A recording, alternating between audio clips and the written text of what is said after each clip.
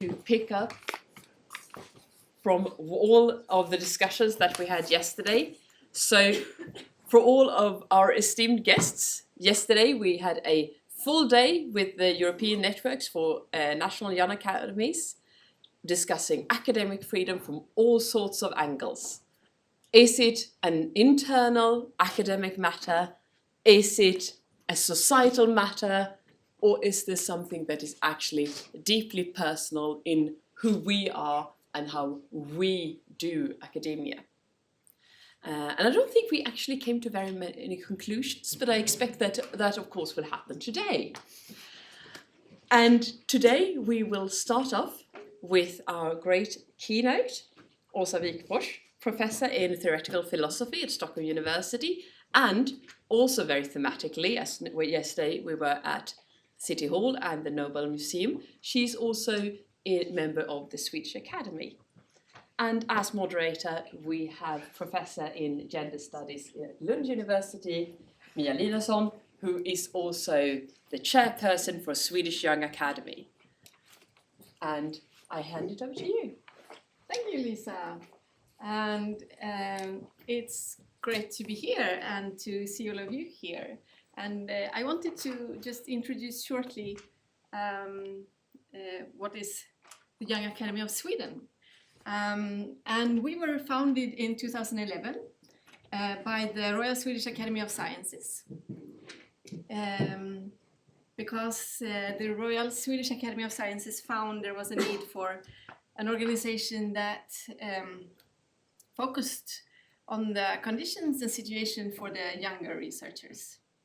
Since 2013, we are an independent organization, and we include between 35 and 40 members from all disciplinary areas. So we are an interdisciplinary academy, and the members are chosen among the most excellent younger researchers in Sweden. We focus on three areas that we find are particularly relevant for us to organize our work within, which is that we focus on research policy to create the better conditions for younger researchers. We focus on outreach activities for kids and youth, but also for like the general public, to bring research out in society and to bring researchers closer to people. And the third area of focus that we are working on is internationalization. And the ENIA meeting, which we had, is part of our focus on internationalization. So we think this is a really great event. And we both work in like exchanges with other organizations, like other young academies, internationally and in Europe. We also work bilaterally with particular partners. And we also work to, we have recently started our work to also support and strengthen conditions for research in an academic environment in the European Union. So these are our three areas of focus. And then we have two transversal areas that are running across all activities, and it is interdisciplinarity and academic leadership. And so we, one thing that makes us special as an academy is that we only sit for 5 years as members. So we are elected up to 10 years after our PhD defense. That is what makes us young in the context. And then we sit for 5 years, and then we have to give our place to a younger researcher. So this is a little bit about us. And many of us are here today, so you can ask us more if you're interested. And each year we open up a call for new applications for new members. So please spread the word. And we have also been working a lot on questions of academic freedom, which is the topic of these conversations, the days that we have had now. And when times are turbulent, it is easy to lose attention to the more mundane, less dramatic matter of things. The turbulence which I am referring to is, among other things, the recent decision of the government to make changes in the constitution of university boards to be able to appoint people on a political mission in the boards, which resulted in a massive critique from academics last week and this week, who pointed at this as a worrying infringement of academic freedom. But I'm also referring to the rhetoric from, among other, Sweden Democrats who argue that scientific results are being driven by a hidden agenda within areas such as climate research and human rights research. But I'm also thinking of the ongoing struggle among researchers for research to be taken seriously by politicians. How this should be done has been debated during the spring in Sweden as well as in broader Europe. Scholars have defined these times as reflecting a conjunctural crisis where different social, economic, ideological, and political contradictions are at work with each other. So one example of such contradiction taking place currently is the emergent challenge from anti-gender to collectives through struggles for expanding women and LGBTI people's rights. And this is from my own research area. I'm professor of gender studies. At the same time, we have women's and LGBTI struggles, collectives that show an unprecedented proliferation across the globe. So researchers have recognized these mobilizations that this is a time of a new populist moment, giving rise to these types of mass mobilizations from the ground. And it is still an open empirical question what existing political and moral agreements these mobilizations of our times call into question, and what new normative foundations for society that appear as a result. But this conference has the title Academic Freedom in a New Era, which refers not only to the particularity of our times and what it means for academic freedom, research and teaching, but also to the more mundane matter of things. And I think, and this is related to the so-called policy agenda in the EU, European Research Area, which has as its main ambition to create a single borderless market for research, innovation and technology across the EU. And this is a much more mundane development that characterizes our time, namely the ambition of the decision makers to optimize and create more efficient processes for the sharing of data and knowledge. It could be argued that such ambitions, like the ERA, creates a larger distance between higher education policymakers and researchers by initiating the need for new administrative layers and a more bureaucratized process. So we can see that we might have, this could be argued, we might have two parallel processes going on that are working in opposite directions at the moment, the populist moment and then the stronger bureaucratization. And what we, as researchers, we are in various ways implicated in both the more turbulent dynamics that take shape in Sweden and Europe and beyond, and the everyday political matters of the mundane character of the ERA, for example. Both these aspects pushes us to reflect on the new conditions for academic freedom today, to revisit the notion of academic freedom itself and defend the notion. And today we will do so by discussing what academic freedom means for us here today and what concepts of academic integrity and academic responsibility add to academic freedom in these times. And with this short introduction of the topic of the conference, I am very pleased to give the word to our keynote speaker, Åsa Wikors. Welcome.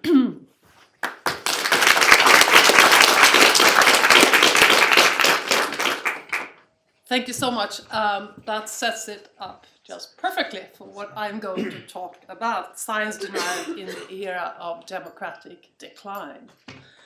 Because, as you all know, that's where we are globally.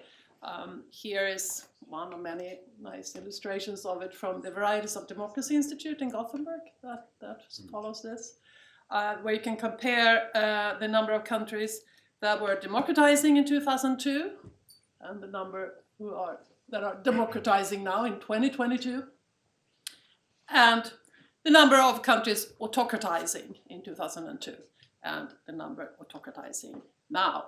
It's, as you can see, reversed. Not a very good development. And it should be pointed out that of these 42 countries that are autocratizing right now, two worrying things about it. One is that some very, very big countries, like India, powerful countries, are autocratizing. But also that 6 of them are within the EU, which is a pretty astonishing fact.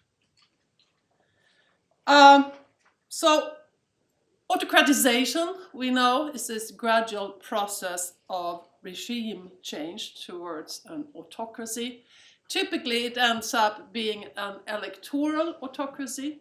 That is to say, there are these mechanisms for voting still going on, but the fundamental political rights and freedoms have been dissolved, undermined.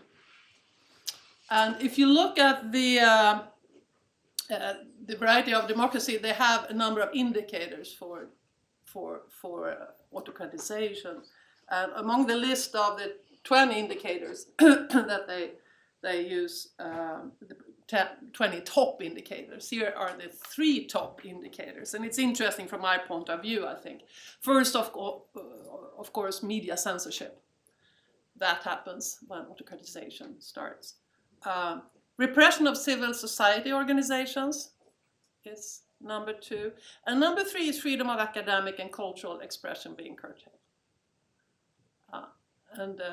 So this comes very high up in the autocratization process. Now, all these 3, of course, you can see why, because they're all connected to the capacity of speaking truth to power. Right. Media, civil society organizations, and academia. What they also say is that autocratization is reinforced by 2 things: disinformation, no surprise there, and toxic polarization. And toxic polarization, I didn't start my time, I'll start it now. Toxic polarization is what researchers call affective polarization. So it's not ideological polarization, but it's polarization in how we feel about the other side. And toxic polarization is a very important tool for justifying repression of people's rights and so on. The other thing they stress is that the central political drivers here are anti-pluralist, nationalist, populist governments. So they are elected politicians doing this, and that's what's distinctive of our time of autocratization. It's not sudden military coups, it's elected politicians dismantling democracy from within, and in 7 of 10 cases, it's nationalist, populist governments that are doing this. That we know. Right, so if you look at I really strongly recommend going in, looking at they have what they call country graphs, where you can look at the development for various indices, do you say indexes? Across a number of things that are important to measure democracy. So if you look at the academic freedom index in Hungary, for example, it looks like this, no surprise there. So the steep decline in academic freedom starting about 10 years ago is completely in step with the autocratization in general in Hungary. There's never been such a steep decline as in Hungary when it comes to a lot of autocratization. And here, of course, it's Turkey, which has been discussed a lot in Sweden lately because of the NATO application, depending on Turkey's approval. And some foreign ministers have been out saying that Turkey is a democracy. Well, it's not, according to all democracy institutes, all studies in the world. And here's academic freedom in Turkey. So, what is it about populism that makes it so harmful to democracy? I mean, that's an interesting question. And then you have to ask the question, what is populism, of course? Now, there are some people who've sort of tried to make the case that what populists want is more democracy, not less. But it's true that they want more direct democracy, but they don't want our kind of representative liberal democracies. And the reason for that is that political scientists sort of stress that populism is a very thin ideology. It doesn't have much in the way of ideological sort of political content, except these 3 central ideas. And that goes for left-wing populism and right-wing populism, although it plays out a little differently in the details. First of all, this idea, this anti-pluralism, this idea that there is a unified will of the people out there, almost a metaphysical idea of the will of the people, that the populist leader channels directly. So instead of being a ton of people, citizens that vote, with different views, and these views can be combined in a number of ways to get different kinds of majorities. You have a will of the people that the populist leader channels. And that's an idea, that's a fascist idea that goes back to 1930s. The other thing that's typical of populism, that's part of populist politics, is this pronounced anti-elitism. The idea that there is a fundamental conflict between the people, the true people, and a morally corrupt elite, because elite doesn't count as part of the people. So the true people and morally corrupt elite. And the elite, when it comes to national populism, the right-wing populism, is not the economic elite, it's not people like Trump, it's people like us. Academics, journalists, politicians. And then there's the additional idea that's most political scientists say is absolutely essential to populism, and that's the idea that only the populist politician can represent the people, the real people. All other claims to power are fundamentally illegitimate. So that's why they feel very justified being election deniers. And the sort of picture of that you get is this idea of unfettered majority rule. Unfettered by the courts and by the sciences. The will of the people is infallible, it rules. Now, of course, this is convenient in many ways, because if you get rid of these intermediaries, that's another way of describing populism, that they're against all intermediaries between executive power and the people. Then you can, especially in this day and age, engage in using disinformation to manipulate the popular will in ways that suits your political purposes.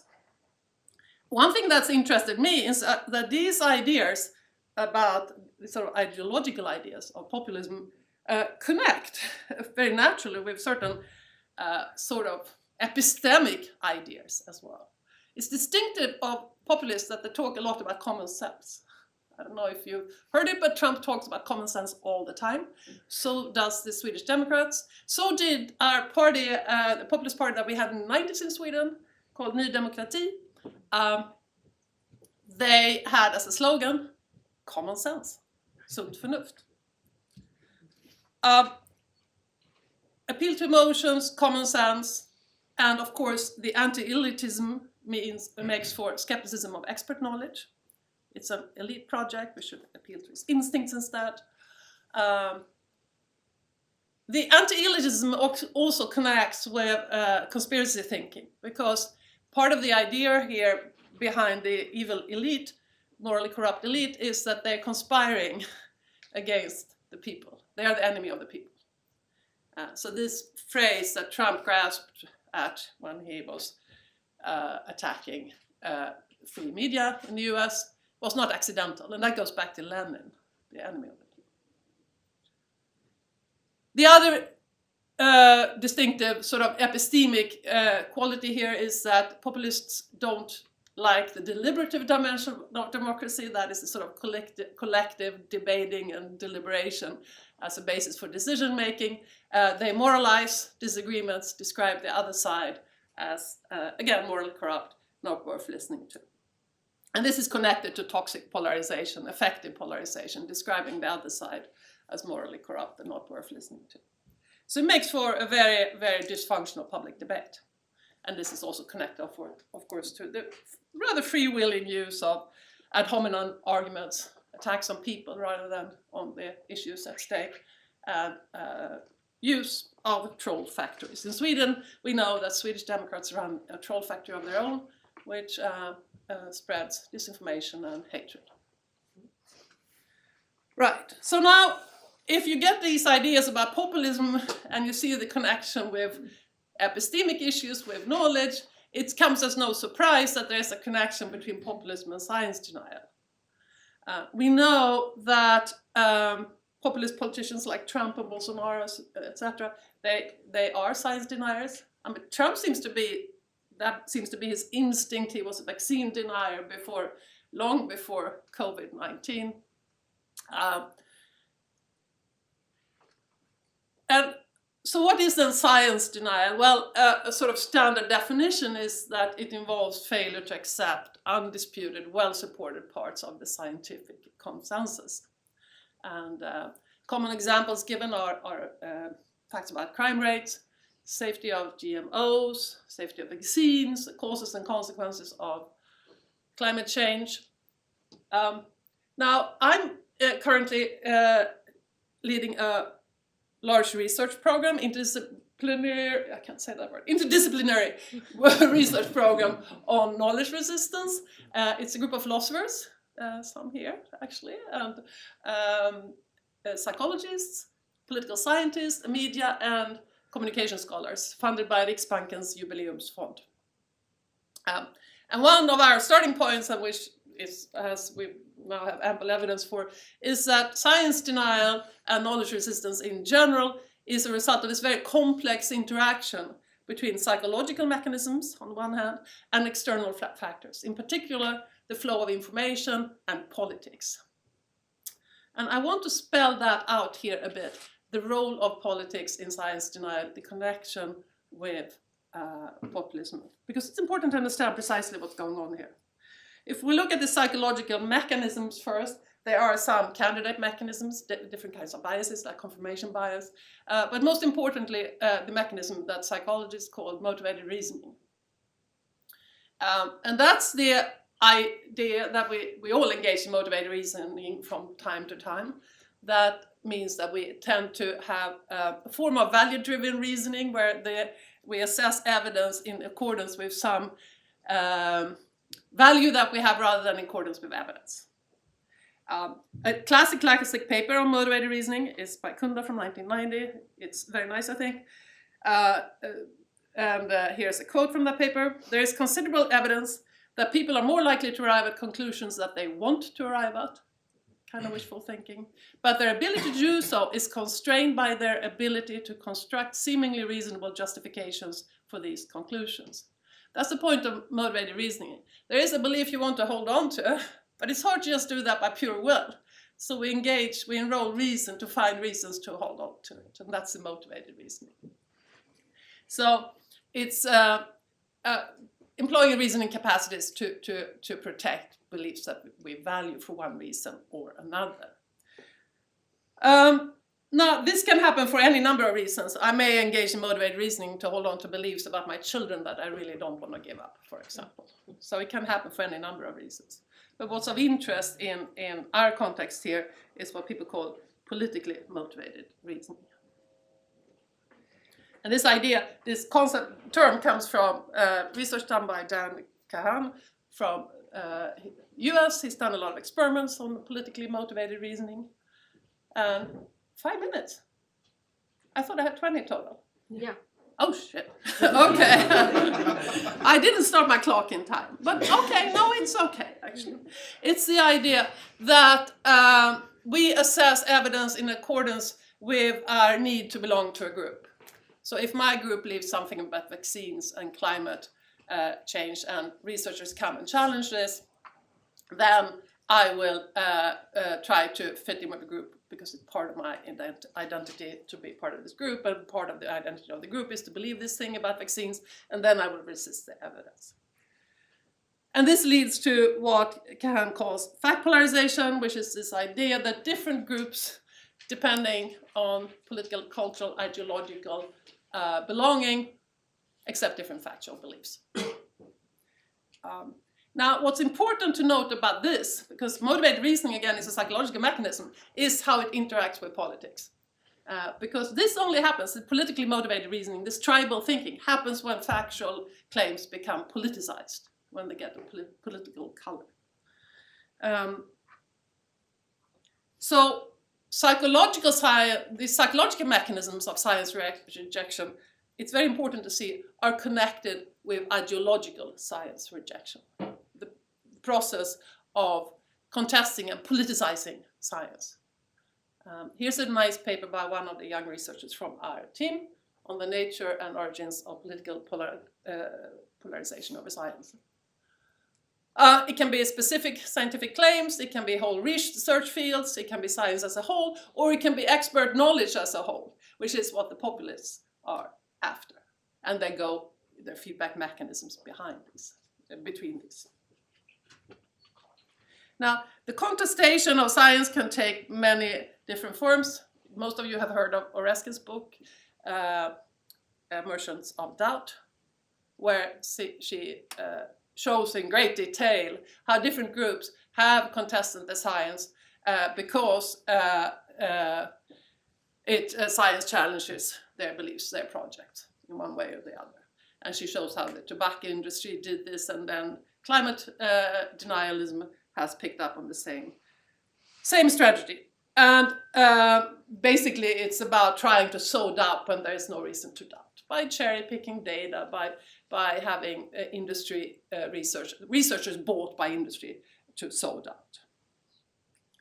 And it's important also to stress that this sort of political contestation of science, politicizing science, making factual claims have a political color. It also interacts, of course, like I said, with the flow of information, in particular now, the role of disinformation in the current situation that we're in with the new technology. Because what's striking about science denialism is that it typically involves, since we can't assess science ourselves, most of us, unless we're real experts in the field, the knowledge we get from scientists depend on trusting what they say. So one way to undermining, to counteracting science is to undermine trust in science. And a very good way to do that is to spread conspiracy theories about scientific communities. And it's been found in empirical studies that the common factor behind different types of science denial is indeed belief in conspiracy theory about the scientific community. But what's also important to note here is, I think, that this conspiracy thinking prepares the way for curtailing academic freedom. Precisely because if this scientific community can't be trusted, let's rein it in. So the conspiracy theorizing here doesn't only enforce or spread science denialism, it prepares the way for undermining academic freedom. So it's not at all innocuous. And you see, if you look at the US, you get the effect is this politically polarized trust. We see that in a lot of countries. We see it in Sweden too. How much you trust the scientific community depends on your politics, and that is not a good result. That does prepare exactly for what's going on now. In the US, the woke thing, right, is a kind of a conspiracy theory about what academics are trying to do with universities. And it is used precisely as an excuse for limiting academic freedom. So, okay, finally, although there's tons and tons to say about this, and I'm not going to be able to say much about it now. I just want to say there is a lot of research out there on how to counteract science denial. It's interesting to look it up. One thing I want to stress in this context of politicization of scientific claims is that it's really important, as a politician, obviously, but also as a researcher, to be clear on the difference between science and policy. Because what science gets you is the scientific foundation, the factual claims, right? And then policy decisions depend on the on the factual beliefs that you have, but also on the goals that you have. And it's very important as a researcher not to mix those up, I think. And of course, when it comes to democracy, the goals are not set by us, the experts, they're set by the people, by the elected representatives. But the thing to say then, of course, is like in Sweden, we have these climate goals. What you can say as a scientist is that, you know, these are the goals, and what you're doing now is, as an empirical fact, is not going to allow us to reach those goals. That's a factual claim that you can say. But keep an eye on the democratic goals and the difference between the science and the goals, because otherwise you contribute to this. All right, I'm over time. There's some optimism about training scientists to refute rhetorical techniques. Some data show that works, not so sure about that. There is quite a bit on debunking, and it seems like correcting false beliefs works a bit, but it doesn't last over time. I think if we had a ton more fact-checking, it might help. In Sweden, we doesn't have very good fact-checking organizations right now. That would be a good thing to have. And then one can also pre-bunk, which is just explain how the disinformers work, how they work to create false beliefs. And here are my PIs of the knowledge resistance team. So thank you.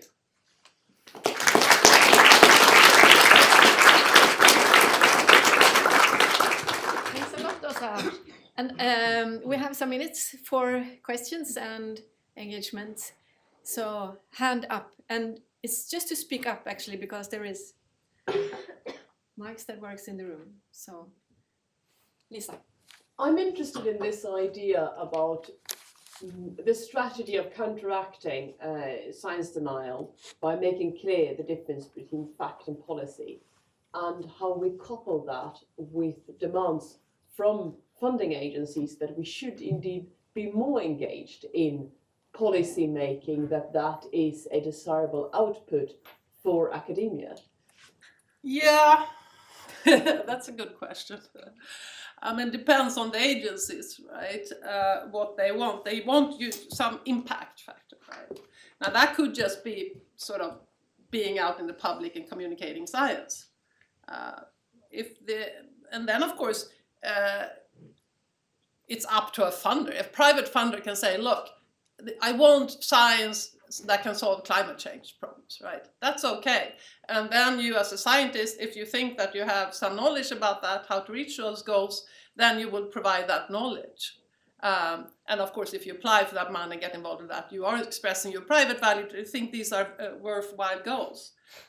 So I think it doesn't have to be problematic, but you have to still, as a scientist, be very clear. If these are the goals, sustainable development, whatever, then these are the facts about what means they are, which are efficient and so on. I think it's still possible to do it that way. But then, of course, as a scientist, you may want to think if there's like some funder who wants to do something that you consider rather evil, you may not want to apply for money there, even if there is a way of getting your research into that context. But that's your decision as a private person, I think. Okay, so there's a question here and up there. So I wanted to ask you about this mention which you've made also about the denial of the, let's say, well-accepted scientific truths, let's say. I think we've seen it a lot in COVID that, we as scientists, I think, we have often, with the progress of knowledge, changed the way that our knowledge has changed, so we communicated changes in that knowledge. And so it seemed confusing to the public because we focused on promoting the result in our knowledge, I think, rather than a method, scientific method. And I think I don't know what you think about the true reason behind the mistrust in science being not so much just denying the science as a lack of understanding of the fact that science changes and it's not an ultimate truth. It's a dynamic process in a way, which people just need to understand that it's a probability game of giving us the best possible solution, but never an absolute truth, which faith can give you maybe, but not science, right? Well, I don't know what absolute truths are. I mean, there are truths, I think. And then there's evidence. And if evidence is really strong, then it may well be that we have truth. But the important thing is, a couple of things are important. One is that scientific consensus has very strong epistemic value, and I think we should communicate that. It doesn't mean that we necessarily are right. We could be wrong. Even so, when we have 10,000 studies, we have a meta-study showing that they all end up showing the same thing. We could be wrong, but is it likely? Not at all. And the rational thing is to believe what consensus have us believe. Then, of course, there are tons of things that we don't have scientific consensus about. And then, of course, if it seems completely equal, then as a lay person, I should maybe suspend belief and not believe either side, right? And what happened during COVID, which was really unfortunate, was precisely that there was a lot of disagreement. And even so, people just decided to go for one camp rather than the other, right? When there was so much uncertainty. The rational thing to do then is hold off a little bit. And I think science communication is a challenge, like you say, because we, of course, can say things like, well, it's very probable, it's very likely, and so on. But people hear like, well, they don't know, right? And that's a mistake. So one may have to communicate not just, that science changes and so on, but also that, what we have is evidence. And when evidence is really strong, then we know, assuming it's true, So I think it's important not to communicate too much. Oh, science changes and it's this and it's that, and because that's also not really a good description of scientific progress. What was the other thing you said that I wanted to comment on? Yeah, scientific method. I mean, when I am involved now with a bunch of people organizing another conference from National Academy of Science, and they were like, we need to teach people about scientific method. Yeah, maybe, but there's not a whole lot of evidence that helps. And I think what we should teach people is how scientific institutions work, how we have all these internal mechanisms for control. Because as individual scientists, we are as biased as anyone else because we have confirmation bias and all that. But the reason we don't end up with wacky stuff is that we control each other. People don't know about peer review. They never heard about it. So this sort of social dimension of science, and this is something Oreskes, she has a really nice book, the latest book that I recommend, called Why Trust Science, where she sort of really stresses the social dimension of science. And I think we should too, talk about how institutions work, rather than scientific method, which, you know, conspiracy theories, they're very big on the scientific method. Thank you. So we have time for a final question, which goes to Adel upstairs. Thank you. So we all know that democracy relies on the sort of honest communication between the members of that society and what, you know, Habermas would probably call communicative rationality, that you communicate honestly and try to find that common ground of exchanging interests based on the positions that you have.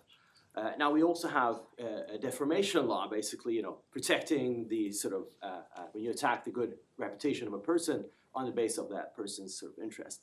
You can see sort of reality in a way as an object to be protected, or at least an object of study, and that we can, gray zones obviously in terms of how well we can study that.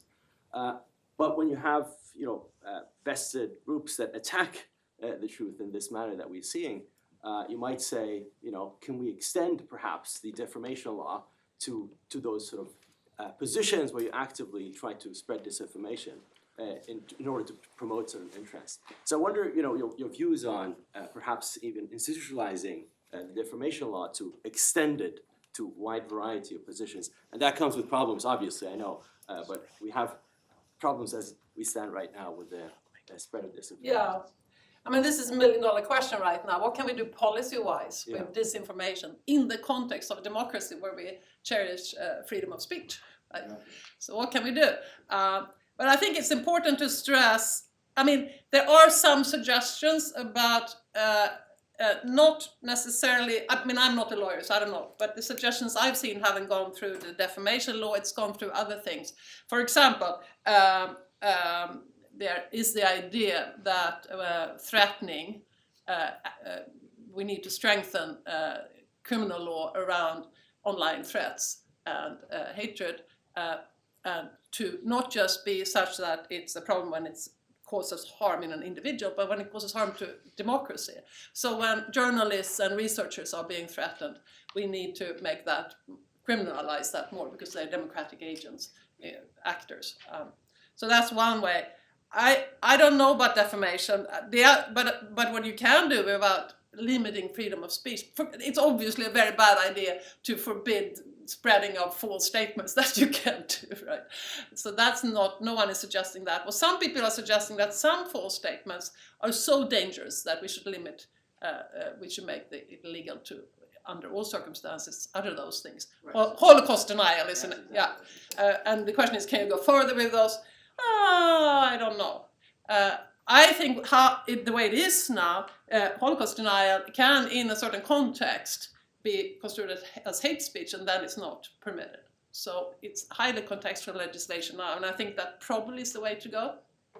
But there are other things to do legislation-wise, right? You can require these tech companies to be more transparent about their algorithms, or to change them, and that you can require them to fact-check. You can add all sorts of legislation that doesn't actually limit freedom of speech, and I think that is probably the way forward in the situation.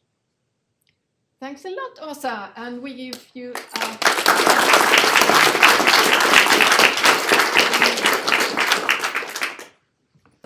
I give the word to Lisa. You give me the word to me, and let me give you a small thank you for Swedish Young Academy.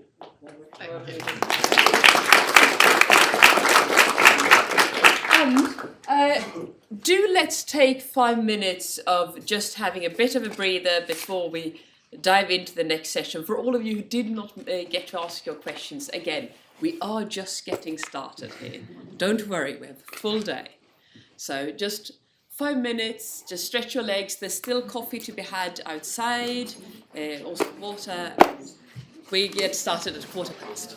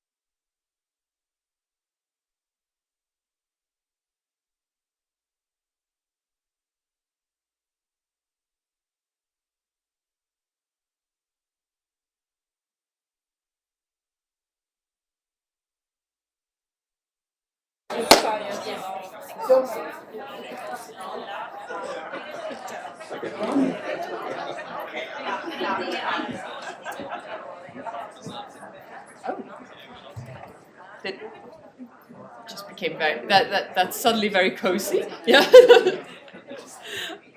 All right, wonderful. So, with that wonderful opening up of the discussion and way we think about this, we now move into the idea of funding, of money. Yesterday we talked about a lot about the funding, the resources, what is it, where does it come from, with what kind of strings, and what structures in academia are limiting us or actually giving us opportunities. And that is also the topic for this first session. This will be moderated by the brilliant Marie-José van Tol, who's professor in mood and cognition at Groningen, and who is also part of the Dutch Young Academy. The speakers in this session is Arne Vleuyen, who's director of Nordforsk. This is an organization under the Nordic Council of Ministers that does provide funding for Nordic cooperation and research infrastructure. Then we have Dr. Lars Pelke, who's a researcher at the Institute of Political Science at the Friedrich Alexander Universität Erlangen-Nürnberg.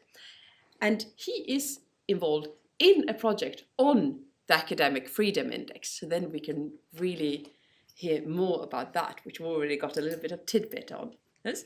And finally, we have Sara Maria Laaksonen, who is an adjunct professor in media and communication studies at the Center for Consumer Society Research at the University of Helsinki, and member of the Finnish Young Academy. So all prominent researchers, and I give the word to you. Arne.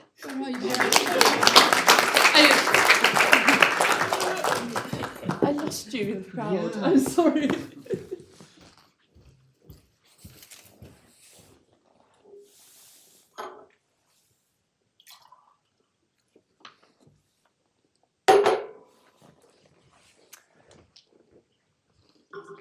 Good morning, everyone, and thank you for inviting me to talk here today.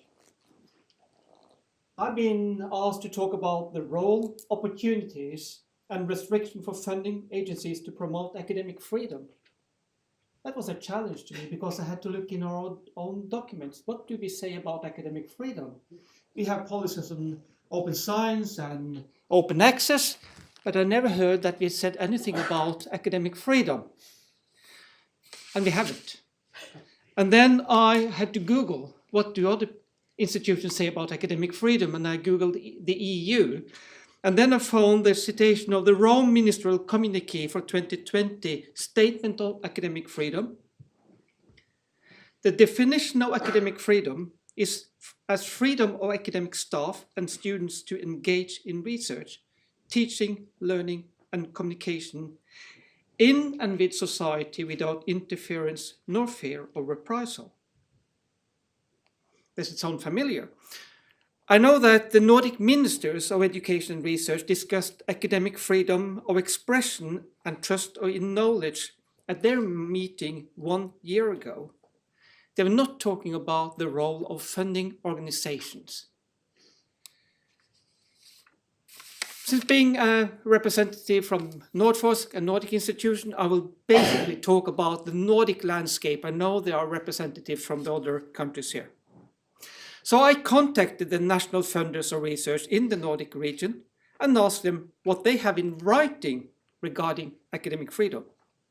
And feedback was given from the Independent Research Fund Denmark, Innovation Fund Denmark, Runnis in Iceland, the Research Council of Norway, and the 3 Swedish funders, Formas, Forte, and the Swedish Research Council. Starting with Denmark, they refer to the Danish Code of Conduct for Research Integrity from 2014.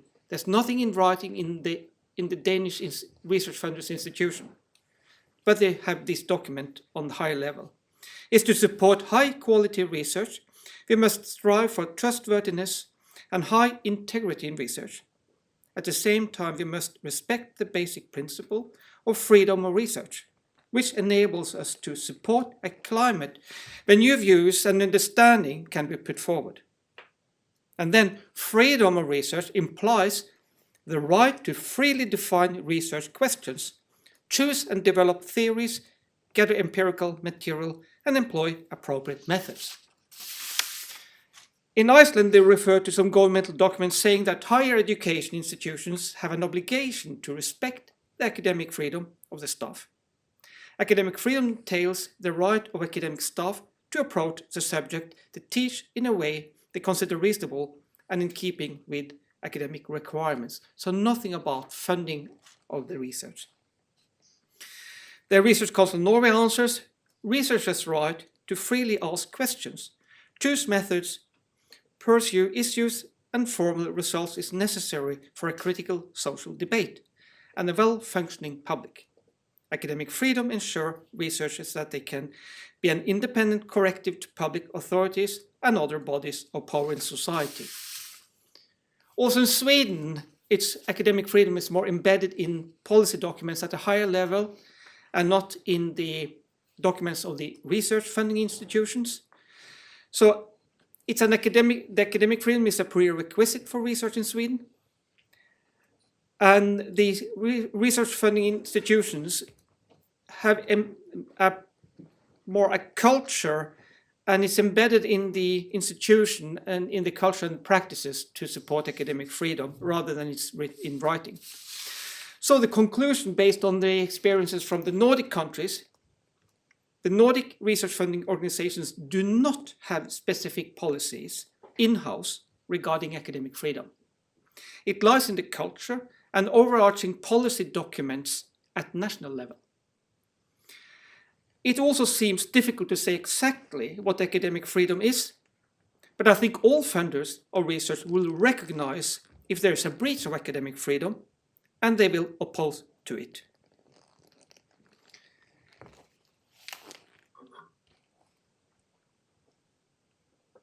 We could, however, discuss whether freedom of research implying the right to freely define research questions means that applied research, strategic research, and research aiming at producing innovations reduces the freedom of research to a degree that academic freedom is put at risk. Quite provoking, and I'm not going to start that debate, but I think you probably want me to talk about funding of curiosity-driven free bottom-up research without a predefined application and the role opportunities and restrictions of funding institutions. I will then base my presentation on the experiences from funding of research in the Nordic countries to show the diversity. To start, I will say that all public-owned universities receive significant block funding for research and education from the national governments. And they are free to distribute the funding to research activities. And I'm not going to discuss that, but I want to mention that this is a major source for funding curiosity-driven bottom-up research in the Nordic countries. When it comes to how it's organized in these national funding organizations, the countries are very different. I'll start with Iceland and Norway because they represent the one-door shop model, meaning there is only one national funding institution outside the universities. So the Research Council of Norway and the Randis in Iceland are responsible for funding all types of research and innovation on the technology readiness level TRL scale from 1 to 4, and in some cases even up to 5 and 6. I assume that you are mostly focusing on the funding of TRL 1, research which is basic research. A significant part of the budget for both the Norwegian and the Icelandic national funder come from different sector ministries, and the sector ministries expect that their money is directed towards applied or strategic research and even innovation with predefined goals. Sweden is on the other end of the scale, having 4 national funders of research, plus several national agencies that also fund research activities. And the Swedish Research Council in particular has a mandate to fund completely free bottom-up curiosity-driven research. The Academy of Finland is the only public funder of basic research in Finland. However, the Academy is also responsible for funding applied and strategic research. Business Finland funds research that's close to innovation, and business partners must always be involved in projects funded by Business Finland. Denmark is a special case. The Independent Research Fund Denmark fund curiosity-driven bottom-up research, whereas Innovation Fund Denmark only funds research and innovation that has been politically prioritized.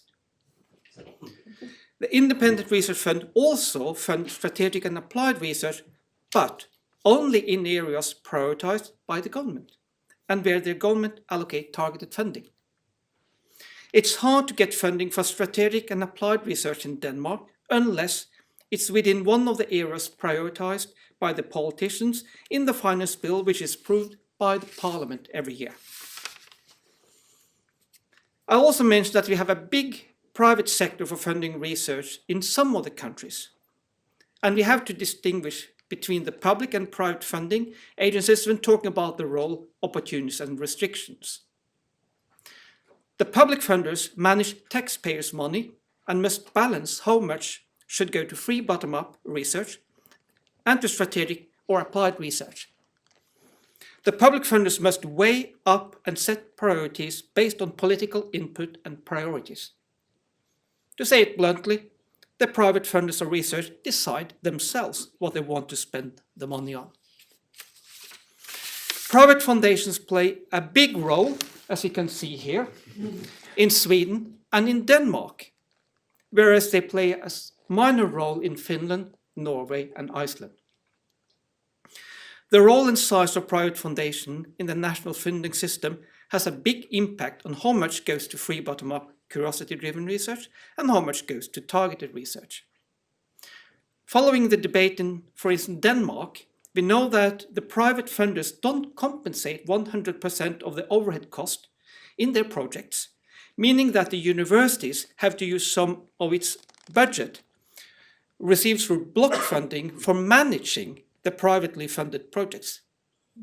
Thus, the private funders have direct impact on the freedom of the universities to set their own research priorities. So what's the optimal balance between funding of open-ended curiosity and long-term high-risk projects and projects with clear application? The answers will differ greatly depending on whom I ask.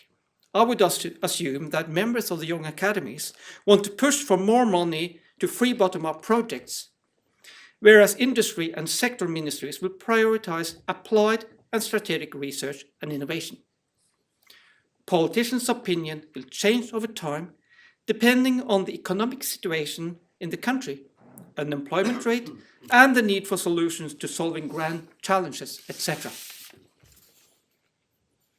A big challenge for the funding organizations in the Nordic is that we receive so many applications to our open calls for free bottom-up curiosity-driven projects.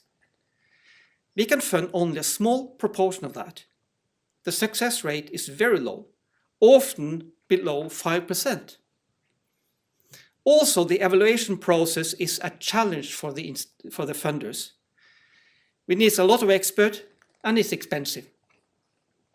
Each applicant must be ready, each application must be read by several experts.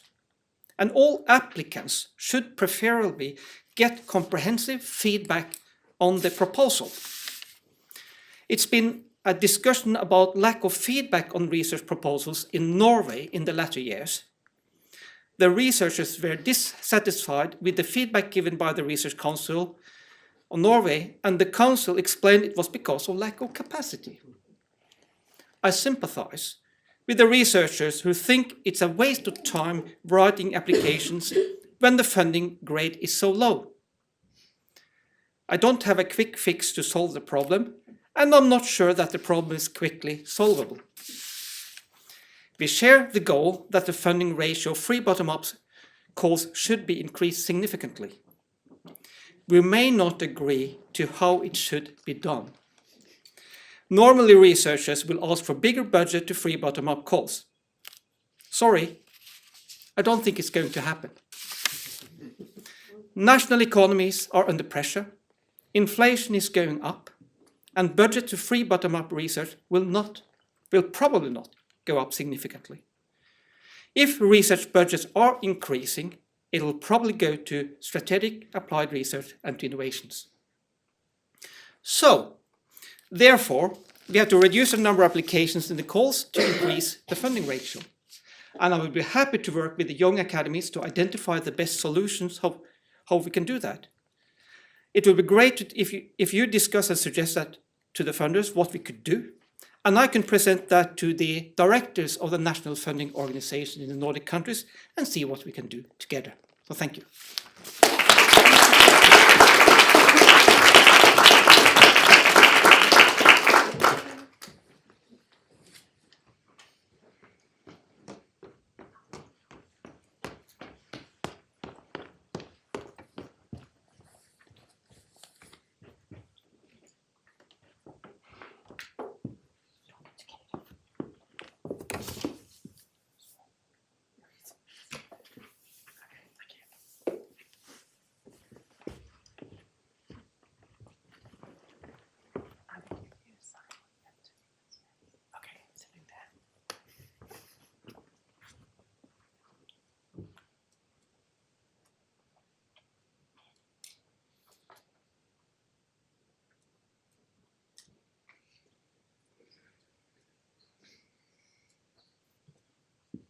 Okay, it's a pleasure to be here and to present you the Academic Freedom Index project and our update 2023 and some ideas on economic aspects of academic freedom.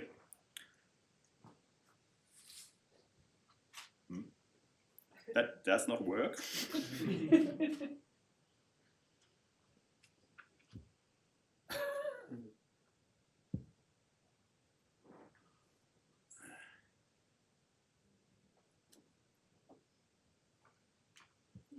Okay, here we go. First of all, you can have a look at our new website, academic-freedom-index.net, or use the QR code there. I'd like to present the Academic Freedom Index and some background information on the Academic Freedom Index. Then I will give you some developments worldwide and a focus on Europe, especially after the worldwide developments. And then some ideas on the economic aspects of academic freedom. First of all, here you can see the de jure situation of academic freedom worldwide. So, we have no problem in terms of the international law. So, the state parties to the present convenant undertake to respect the freedom indispensable for scientific research and creative activity. But the de jure perspective says relatively little or nothing about the de facto protection of academic freedom worldwide. So, at the Wiedemann Institute in Gothenburg and the FIU, we built the Academic Freedom Index to measure the de facto situation of academic freedom worldwide. So, some background information on the Academic Freedom Index. It is an international cooperation between the Friedrich-Alexander University in Erlangen-Nuremberg and the Wiedemann Institute or Varieties of Democracy Institute in Gothenburg. And the Wiedemann Institute has one of the largest data collection efforts to measure democracy and related concepts. And one part of this bigger data set is the Academic Freedom Index. And the Academic Freedom Index is funded by the Volkswagen Foundation for 5 years until 2026. What we measure in the Academic Freedom Index, we use expert assessments and standardized questionnaires and a well-established gold standard measurement model to aggregate different expert assessments or opinions. Overall, we have 5 different dimensions of academic freedom. The first dimension is freedom to research and teach. The freedom of academic exchange and dissemination, institutional autonomy of universities, campus integrity, as well as an indicator on freedom of academic and cultural expression. And as you can see, the definition is related to the international law definitions of academic freedom. But we do not include indicators on student rights or the funding situation of universities. What we are doing with this expert opinions or assessments, overall we have more than 2,200 different experts with different knowledge, different expertise, as well as different biases. We have 180 countries, and the time span is from 1900 to 2022. And these experts give us information on more than 300,000 data points. And to aggregate these data points, we used a Bayesian item response theorem model that aggregates these expert opinions to country year data. So we get point estimates and so-called uncertainty intervals. Because every social science measurement comes with uncertainty and systematic biases. And our goal is to reduce these biases.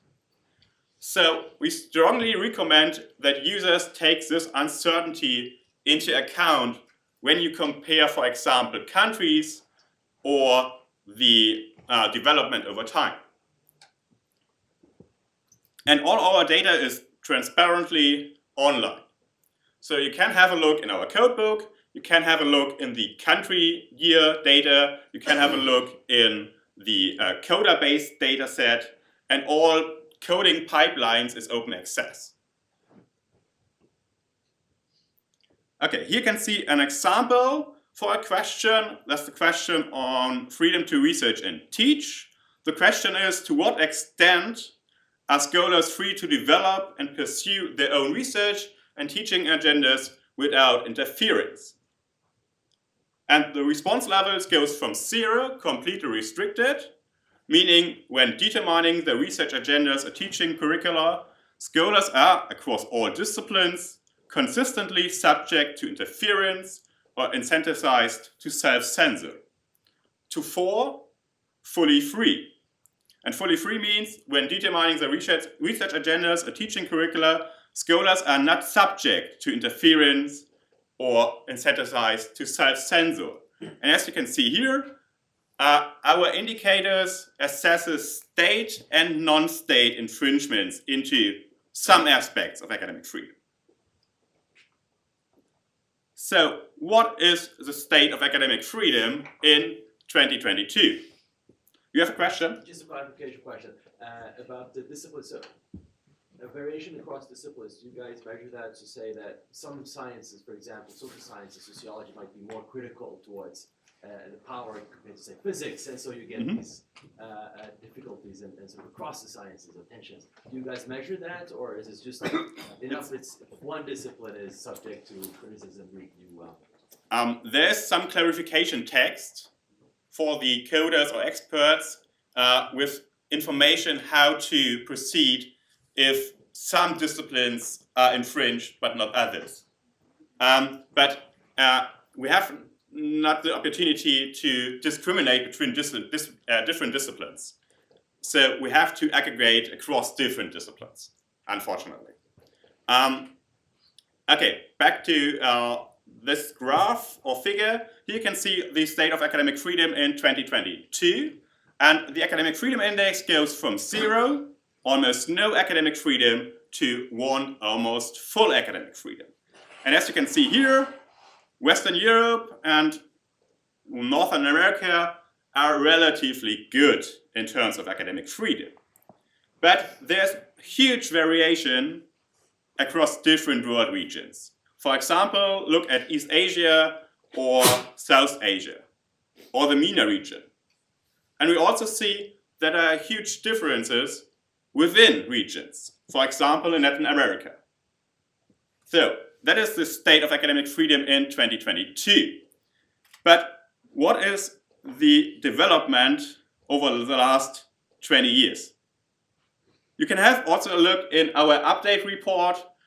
You can access it at our website or with the QR code here, and there you can find all the information I will present you yet.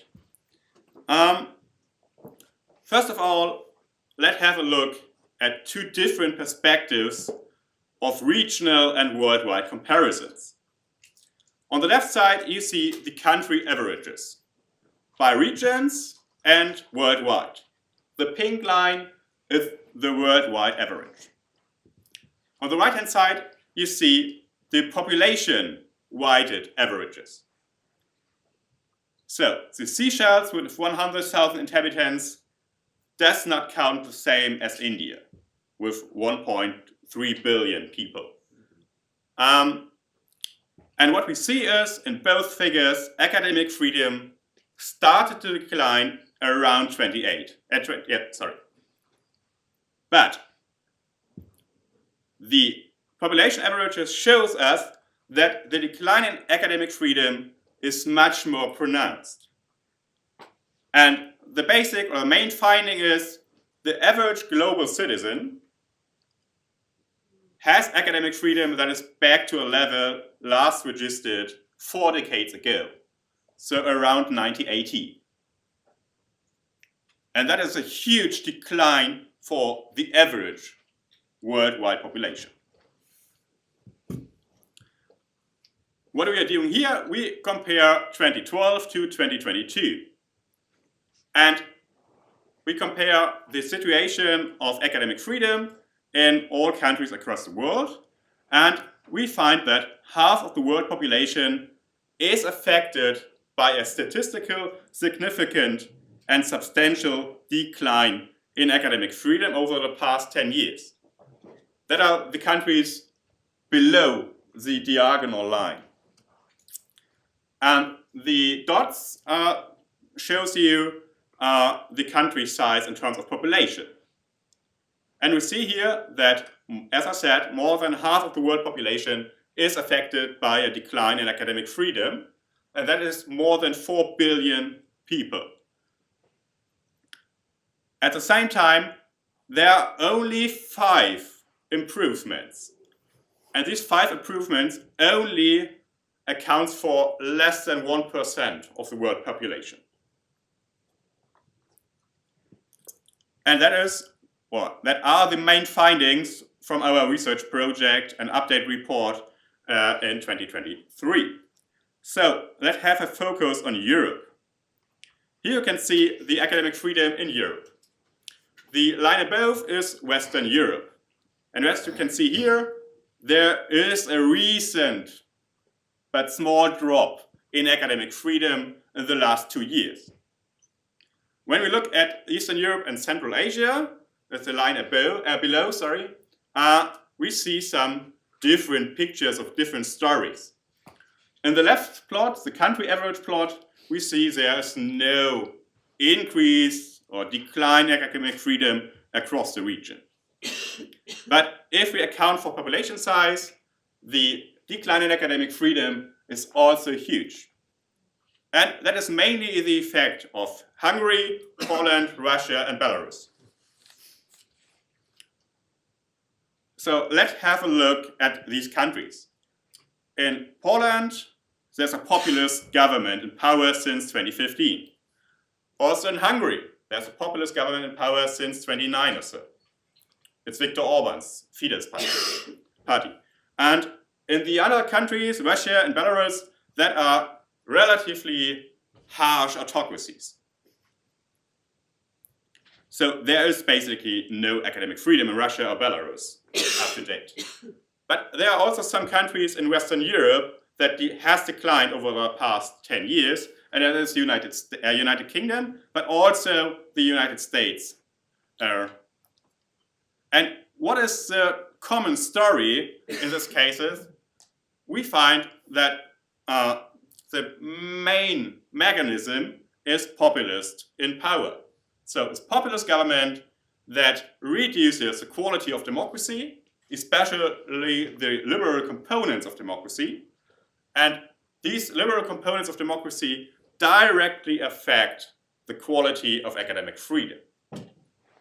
So it must be understood that restriction on academic freedom are closely related to democratic regression, or what we call autocratization. So where democracy, especially the liberal concept of democracy, is in danger, academic freedom often also declines. And as you can see here, that also applies for Europe, especially Eastern Europe. So, to end my presentation, some economic aspects of academic freedom and ideas. First of all, a correlation between GDP per capita and academic freedom. And as you can see, there's no causal relationship between economic development and academic freedom. But universities and higher education need significant and permanent funding, either as private or public, to fulfill their diverse roles in and for society. And funding restrictions, that is my main argument here, are theoretical more easily implemented in those regimes with less accountability. So let me make the case for democracy here. Funding and budget restrictions directly affect the prospects for universities and higher education institutions to pursue science. And that directly and indirectly affects academic freedom. But budget and funding decisions are one of the most important budget law decisions of elected governments. And all public budget is necessarily limited. And because that is the case, we need some mechanisms. And I would argue that in democracies, horizontal, vertical, and diagonal accountability provide effective mechanisms to include policy positions of universities, researchers, and students. And these accountability dimensions does not work in autocracies, and maybe they also does not work in so-called electoral democracies. So that would be an argument for a liberal democracy component to secure the policy positions of universities and students. And from my point of view, the institutional autonomy of universities is especially relevant here. So, thank you, and I, sorry, stop. My conclusion. As I said, where democracy is in retreat, academic freedom also seems to be threatened. Secondly, to protect academic freedom, we must protect liberal democracy as a society, not only at universities. And populist leaders are often one threat to the academic freedom, but not the only one.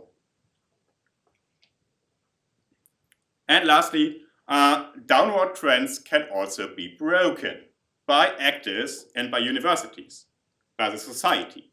So we need vertical, horizontal, and diagonal accountability as effective instruments to protect academic freedom.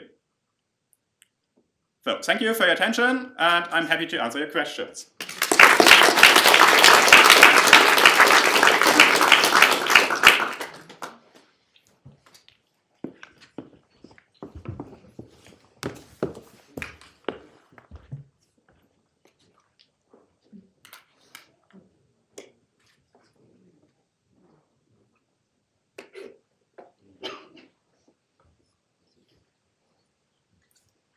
Yes, all good.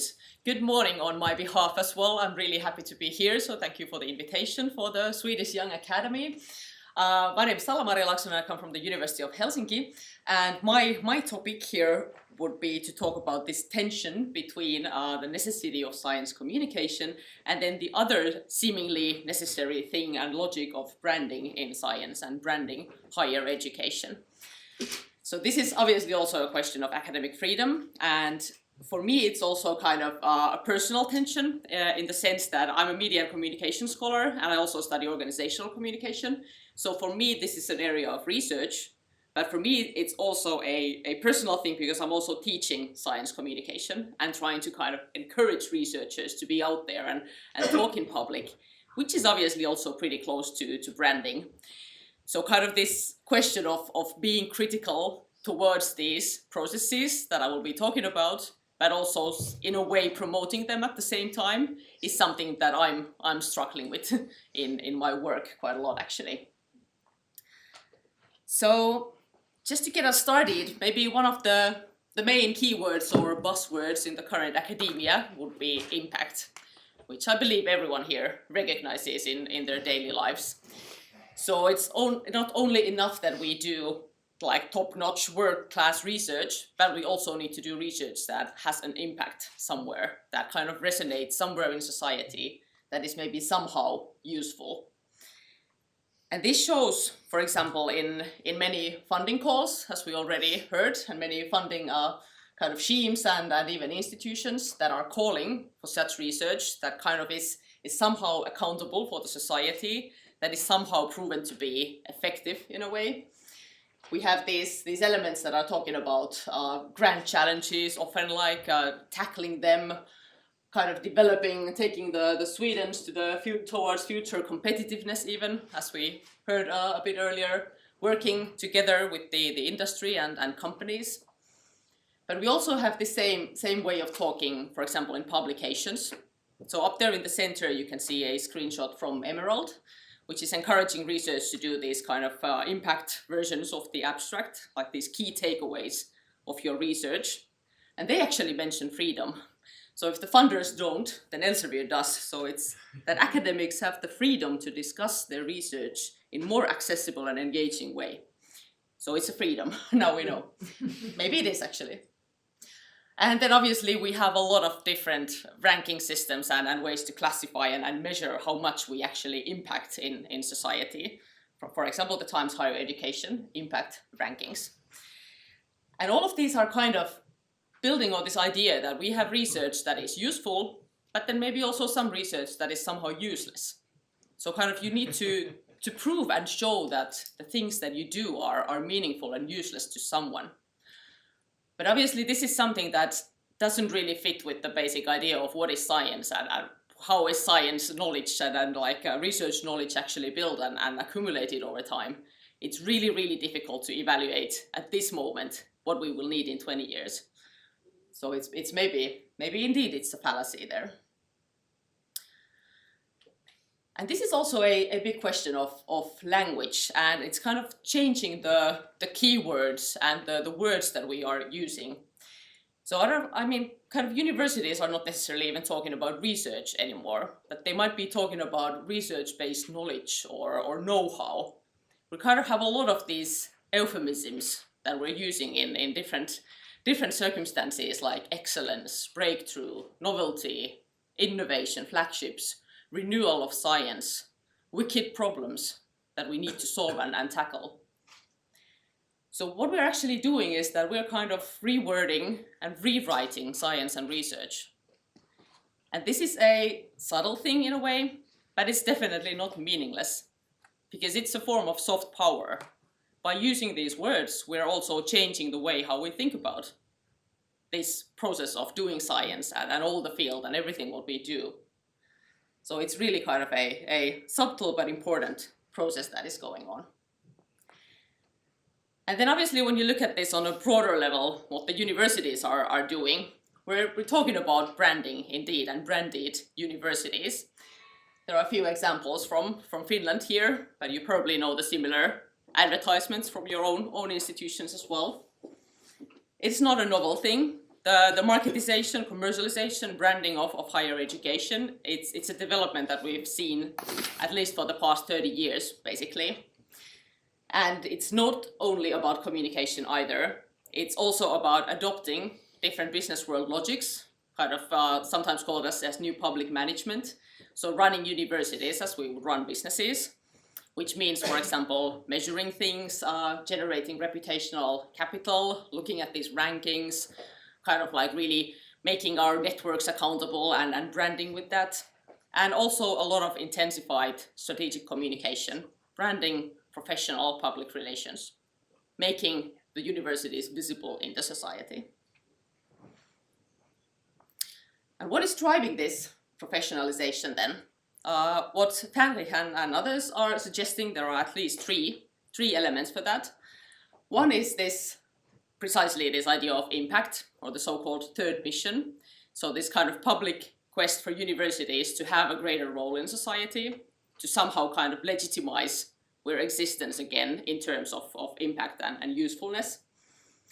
There's also, there are questions definitely related to funding and also competing for students. So the overall increasing competition of higher education, you want to lure the best students, and you want to also lure funding, you want to get like donations from external partners as well. And then there's also the whole element of the changing media landscape, which we also heard in the first keynote today. Digitalization, the more complex media system, and all those voices that are not necessarily supporting research, but maybe trying to counteract our doings. So what we end up with, again, something already from 30 years back, it's something that could be called the promotional university. A university that is not necessarily acting as a public institution, as a university anymore, but which is adopting promotional discourse. So adopting linguistic and rhetorical resources from corporate language, from corporate advertising.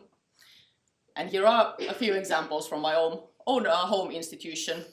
They are in the Schloss event up there doing innovations. We have circulators, we have fractures to create better society. This is an impact program or incubator with companies as well. We have Helsinki Think Company, which is actually breeding companies inside the university. So this is a lot about selling something, advertising something, but I don't know if that something should be for sale in the first place. And then everything also shows in a lot of promotional routines that we have as researchers. So all this reputational capital kind of also comes on our desks, and we are being measured with all these metrics and like audits, because something has to be reported to someone in the new public management system.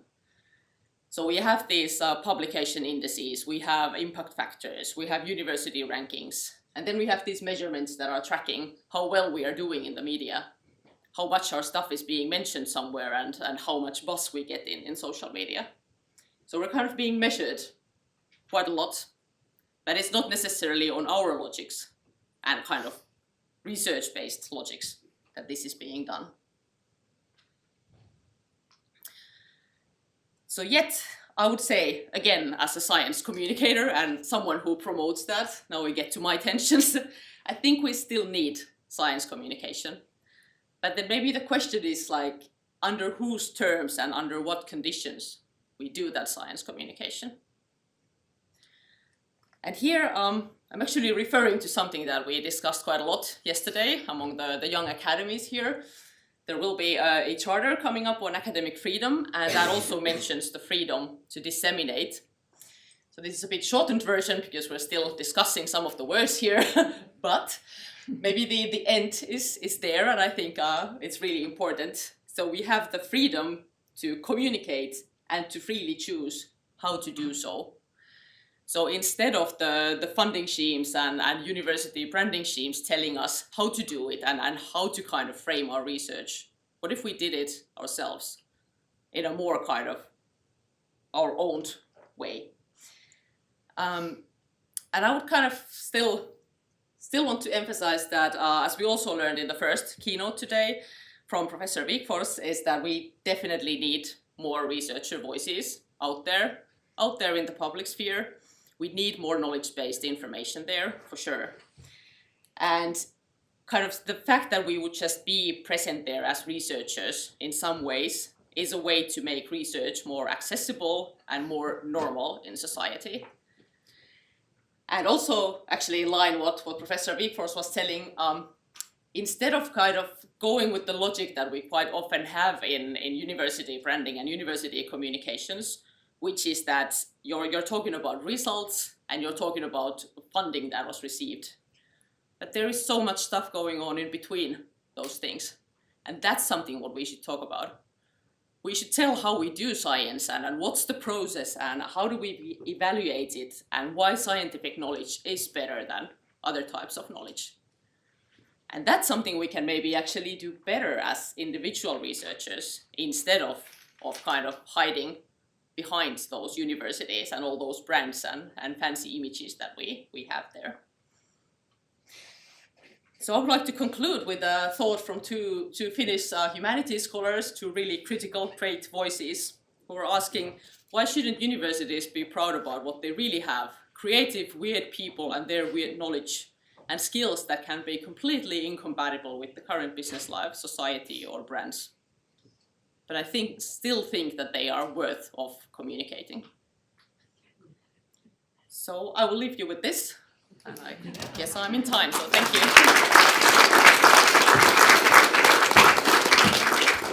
Thank you very much. I would like to invite all speakers to come to the floor. We will now start a discussion about the role of funding and more general about academic freedom. We've heard a great contribution on the role of funders. We talked about the potential role of kind of the democracy not being flourishing as we hope it to be. And we talked about the urge for universities also to make impact and how that may influence academic freedom. I'm also very curious if you're hearing each other. I don't know, impact probably is also something that funders care about in the applications. Were there any thoughts also related to your colleague? Yeah, I think that mentioned? Impact is a very broad term. It's not only impact on society, but it can also be impact on the research system. It can be impact on the funders. So I think that it's not just impact on that we are producing something that can be applied in the process or an innovation. I think that impact is a very broad term. So before shooting at impact has become very negative, I think it's also some very good things about that because it helps us as funders to clarify what actually what's our role. Yeah, I definitely agree with that. But then again, like in research, we often talk about contributions. And I guess that would be impact like inside research. So it's again kind of another word that is broadening the debate. But yes, definitely, there are a lot of other things as well than just business or society. And yeah, we don't have to like cancel impact totally. I would like to invite you all to stay here with a wine glass of water and join in the discussion, which probably is not so convenient, a bit crowded here. But we can, of course, open the floor for questions from the audience. Yes, I have a question about the Academic Freedom Index. At the end of your talk, you showed a comparison of Western Europe and Eastern Europe. But you did not include Ukraine in the discussion. You picked 4 of the 5 countries that had issues. Is Ukraine different? It looked like it was worse than Poland, for example. The reason I exclude Ukraine is that the decline in academic freedom in Ukraine is mainly a war effect in the last year. So that is not the story of autocratization or democratic regression there, and therefore I excluded it. But yeah, you are right, Ukraine also declined in the last 2 years. But as I said, I think it's the war effect. I also have a question about the academic freedom index.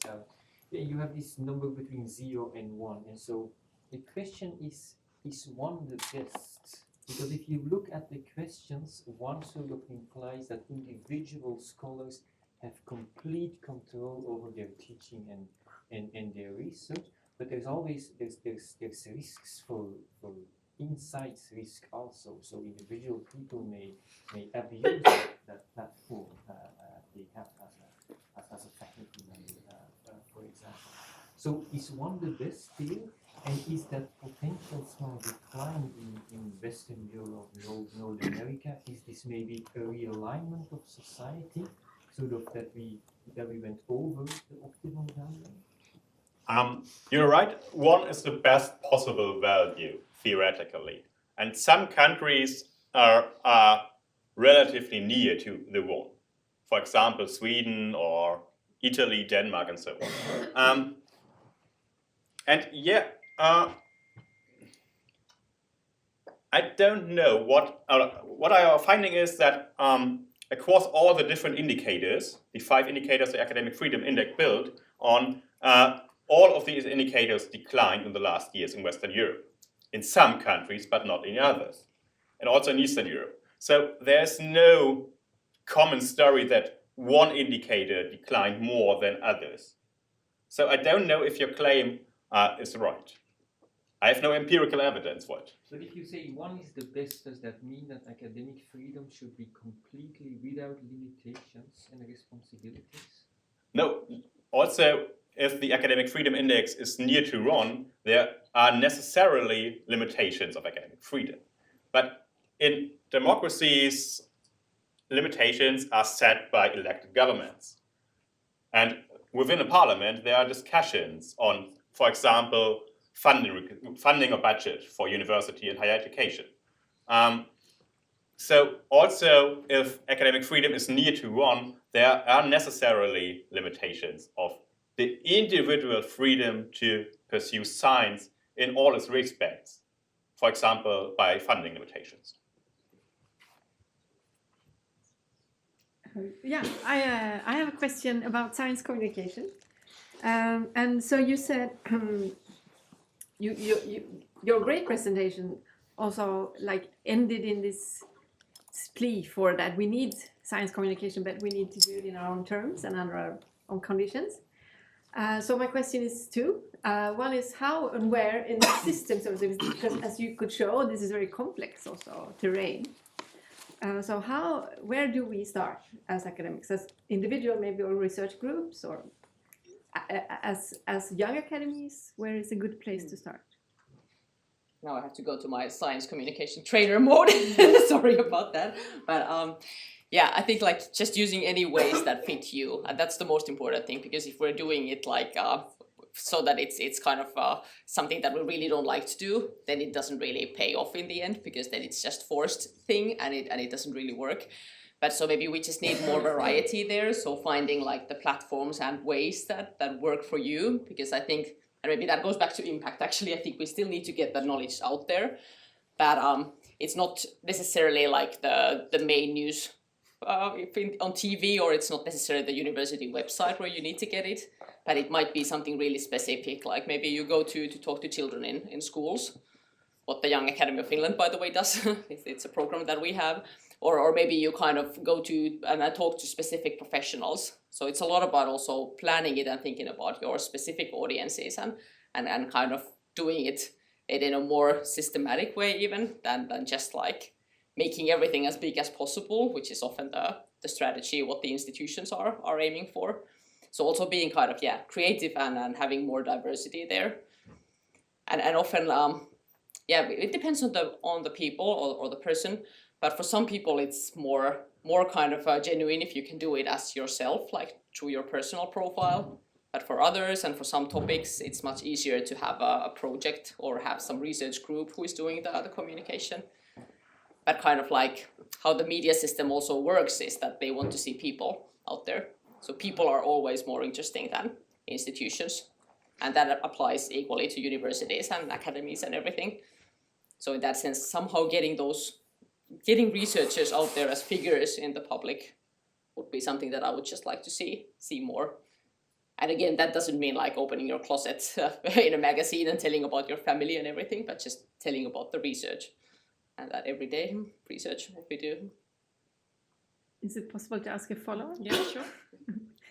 So do you also think about, because now it was much about related to media and to the general public, as I got your answer. Do you also think about this in the respect of academic publications and articles, journals, which is speaking about impact, not necessarily to bring back that word, but what does your sort of say research suggest in that respect? How researchers should act in relation to the system of publications in journals?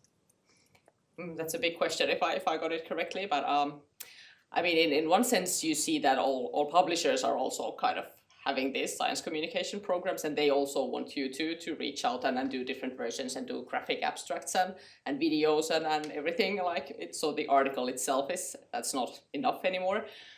But there again, like, I don't know, maybe we need to think about the logic, like, do you want to do it with the publisher and kind of under their institution? Or again, like, would there be a better way to kind of deliver that knowledge to someone who needs it? And it's probably not even that article which you need for that, but something else.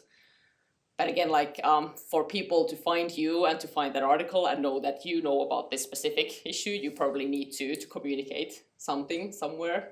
So kind of you need to be known and you need to be out there so that you will be like invited to committees or hearings or you will be approached by the media. So it's kind of all connected, and it kind of all starts with just opening the channels somewhere and being out there in one way or another. You first. Yes.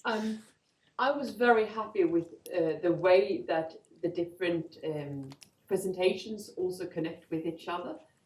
But I also wonder if there are some tensions there, because I was very glad that the way that you've actually checked the different funding agencies in the Nordic countries, and the way that they do not strictly connect their own actions with impact on academic freedom. And then what summary shows is that this matter is perhaps not so much, at least in Europe, a matter of external influence. It's a lot of personal practice. It's self-censorship. It is a marketization and an adaptation of a very economic language. And in light of that, I find it quite striking that the Academic Freedom Index does not actually talk about funding, because when you have questions about something that interferes or incentivizes your research, well, lack of funding and workplace stress certainly incentivizes and interferes. So would any of you like to reflect on this possible tension? Or criticize Lars for the human freedom? Well, I was actually surprised to find out that it's not in the documents of annual defenders. That this is probably taken for granted, the academic freedom in the Nordic countries. So there's kind of no need to put it in writing. Whereas like open science, open access, all these new things are clearly stated. We have gender policies. No, it's no longer gender. No, it's policies on diversity to ensure we are politically correct. But on academic freedom, it seems not the need for that in our societies. And you also mentioned that annually the agenda, or it's approved, like how much budget goes to... In Denmark, it's very politicized, the national budget, and there's no... Who is in the audience from Denmark?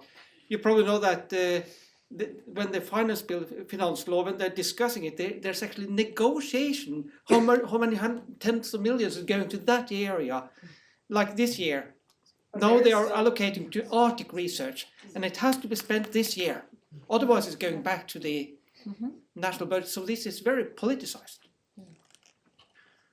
And do you have also within Denmark then, for example, do you kind of keep track in what portion of money is available for free research or for curiosity-driven research, and how much that fluctuates? And because according to your index, Denmark is pretty safe, but the academic freedom, indeed, the positive academic freedom, where researchers can set their own research agenda, probably is affected. But I should say that in Denmark there is also a large chunk of money dedicated to completely free research. So it's mostly the innovation foundations and that where the political agenda is set. But we have like the Danish National Research Foundation and the Danish Independent Research Foundation that have unlimited, unpoliticized or non-earmarked funding. So it's still available, but it's true that there is also some money which is politically allocated. But among the Nordic countries, I think it's only in Denmark we lately had a discussion where the members of the parliament is actually attacking university professors and say that they are claiming them to be activists and something like that, that actually this can be said by members of the parliament. I think that's completely impossible in Sweden that members of parliament, maybe from some new parties in the coalition, could do that. But in general, it's not an acceptance for that interference of politicians within the academic freedom. But in Denmark, there have been some examples over the last couple of years. Yeah. Very, like you're saying, it's kind of assumed that we protect it all, but then indeed these questions do come and we don't also really know how to respond.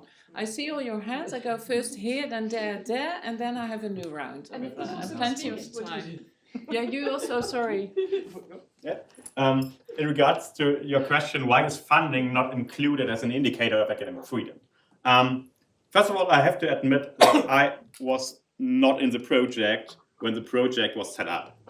So, but there are some discussions that funding is an enabling condition of academic freedom, but not a definition or a definition criteria for academic freedom. That can be discussed. Okay, and secondly, another answer to the question is that we have only limited funding for 5 indicators in this. So yeah, obviously funding is one important. Yeah, we can discuss if it's academic freedom in terms of the international covenant on academic freedom.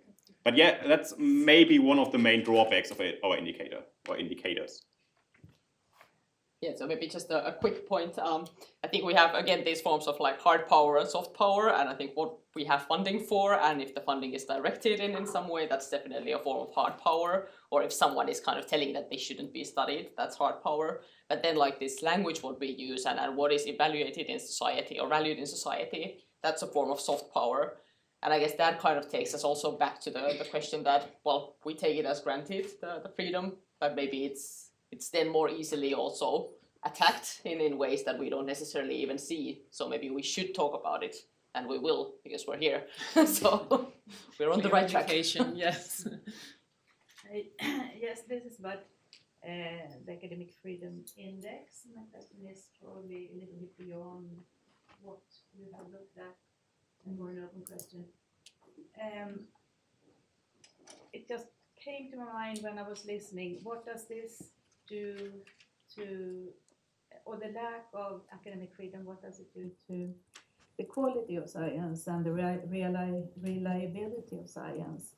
I'm thinking about political influence, of course, and maybe political influence on the outcome already, and the fact that we have quite a lot of collaboration with countries that are on the lower left side there. And how does that influence our country's scientific reliability? Indeed, that is a very interesting question. But to my knowledge, there are no empirical evidence on this question so far. So maybe we can have systematic research on the connection between how academic freedom is protected in a country and the academic outputs and the quality of the outputs. The central question then may be how to conceptualize and measure quality of academic output. I think that is the basic question that we have to answer before we can conduct those studies. You want to add something? Yeah, there's someone from the UK here.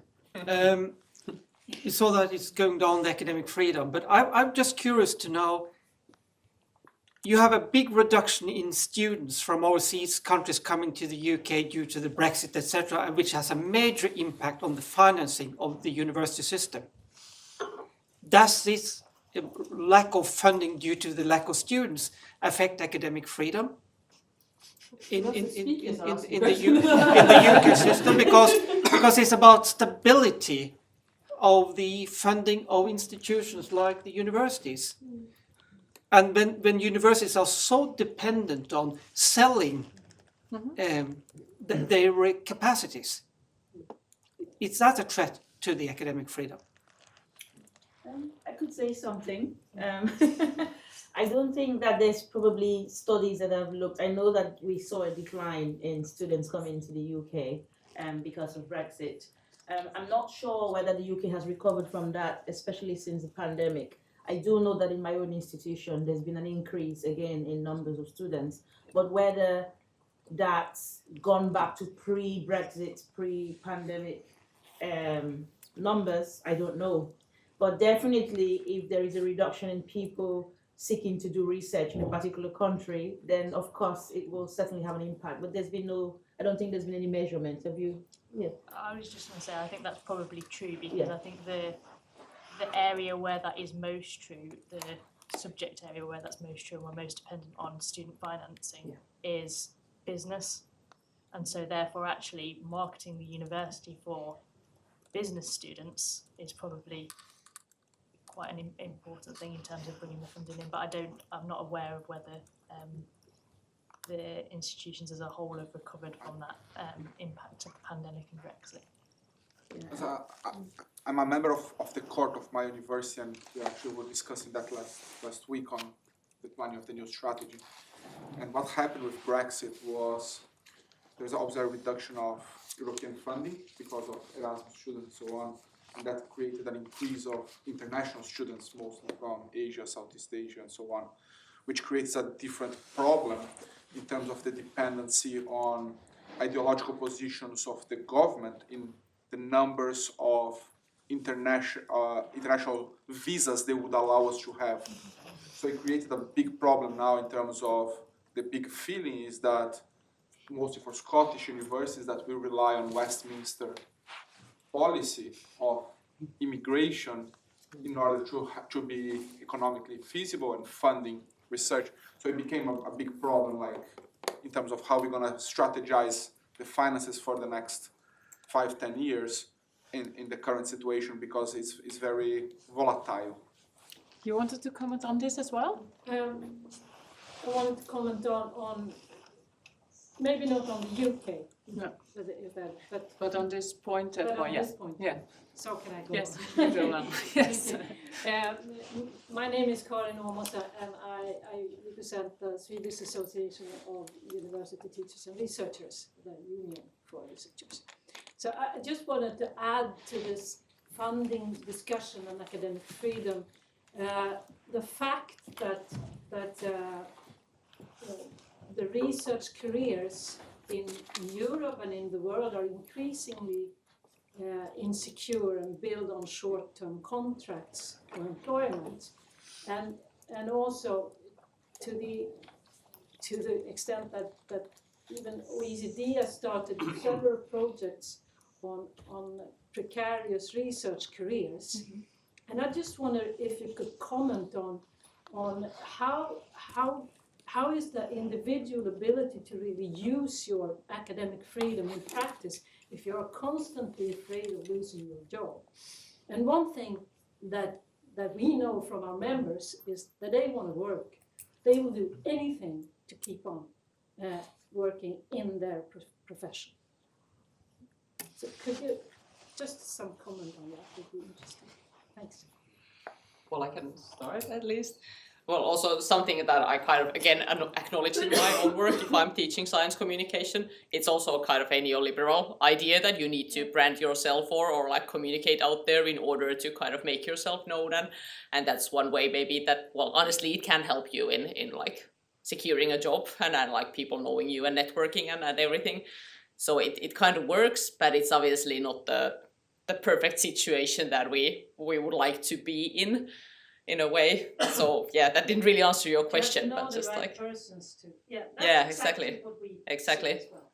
And it's really it's a paradox, and I don't really like it, but it's. Can you look in your data on the amount of like precarious contracts and the academic freedom index? Is there a relation that you could explore? I don't know if data is available beyond Europe to have a global study on the relationship between fixed-term contracts, a contract or a working situation and academic freedom. But yeah, for Europe it should work. But to my knowledge, there are no studies so far on these aspect. So you are invited to do so. The data on the independent variable or dependent variable, how you name it, academic freedom is there. You can use it. Yeah, I think in general it's acknowledged indeed that this is a true threat to researchers. Defining the research question or what they want to teach. Any other follow-up comments on this? Then, if you may, there's people in line. It's very popular discussion. And Ronnie. Yeah, so question to Arne actually. You ended up by inviting us to come with policy suggestions, right, for how to increase grant success. Practical success. I mean, I guess you guys also have discussed and thought about this quite extensively during the past years. Right? If you have, application success rate of 5-10%, that's maybe not where you want to be, and the funding is where it is. So, in your view, what kind of ways would there be to sort of address that, and how would that impact freedom of research? Well, I know the Research Council of Norway is discussing how to reduce the number of applications that you get quarantined if your proposal has been scored with a low grade, etc. So you have to wait a few years. So it kind of reducing the interest of the researchers, because I've been a researcher myself. It's like fishing. You send out the applications and hope that you get funding. So sometimes it's not realistic.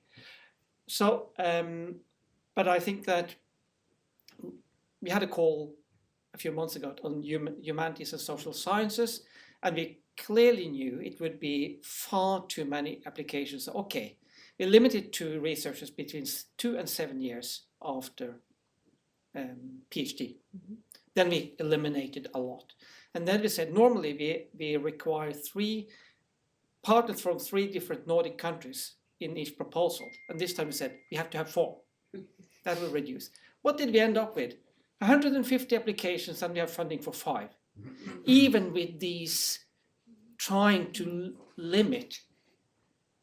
So I think that Katarina Bjelke from the Swedish Research Council, and also representing the funder, and also, we are very interested in knowing what you as researchers think are effective and fair and applicable ways to reduce the number of applications, because unless you run for office and become a minister of education, you won't be able to increase those budgets. We have war in Europe. More money has to be spent on defense. A lot of people struggling with poverty because of inflation. So come on, get out of the ivory tower and discuss with us realistic ways to reduce number of applications in these 3 calls. Because here it almost sounds that the round itself is more expensive than the amount of money you have to distribute. So then stop it or not? Is that not a good suggestion? Jacek. I just wanted to say a comment to what you just mentioned, because we had that exactly same discussion in Poland as well about the restriction on the lack of increase in the research, more proposals coming in, success rates dropping below 5%, all of this story. So several things which we've been discussing there was limitations on the number of grants an individual can have from one type of thing. So that's also a dangerous thing, or limit an amount of money you can ask in the grant, because we have some grants which you can ask for no matter how much money. But I wonder, you are all the time kind of underlining also that we have a fixed amount of money and we have to deal with that thing. But what if, a little bit touching to what you mentioned, what if we use our promotional strategy to convince public and the politicians and showing them the real connection and value and the influence of the basic research on their economy? Because this is what speaks to them, right? So, I mean, we get more and more funding for the applied research because there is a direct connection or feel of that connection of an increase in the economic development of the country. But if we are better at showing people that all applied research stems from the basic research. Without that, there is no data increase. Maybe we could argue for the bigger amount of money for the basic research. It's a challenge for the science communicator. I think it's a very big challenge. But would that do you see a place there to work that way, or you think this is unrealistic? To be honest, Yeah. I think that's utopia. You want to comment, or we have comments from the audience as well? Yeah, well, yeah, it's a big challenge, but I think we should strive for that.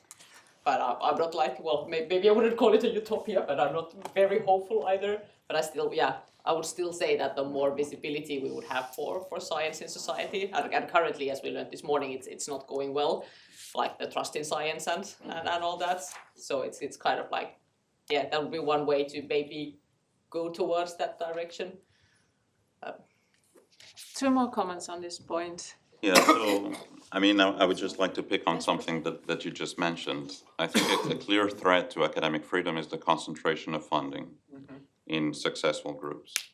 And I think a very practical advice to reduce the number of applications is to prioritize groups or individuals that still do not have money to execute their very good ideas, and just exclude the very successful groups that are indeed directly removing academic freedom from their peers. Well, it's an idea to discuss. Interesting. We talk about the Matteus effect, that those who have will get even more. Some will argue that's a good way to spend money. Others disagree, depending on whether you are on the receiving or you are the one that's excluded. But there is data that shows that there is no correlation between the amount of money you receive and the quality of the science that But you can't easily compare if a group in physics getting a lot of money and social sciences is not getting money, to compare the quality here. It's impossible. No, sure. But what I think is important, that those groups that get funded, they get funded 100% of the work in that project. I don't like that you get, let's say, you have to contribute with your own funding. Then it's better to give that group all the money for that project, so they don't have to get co-funding for that work. Because I think that's a habit the research funders tend to do. Let's say, okay, if we cut 10% of the budget to all of them, we can fund one additional project. That's been a common way of doing it, and I don't like it. No, but I'm sure if you go to the people that you have funded and you actually check how many FTEs they wrote in all the different projects they have, you will find people that have 2 FTEs or two positions, which is impossible, and those things should be more or less easy to control for. But excluding some very successful applications or applicants, there would be some trade-off between the individual academic freedom of those persons compared to the individual academic freedom of them. I think so. But those people are claiming something that is impossible. They're claiming they're 2 people, for instance. If they say if their commitment into projects goes to 2 full-time positions, right? Do you have a comment on it too? Yes. Yes. I work at a private funding agency in Sweden. We fund mainly basic research. We don't have a lot of, it's very open call. And we have actually decided not to increase the budget because we never use the allocated budget for the applications because the quality is so low. So we have actually decided that we should not add to the budget. We have discussed it and we have investigated the quality of the applications.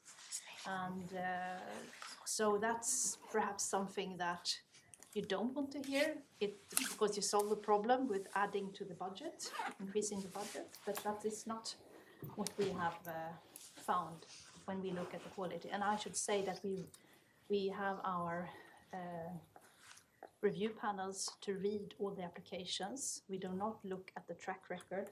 We have a higher quality of young researchers than when comparing, for example, to the Swedish Research Council. So that's just a comment to the discussion. I want to turn around here. So we have very low success rates in applications. You can reduce that either by increasing the numerator or by decreasing the denominator. And so this indicates in a way that we are just too many researchers. If you look at Sweden, Sweden has one of the highest budgets in Europe and the world for research. But if you look at an individual level, it feels like the funding is so diluted. And there's a lot of incentives inside institutions to increase the number of researchers that are and to recruit more and more people. So, is this a problem? Would a lower number of researchers would that be able to increase the academic freedom for those that remain? That's a way to put it. But the Sweden case. In the Nordic, we see when we have our calls for Nordic cooperation, the number of Swedes applying is about the same number as Norwegians applying and Danes applying and Finns applying, but there's twice as much people in Sweden. And we are very curious to find out why are the Swedish researchers less oriented towards the Nordics. A lot of people say that there's so much money in the Swedish research system. They are fat and happy. But they're always complaining about lack of money. But money is available, but it's a bit harder to get there. So yeah, maybe one answer is there are too many researchers in Sweden. But isn't would reducing the number of researchers, would that then increase the academic freedom for those remaining? Well, it certainly will increase the probability to get their research funded. Whether that's academic freedom or not, that's another discussion. But that also relies on how academic or acquiring external funding, how universities deal with that in their promotion policy, then plays also a role. So it's very important to grow in academia. It depends on whether you can attract external funding, then creates that extremely high or the number of applicants. So also universities might have a role there in decreasing the dependency on external funding. Do you see that, or? I suppose the universities hope the researchers can bring in external funding, because block funding is it, Katarina, around 50-55% of the budget that's going to block funding? So they are actually depending on bringing in external funding. All universities are. Very urgent point. Otherwise, I want to move to. One way to do it is also reducing competition and increasing collaboration. I'm wondering how many funding applications are actually competing with each other in the same field, very similar areas or so on. And I think, like, at least what we see in UK, like the system in UK is just favoring higher and higher competition between universities instead of collaboration that will develop more complex research.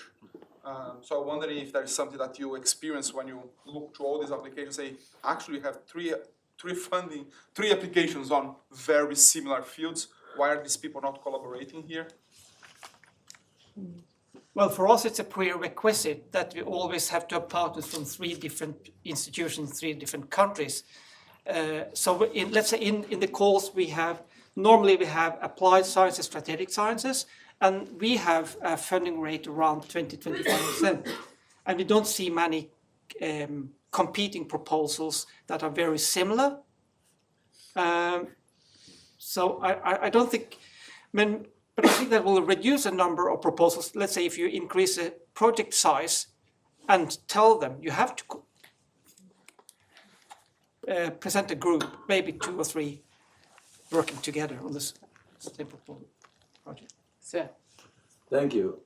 So my question concerns the Academic Freedom Index, which I think is a great resource for knowledge of academic freedom worldwide. So thank you for that. The question I have concerns non-governmental threats to academic freedom. So when we discuss this, we usually think of limitations to academic freedom coming from the various regimes, or perhaps lack of enabling. But there is also a threat coming from the general public. There have been public social media storms, not least during the pandemic, against researchers that have communicated results that have been unpopular in certain camps. So my question is, does the situation for researchers in relation to threats from the surrounding society, not just the regime or the funders, figure into your index? So there are both the threats and the possibility of protection against them. That is a good question. I would argue that we indirectly assess these non-governmental threats to academic freedom by asking on self-censorship on different indicators. And we can only indirectly assess the self-censorship or the non-governmental infringements of academic freedom, because in our view, academic freedom is a so-called latent, not directly measurable concept.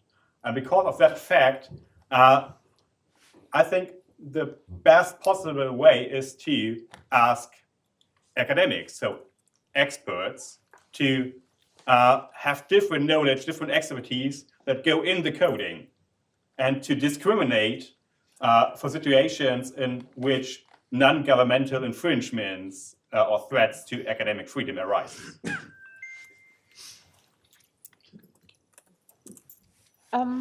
You over there. Thanks. I also represent a private funder, and I want to come back to the roles of funders that Arne talked about in the beginning. And as a background, I think it's interesting. I sense in the room here a fear that politicians will interfere with what government funders fund. Whereas about 5 years ago, when I went to a specific different seminar, one of my friends who was in the panel was more or less verbally attacked by the audience because she had so much private funding, because that was seen as sort of the suspicious funding then. So just 4 or 5 years' time, it's a shift here. And then coming back to my hypothesis is really that perhaps it's good in Sweden, as Arne presented, that we have two strong different types of funding from the government and from private. So maybe that is actually a protective factor for academic freedom. But we have shifted in our view on what is the good and the bad part just in a few years' time. And if I look into the future, I think also that we're moving from a landscape where we have private foundations, also get more philanthropy, as in the US. And then we're moving into another discussion of integrity. So it's more a philosophical question, perhaps, to the panel here. How do you see this landscape, particularly in Sweden, where we have a lot of different types of fundings, and perhaps if we add on also philanthropists in 5 or 10 years' time, how do we actually deal with it as a system? My hypothesis is that it's something positive in it, but we have to think about how we work in this type of system. Yeah. If I also may comment on this, I think it's indeed very interesting or very important to see all the money streams. So what comes through the universities? What budget do they have? What comes from, indeed, second stream via the government, or from the government via the councils? What comes from private funders? What comes from companies? And I don't think we can have all individual researchers make that decision, but I think also that should be an institutional. I know there's a lot of ongoing discussion in Sweden about government funding through block funding and competitive grants. As a private funder, I don't really care. Well, I do care, but what I'm interested in here, because I'm told a lot when I go to this type of seminars, quite often in the coffee breaks, that as a private funder you will have a very important role in the coming years, implying that you don't trust the government. So this is really what I would like to reflect on here. do we see, or is there distrust then in the government here? And we see that private funders should take a different role, because sometimes it's almost implied to me that we should become a bit of activists. So I'm just interested in hearing, sort of, not only from you but also from others, but do private funders, should they take a different role than governmental funders? I never heard the term suspicious funding. I don't know if you want to comment on it, but I have something also to Well, say. it's interesting, and it depends also on the size of the private funders as a total, but individually.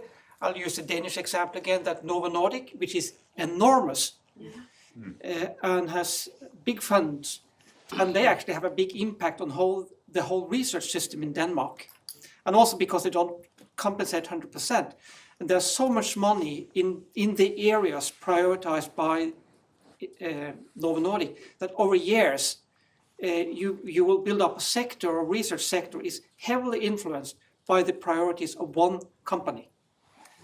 Is that academic freedom or so on? But for the rest of the future, I haven't actually thought about that, because I live in Norway, where we don't have private foundations, so it's not part of the research system that's significant. No, but you're important because you look at us from the outside. I think one important aspect would be if public and private funders are accountable. So public funders are accountable by elected governments, and private funders are not. So that may be an argument for more public funding, because the elected government or the parliament can decide how and which to spend grants, and how to increase or not increase the funding for university system. And that may be one point that we should have in our mind when we discuss private versus public funding. So the public accountability mechanism. I think it will be, on an institutional level, also be very important to see which fields specifically are kind of unbalanced in their sources of finances. So, for example, in the Netherlands, we have the example where the chairs in tax law are sponsored by companies. And that is a specific example, but on a large scale, you maybe want to at least see how funding situations are in different fields, and see if this is okay, because not necessarily this is bad. If you're trying to solve certain problems that might be perfectly fit, and researchers may feel that they have enough academic freedom to set the research agenda. But if you see the systematic disbalance, then that might be a starting point of a conversation. So I don't think that public funders are they all have that. We all play a role in it, but it's maybe for the universities to also see how this doesn't play out at the individual level, but also on the more systemic level.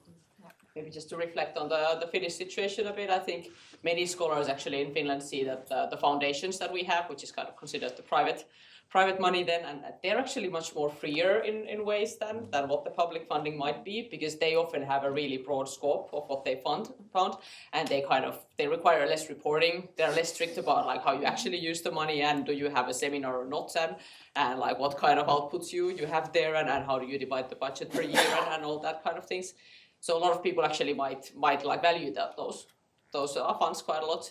But then again, we kind of do have the similar situation a bit with Novo Nordic, like for example in media and communication studies, where there is one specific funder who is owned by one of the big newspaper companies, and they have been pouring in a lot of money to media and communication research, which kind of ended up at some point in a situation that the other foundations decided that they will not fund media and communications at all, because you have that, your own treasure trove there already, so you can like keep on playing with that, which is again a limit in freedom in a sense, because this foundation they're funding media and communication studies, but again a bit specific field, so it needs to be like it needs to deal with newspapers basically, and kind of like with media, so it's not all communications research. So then suddenly you like end up generating this gap in funding by doing that.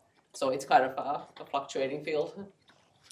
I got a message that lunch is almost being served. So if you're okay, is this very urgent follow-up comments, or can it also, we have more sessions where we can all contribute, and probably everything is related, so also funding probably will come up later. May I give you the opportunity, if you wish to say something that you, after all this discussion, would like to give to the audience? Well, once again, I invite you to work on strategies to reduce the number of proposals that we can implement. Clear? I think the one important point I have learned here is that people are interested in people in terms of science communication. So when we like to communicate, we have to go as a person in public to communicate effectively. That was my point. So I have to get another one. But maybe one more unpopular opinion that was kind of related to what we discussed earlier. Maybe as scholars we just need to do less. So maybe doing less would be less applications as well, and somehow make the whole field less competitive, so that we wouldn't have to apply all the time and publish so much. That could be somehow focused on quality, be it then like science or communication. But I don't know how to do it. Maybe we find out over lunch. And of course, in terms of resources, the main resource in Sweden is, of course, it's coffee and sugar, which is why we will now provide all our speakers with a Swedish Young Academy mug for their coffee, as well as, of course, some cookies for their fika. So here's a little bit of Sweden to take home. Thank you.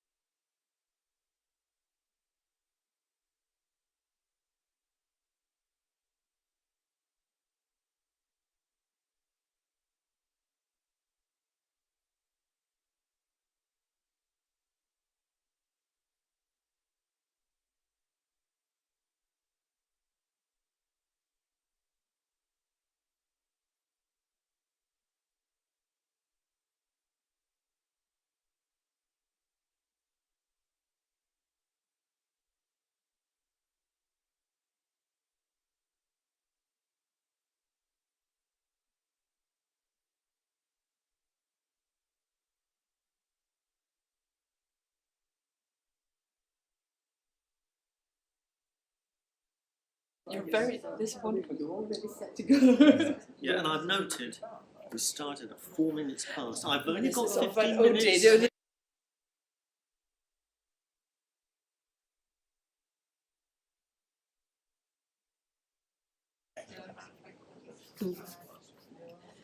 So, everyone, welcome back. I hope you had a good lunch. I hope you also got a little bit of fresh air and are now keen on jumping back right into the discussions. We have now solved all of the issues with funding, thankfully, and can also start to expand or rather approach this topic from some other angles. With us as a moderator and commentator for this, we have Timo de Wolf, who is Associate Professor of Mathematics at the Technische Universität Braunschweig? Yeah, Braunschweig. Who will also be keeping a close watch on our speakers so that they keep to their allotted time. Our first speaker will be Professor Terence Karen, the Professor of Higher Education Policy at the University of Lincoln.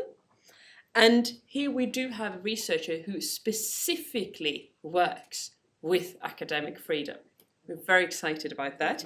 And then we have Professor Shirin Albeck-Öberg, who is Professor of Political Science at Uppsala University, again, an expert in public management and policy and the concept of academic freedom. So I leave the floor to you. Thank you. Could I have the projector up, please? Thank you.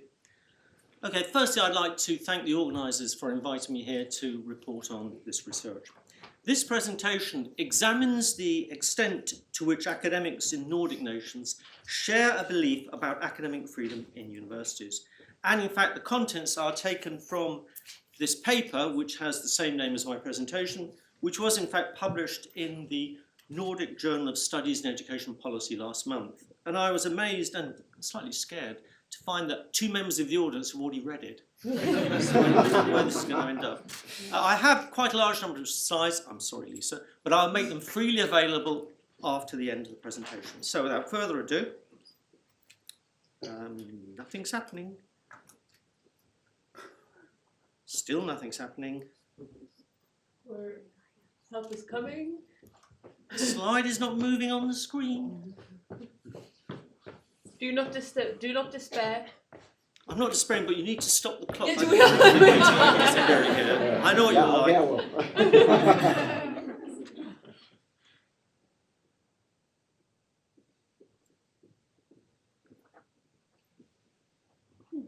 Thank you. Okay, so this slide, which you can see on the screen, gives a very brief history of the intertwined fortunes of the Nordic nations. So, social, economic and parliamentary reforms laid the foundation for the Nordic socio-economic model. Strengthening these common socio-economic pillars were linguistic similarities, in that Swedish, Danish and Norwegian are mutually comprehensible, and the fact that Finns actually learn Swedish at school.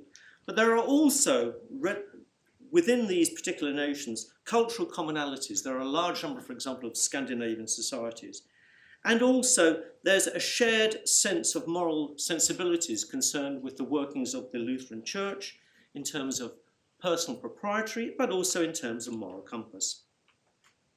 Now, as this slide shows, the resultant Scandinavian socioeconomic model was characterized by 3 different pillars. Firstly, prudent economic steering. In other words, the states actually used macroeconomic policies to deliver growth wherever they possibly could. Encompassing welfare states, these were very definitely built on universalistic principles, and organised working life, which was built on interaction between legislation and collective agreements between different parts of industry. So, not surprisingly perhaps, many economists and academic analysts have lauded the remarkable success of the Nordic socio-democratic model, which has demonstrated very good results in terms of economic growth, employment, competitiveness, living conditions, and egalitarianism when compared with other EU states and states elsewhere. So, as this slide shows, the shared Nordic higher education ideals included the dominance of public provision in HE, you have no private universities, The shared idea that higher education and research are public goods and are of national importance, a privileged position for education, which meant that they were largely immune from expenditure cuts, sustained expansion in student numbers, especially since the 60s, free instruction and generous financial support for students, a concentration of research among large universities, and increased and ongoing internationalization of research culture, and an emphasis on lifelong learning. Now, as this slide relates, academic freedom has long been a cherished value within Nordic higher education. Most of your universities are founded on the Humboldtian principles, which definitely don't operate, for example, in the United Kingdom. So we have this idea of supposedly all of these nation states cherishing academic freedom. And we'll see to what extent they may cherish it shortly. So this study attempts to test three basic hypotheses about the legal protection, de jure protection for academic freedom. Firstly, is the level of legal protection for academic freedom similar in all the Nordic states? Secondly, is the level of protection in the Nordic states higher than for the other EU states? And thirdly, are there cohorts within the four nation states, East and West and High and Low? So to measure this, we produced an academic freedom scorecard, which I'll show you shortly. It comprised 37 elements to assess legal protection in 5 critical areas. Firstly, the 2 substantive measures of academic freedom, that is the freedom to research and the freedom to teach. And then in addition to that, the 3 supportive elements of institutional autonomy, university governance and tenure, as well as international agreements and the constitution. Now, these supportive elements are individually insufficient to guarantee academic freedom, but they mesh together one with the other to protect academic freedom. So, for example, where tenure is compromised, this undermines governance, because academics may not wish to indulge in governance for fear of losing their posts. It's worth noting in this regard that tenure was abolished in the United Kingdom as long ago as 1988. So this shows you very briefly the academic freedom scorecard measures, 37 of them. If you look, for example, at measures 21 and 22, they look at the ability of the staff to appoint and dismiss the rector, whereas measures 23 to 27 deal with tenure. So data was gathered for each of these scorecard measures for 28 nation states within the European Union, a total of over 1,000 different observations. So the study was quite difficult and also very time-consuming.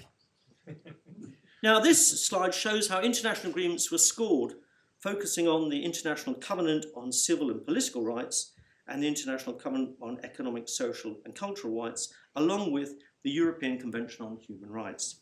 So, with respect to the international covenants, we used a 2-point scale. No marks were awarded for non-compliance within the nation state, whereas 1.5 marks were awarded for compliance. And when we add up all these scores, we get this. Here we can see the results for all of the EU states out of 100 in respect to our 5 measures. Now, as you can see in red, the Nordic group is neither among the highest scoring states, nor does it represent a tightly knit cohort. We can see quite clearly Sweden and Denmark are near the bottom, whereas Norway and Finland are at the middle of the table. The mean value for the Nordic states is below that for all the other EU nations. So the Nordics, the average score was 47%, non-Nordics 53%. This table shows a summary scorecard, again showing the same results. We can see that legal protection for academic freedom in the Nordic states is not in any way remarkable when compared with the other EU nations. Only 2 nations, Norway and Finland, are above the average score. This may surprise you. What can we say in summary? The Nordic nations do not occupy places near the top of the table. There appear to be 2 Nordic clusters, Norway with Finland and Sweden with Denmark. The Nordic average score is greater than the other EU states for institutional autonomy and job security. The Nordic average score is lower than the other EU states with respect to international agreements, self-governance, and academic freedom in terms of teaching research in legislation. So much for the de jure situation. Let us now move on to de facto protection. I managed to get two large Mary Carey grants, and we were able to then conduct an online survey of de facto academic freedom in all the EU states. We also included Norway. So the de jure protection is important, but the de facto protection is actually what goes on in the day-to-day running of academic departments in universities. As you can see, there were 485 respondents from Denmark, 355 from Finland, 593 from Norway, 386 from Sweden, and 3529 from elsewhere in the European nation states. So quite a large survey was undertaken. And this shows our hypothesis, our overarching hypothesis with respect to de facto protection, namely that the differences between the Nordic nations will be lower than the differences between the Nordic nations and the other EU nation states. In other words, we are assuming that the Nordic states represent a discrete group higher and different from the rest of the European states. So, we asked respondents to assess the level of academic freedom in their country on a 9-point Likert scale and use the chi-square test to compare the situation between the Nordic states and the other EU states. The chi-squared value in this table reveals a clear difference between the Nordic group and the other EU states, with a greater proportion of academics in the EU reporting lower levels of academic freedom than occur in the Nordic states. So far, so good. But then we start to look in more detail. This table shows the responses participants gave to the statements, academic freedom for teaching has declined in recent years. And again, the chi-square statistic shows a difference between the Nordic respondents and those from the other EU states. Staff in Nordic nations are less likely than their EU counterparts to consider that academic freedom for teaching has declined. We then repeated this exercise for academic freedom for research. And as we can see, the chi-squared statistic again demonstrates a difference between the Nordic respondents and those from other EU states. So, unlike the case for academic freedom for teaching, Nordic academics are more likely to believe, when compared with academics elsewhere in Europe, that their academic freedom for research has declined. Institutional autonomy is considered in this table, and as before, the chi-square statistic shows a difference between the Nordic respondents and those from the other EU states. Hence, Nordic academics are more likely to believe, when compared with academics elsewhere in Europe, that the autonomy of their universities has declined. This table details participants' responses with respect to self-governance. As with the previous table, the chi-square statistic shows a difference between the Nordic responses when compared with those from the other EU nation states. Scandinavian academics are much more likely to believe, when compared with academics elsewhere in Europe, that self-governance in their universities has declined. The results in relation to the final supportive element of academic freedom, tenure, are considered in this table. The chi-squared statistic demonstrates a difference between the Nordic respondents and those from the other EU states. So, Nordic academics are much less likely to believe, when compared with academics from elsewhere in Europe, that tenure within their universities has declined. I'm very aware of the time, Lisa. The results show some degree of ambivalence. They're ambivalent rather than conclusive, but they are suggestive of a shift away from a tangible and discrete bloc of Nordic states. The de jure results do not support the existence of a separate Nordic model of higher education, while the de facto data suggests that although the Nordic states provide better protection for academic freedom than their EU counterparts, there has indeed been an erosion of the supportive elements of academic freedom following university reforms that implemented new public management techniques. Finally, my last point takes the form of a question to you all. If we, as academics, are unable or unwilling to fight for the freedoms that our predecessors have struggled to bestow upon us, what example are we passing on to those whom we teach? And that concludes my presentation.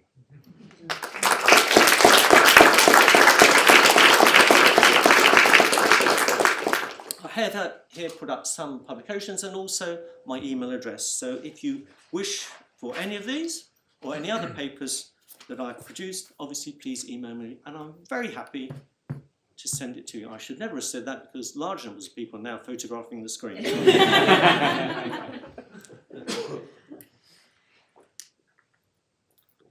So, thank you very much.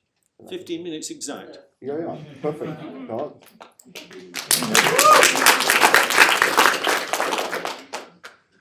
Lisa, do you, So I think we move on straight to the next presentation, just like last time. Yeah.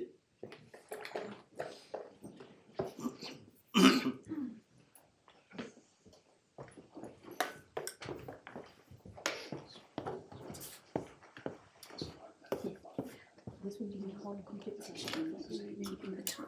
So do you just put this one on? If it'll fit, on my Mac it didn't. I had to use the adapter.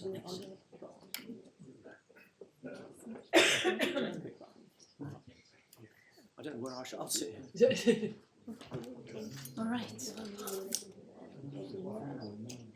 I need to bring up my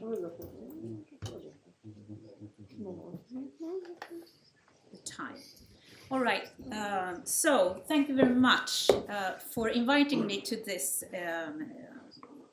wonderful day of discussing very current issues. So my name is Shirin Albeck Öberg. I'm a professor of political science, and I will, during my 15 minutes, I will display and problematize the weak legal support of academic freedom in Sweden particularly. And I called this presentation The Missing Guardrails of Academic Freedom in Sweden. And it will in detail illustrate exactly what Terence just presented, but for the Swedish case. My point of departure is that I would say that Sweden, when it comes to how the society is organized and so on, has a very strong self-image of being one of the world's most modern states and so on. So or countries, and when I present this kind of material, people will often, not within the sector I don't think, but most people will not really believe what I'm now going to tell you. I just want to remind you what the concept of academic freedom in my presentation will entail.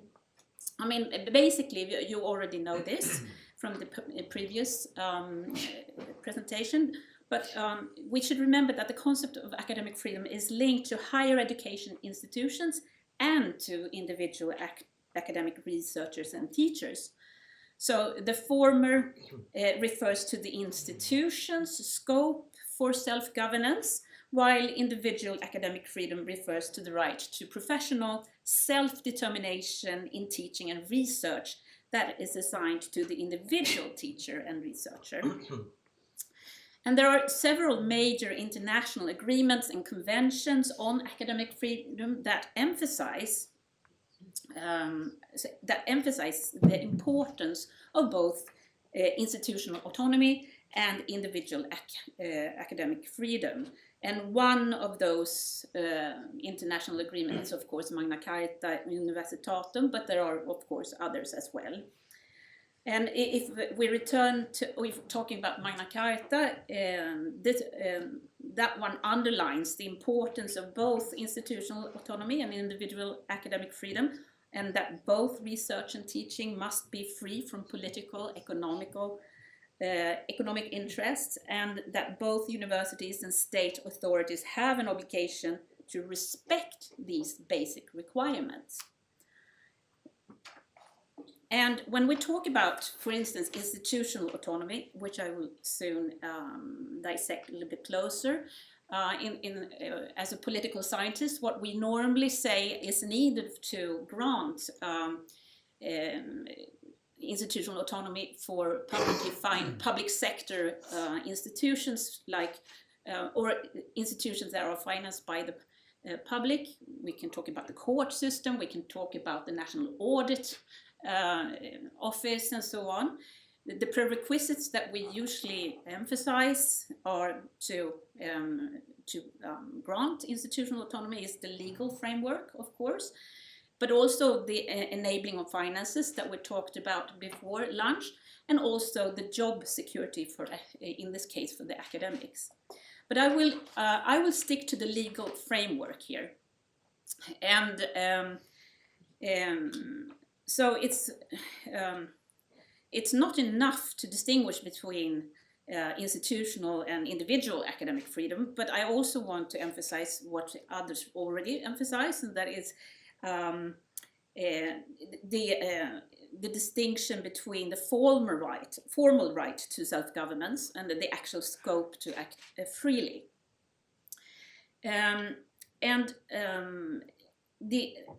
So it's not enough for Swedish politicians to talk about or in words defend the idea of academic freedom if real reforms to support this freedom are not forthcoming, or if the content of central reforms or decisions in reality pushes in the opposite direction. So this table captures the different dimensions of academic freedom by distinguishing between institutional, individual level and the formal right to self-governance and actual scope to act freely.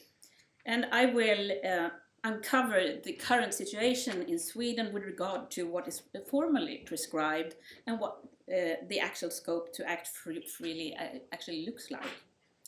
So with regard to the formal right to self-governance at the institutional level, the table now displays that the support in the Swedish legislation is very weak. That is, there is no formal regulation when it comes to institutional autonomy for our public sector higher education institutions. And this was highlighted, for instance, in Karen et al.'s study, in which the legal regulation of the institutional autonomy of higher education institutions in the EU countries, including the UK, was compared, and where Sweden ranked in the 26th place out of 28 when it comes to this. That's very low. So, a complicating factor in the Swedish context is that higher education institutions that are currently run under the auspices of the state, which is the majority, are formally part of the Swedish public administration system and are thus state agencies, förvaltningsmyndigheter. And this is precisely what stands out in international comparisons, and it provides an important explanation for why Sweden ranks poorly in terms of institutional autonomy compared with other EU countries. A state agency under the government, or a central government agency, also called, is in a subordinate relationship to the government and is normally tasked with carrying out the duties determined by the parliament and the government. So it is easy to see that this stated subordinate relationship to the government does not chime well with ideas regarding autonomy for higher education institutions. So how is it that the absolute majority of Swedish higher education institutions have fallen into the category of state agencies? That is, given the same legal entity as the state. I was very interested in this and started digging in, because this is taken as a point of departure, not questioned. I started digging into it, and the answer to this question is that in this, in many ways, strange state of affair is never subject to proper discussion. And on closer inspection, it does not appear to be the result of a thoroughly considered, principled-based decision by our ruling politicians. In other words, the basis for the organizational form of state universities has never been properly examined. There has never been a decision in principle that universities should be state agencies, but this has simply been a logical consequence of a series of other decisions. For example, starting in the mid-1800s, with the cessation of academic jurisdiction, financial grants from the states, and the introduction of a common university charter. and then followed by a long line of other small but for institutional autonomy impairing decisions. I don't have the time to bring them up here. But the fact that the state higher education institutions' status as state agencies is not the result of a clear and transparent political consideration is troubling. It shows that the academic activities at our universities and colleges that require independence have been allowed to slide into a relationship of subservience to the state without any discussion of the principle, and where the political and bureaucratic understanding of the real meaning of what free academia is has been gradually overshadowed by the institutional weakness.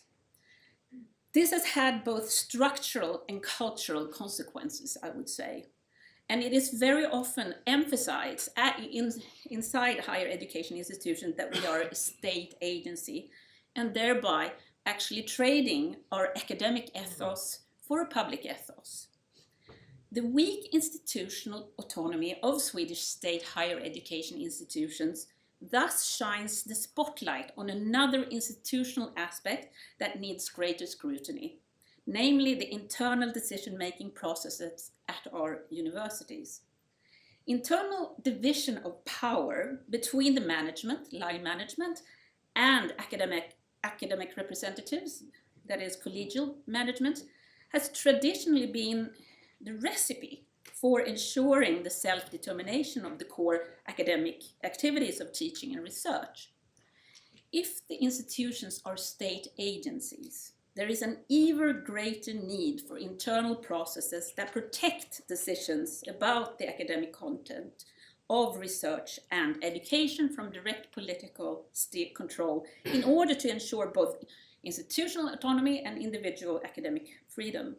However, the collegial management system has been subject to deregulation through the so-called autonomy reform of 2011, which has further added to the institutional vulnerability of the academic activities of state higher education institutions.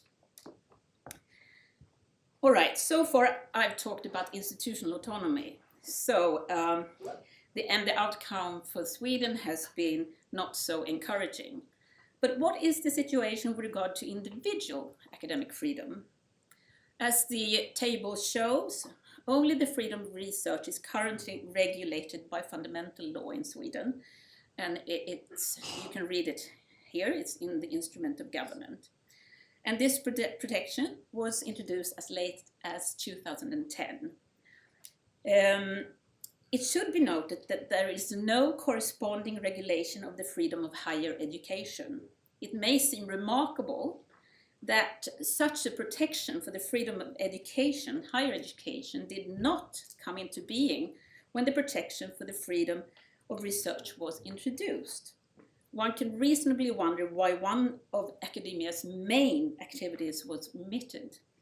Nevertheless, this is the case, and the result is that Sweden needs to introduce a constitutional protection for academic freedom in higher education, which also has been highlighted jointly by the Swedish National Union of Students, the Association of Swedish Higher Education Institutions, and the Swedish Association of University Teachers and Researchers.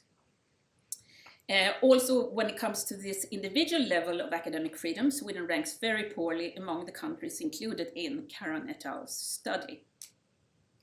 So, does this matter? Last question. I would say yes, it does. Swedish higher education institutions are wide open for political steering, and those of us who are from Sweden and follow the current debate, we are very aware of this. Admittedly, formal regulation does not necessarily guarantee that what is prescribed actually occurs, but it would still be a very decisive step if the special nature of universities and colleges were more clearly established in the Swedish constitution, thus reinforcing the protection of academic freedom in Sweden. The tendency in reality of politics to limit, for example, the freedom of research is currently evident in several ways. and can be exemplified with the tightening of the application and supervision of the 2020 Ethical Review Act, which imposes limits on the content and methods of free research. Through extensive bureaucratization, the ethical review is placed outside academia in another government agency. We today have an ethical review system that curtails the free research, and such a system can only occur in the context where higher education institutions are treated as ordinary state administrative authorities. It is thus a logical conclusion that legislators deem it reasonable that research activities are regulated by law and supervised by other authorities. Moreover, the government's decision a week ago at the cabinet meeting to shorten the term of office of external members of the university boards were introduced without consultation to prepare boards for fresh security-conscious appointees in 17 months. That is, reducing the term from 36 to 17 months. So, remember what I said in the beginning of my talk. It is not enough for Swedish politicians to talk about, or in other words, defend the idea of academic freedom if real reforms to support this freedom are not forthcoming, or if the content of the central reforms in reality pushes in the opposite direction. All political parties in the Swedish parliament regularly testify that academic freedom is very important to them, but the decisions that are taken prove the opposite. And these were just two examples. My conclusions. Academic freedom in Sweden is based on the assumption of political self-restraint and self-discipline, not on robust institutional structures. This won't do, obviously. There is currently no understanding of the special nature of state higher education institutions among the administrative authorities. And the politicians' understanding of the academic community's need for self-government to guarantee the quality of scientific activity is inadequate. And we actually need to secure the guardrails of academic freedom. Regulation is required. There is no place any longer for constitutional pragmatism. Thank you.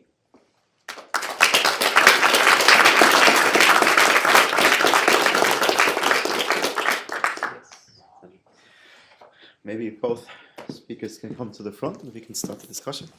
Okay. First of all, thanks a lot for your talks. It's a pleasure. Very interesting. Thank you. And let's start the discussion. Let's see whether there are imminent questions or stuff. Yeah, please, Sonny. Thanks. Really nice discussions and presentations. Terence, a question for you. In your talk, the de facto protection, or no, the de facto state. Yeah. Basically, you measured the change, right? So, when you asked the people in the panels, right? I mean, what has happened? Does it, strongly agree or strongly disagree on the change of? Yeah, we asked them, has academic freedom for X, Y, Z changed in the last few years? But that doesn't mean doesn't really tell you, right? What the actual de facto. Well, if you look, the first question we asked was, what actually do you think the level of academic freedom in your country is? We used a 9-point Likert scale. We then followed that up to see to what extent it had changed over time and where the changes were greatest. And what kind of timeline was that? I mean, over time. I mean, they were asked; those questions were asked at the same time in one survey. So we asked them, "What is the current level of academic freedom?" 1 to 9. We then asked, "Right, okay, has this changed in the last N years?" I can't remember exactly what it was. Right. I think last 5 years or something. That's how it was done. Okay. Yes. Hi. I also wanted to ask you how, if there is a way, maybe also to the person who has spoken today, before we had an index as well of the academic freedom, and of course there's an obvious kind of like a thought now coming to mind. Is there any, what's the overlap in the de facto situation, the responses you got versus what we've seen in the index? And I wonder also whether there is a chance of looking into how the cohorts overlap. I don't know. I mean, much as I like the idea of the index, when I look at it, I get concerns. So This morning we were given information about the number of experts and the number of nations. I did a quick calculation and it worked out at 12 responses per nation state. Now, my own survey was definitely kind of bottom up. We actually asked academics what the situation was, because they're much more likely to know exactly what the de facto situation is. And to be quite honest, some of the responses we got from them were absolutely terrible. You know, people bullied, people were assaulted. Now, I think if you ask experts in particular nation states, you could ask, shall we say, the rector as an expert. So if I asked the rector, right, do you think there should be more powers for rectors? You know, I imagine he said, yeah, I think there should be. Whereas someone in the department might say, hey, wait a minute, you've already got more than enough power. You bully us as it is. You don't need any more power. There's always a problem with getting someone to self-report, because you don't know on what criteria they're actually being chosen. So if we knew exactly what these people were and if they had particular expertise, then I would say, okay. But I would think to get a better view of academic freedom, it would be a good idea to actually ask the academics. And may I Please, ask yeah, please. Hold on. more on the kind of like a methodological perspective, let's say, in the like when you were asking the questions and the hold on, I need to rephrase it. When you were asking when you ask these questions about the perception of the situation, yeah, what do you think is can be a role of the cultural or other kind of bias or aspect in saying whether the change has happened or not? Maybe it's not that very clear, but maybe with an example I can clarify it a little bit. We've seen it repetitively when we, for example, compare Poland with Czech Republic and other countries in the Eastern Europe in different responses. We can see that there are nations in general which see their situation way worse than the others. So they are a little bit different attitude to life, if you will, or whatever that may be. Do you think this can play a role? And if yes, is there any way of kind of sampling that a little bit? I mean, it's interesting you say that. When I first started to look at academic freedom, I was actually working in Mexico. And I wrote to the editor of the journal Higher Education Policy, and I said, look, I'm thinking about doing this, trying to measure academic freedom. And he emailed me back saying, don't try, it's impossible. And so that was like a red rag to a bull. So, you know, it requires a huge amount of work to actually gather this data and process it. And with respect to the survey, that was first piloted within my institution, and 80 academics filled it out. And the final version we used, I think, was version 12. We went through it over and over and over again to try to make sure the methodology was very good.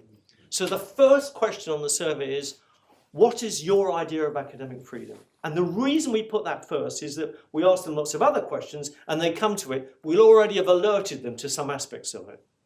So that's why we did it in that particular order, in that particular way. It wasn't perfect, but I think it was pretty good. Thank you so much. Thank you. So since the other study was also mentioned, maybe I give you the chance to jump in and. Thank you. On your concern regarding the experts, I have to say that the experts are academics. So we ask academics, and yeah, indeed, you are right.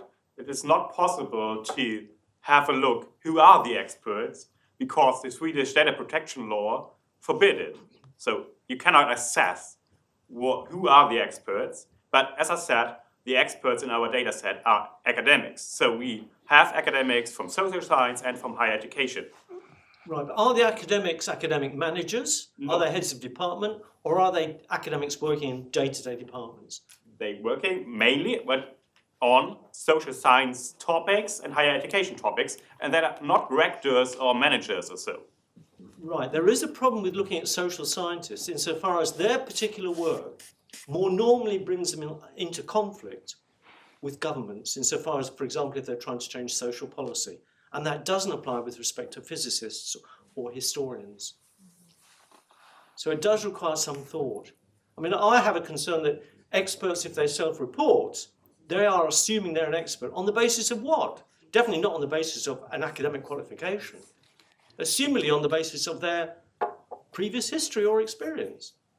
But your survey question, so your survey people also have, I think there is different approach to assess academic freedom with its expert data assessment we have done, and your approach to have a survey among academics.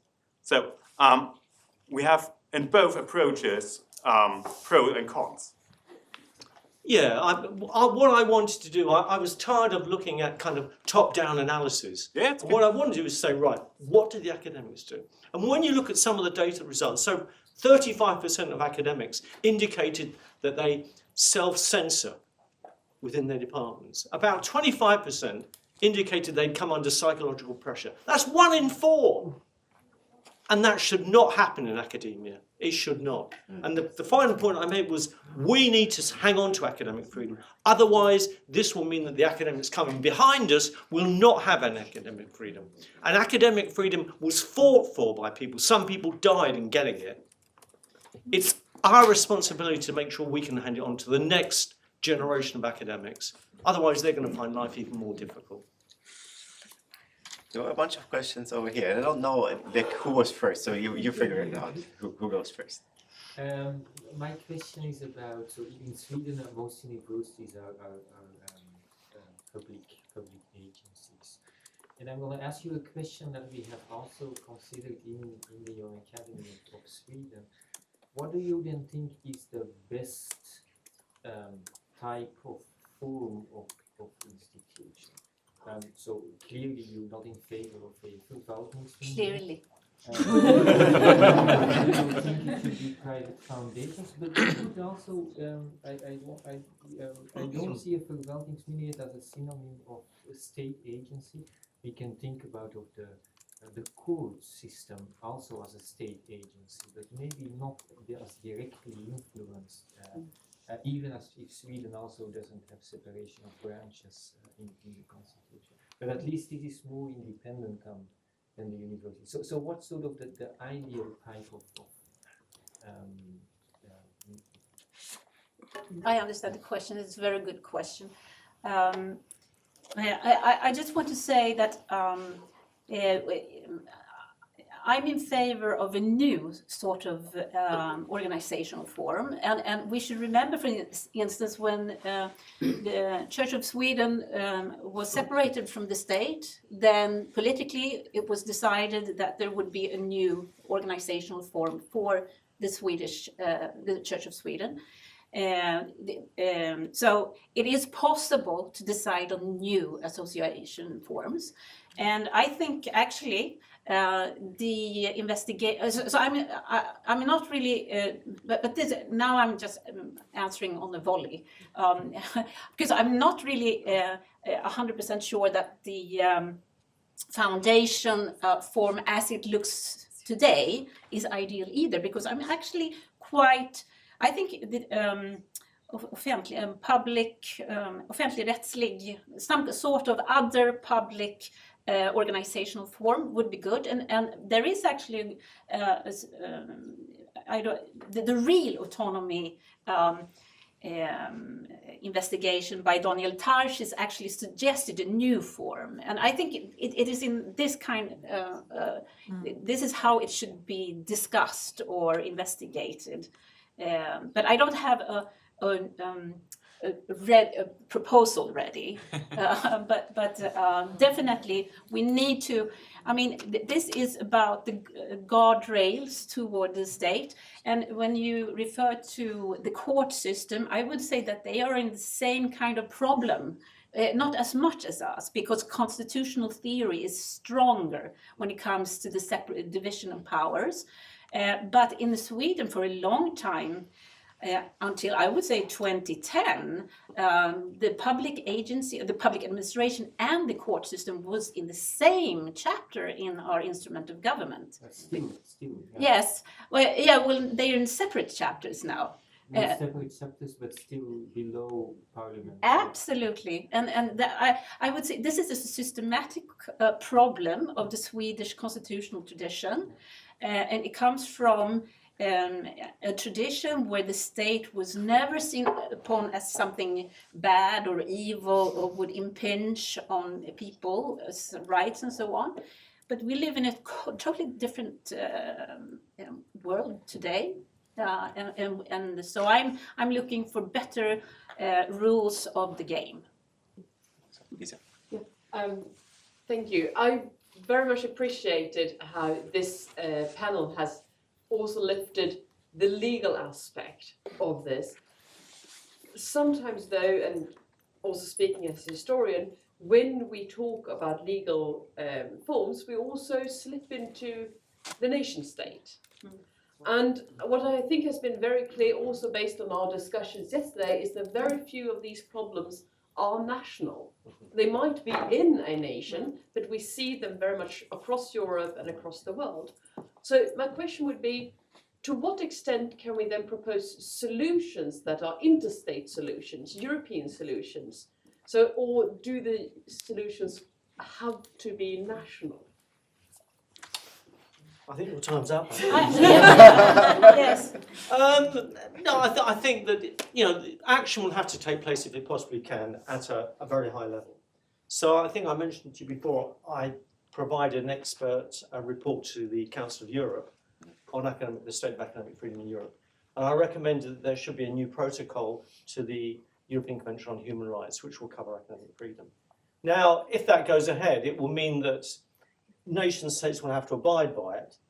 They may not like trade unions within the nation state, and they can ignore them. They can't very well ignore the Council of Europe. So it's worthwhile doing. And the other point I made previously was that it is possible to appeal to UNESCO with respect to abrogations of academic freedom in nation states. And I was there when Denmark did it. I helped the UK do it. I'm now shortly going to help Ireland do it as well, put forward a submission. And what happened in Denmark was that although the UNESCO committee were not that much in favour, the Danish government started to get really worried insofar as, UNESCO is having a go at them. So it set up an international external evaluation board with experts from outside of Denmark, and they produced a very nice report, which you can get online, it's in English. And they recommended a change in the law, and that change actually happened. So it is possible to do something, but it does require a lot of effort. Can I say something? Please, Yes. absolutely. Yeah, I think it's a very good question, and I think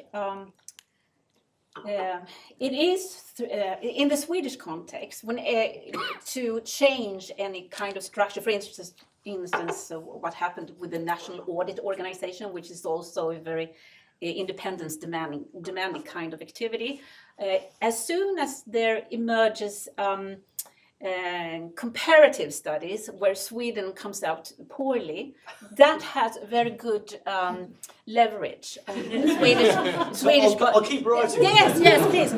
We should stay in contact. No, but that's really true for the National Audit Office. There was such a resistance to move it to Parliament, but to keep it under the government because the government wanted to, steer it. But as soon as we were the only ones apart from communist one-party systems that had this system, the politicians were ready to change that. So it seems like Swedish and other politicians are very, they don't want to look bad in a comparative perspective. So that's why this kind of comparisons are really important. Yeah. So, but you have to take the principled discussions from a wider global discussion, but you have to adjust it a little bit to the administrative traditions of the nation. Yeah. That's how it goes. Then I'm taking that as the answer is actually researchers do play a crucial role here. I mean, they can do, yeah. But I mean, the other thing that's interesting is that the mention was made of public administration in Sweden, and the impact of that on universities. In Spain, professors are still appointed as civil servants, but that causes no problem. So what it means is that the universities, to some extent, have no control over them. Catedráticos are given tenure as civil servants. Now, clearly that does not actually operate in Sweden. Or if it did, they'd say, no, public administration is already too strong with respect to academia. So different cultures produce different answers to common problems to that extent. Same in German, by the way. I mean, to be public. Tell them, not me. Yes. Yeah. There was a question over here. Yeah. Yes, please. Shireen, I was going to ask you about the Tarski report some 15 years ago, a long time ago. my memory is vague, so and this is your area of expertise.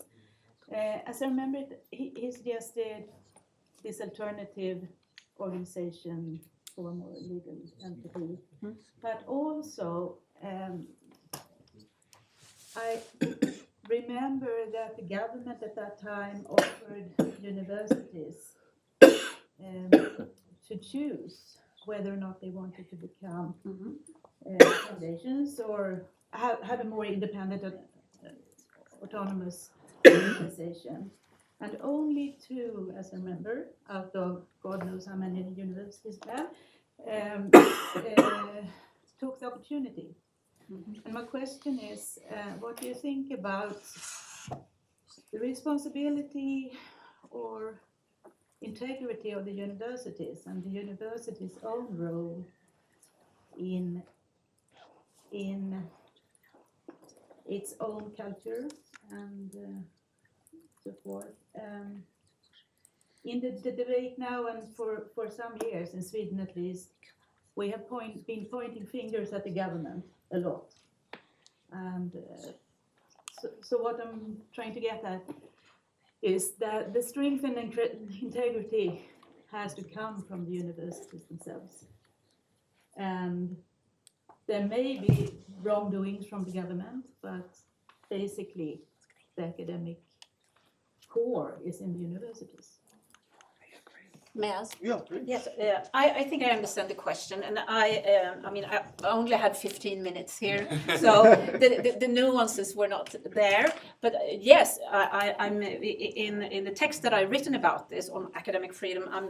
I point out that we have a responsibility too, because we are the ones who need to uphold these principles. And the debate. I mean, I would say that the Tarshi investigation, and which was actually initiated by the political, the government at that time. That was our window of opportunity, and we missed that window of opportunity.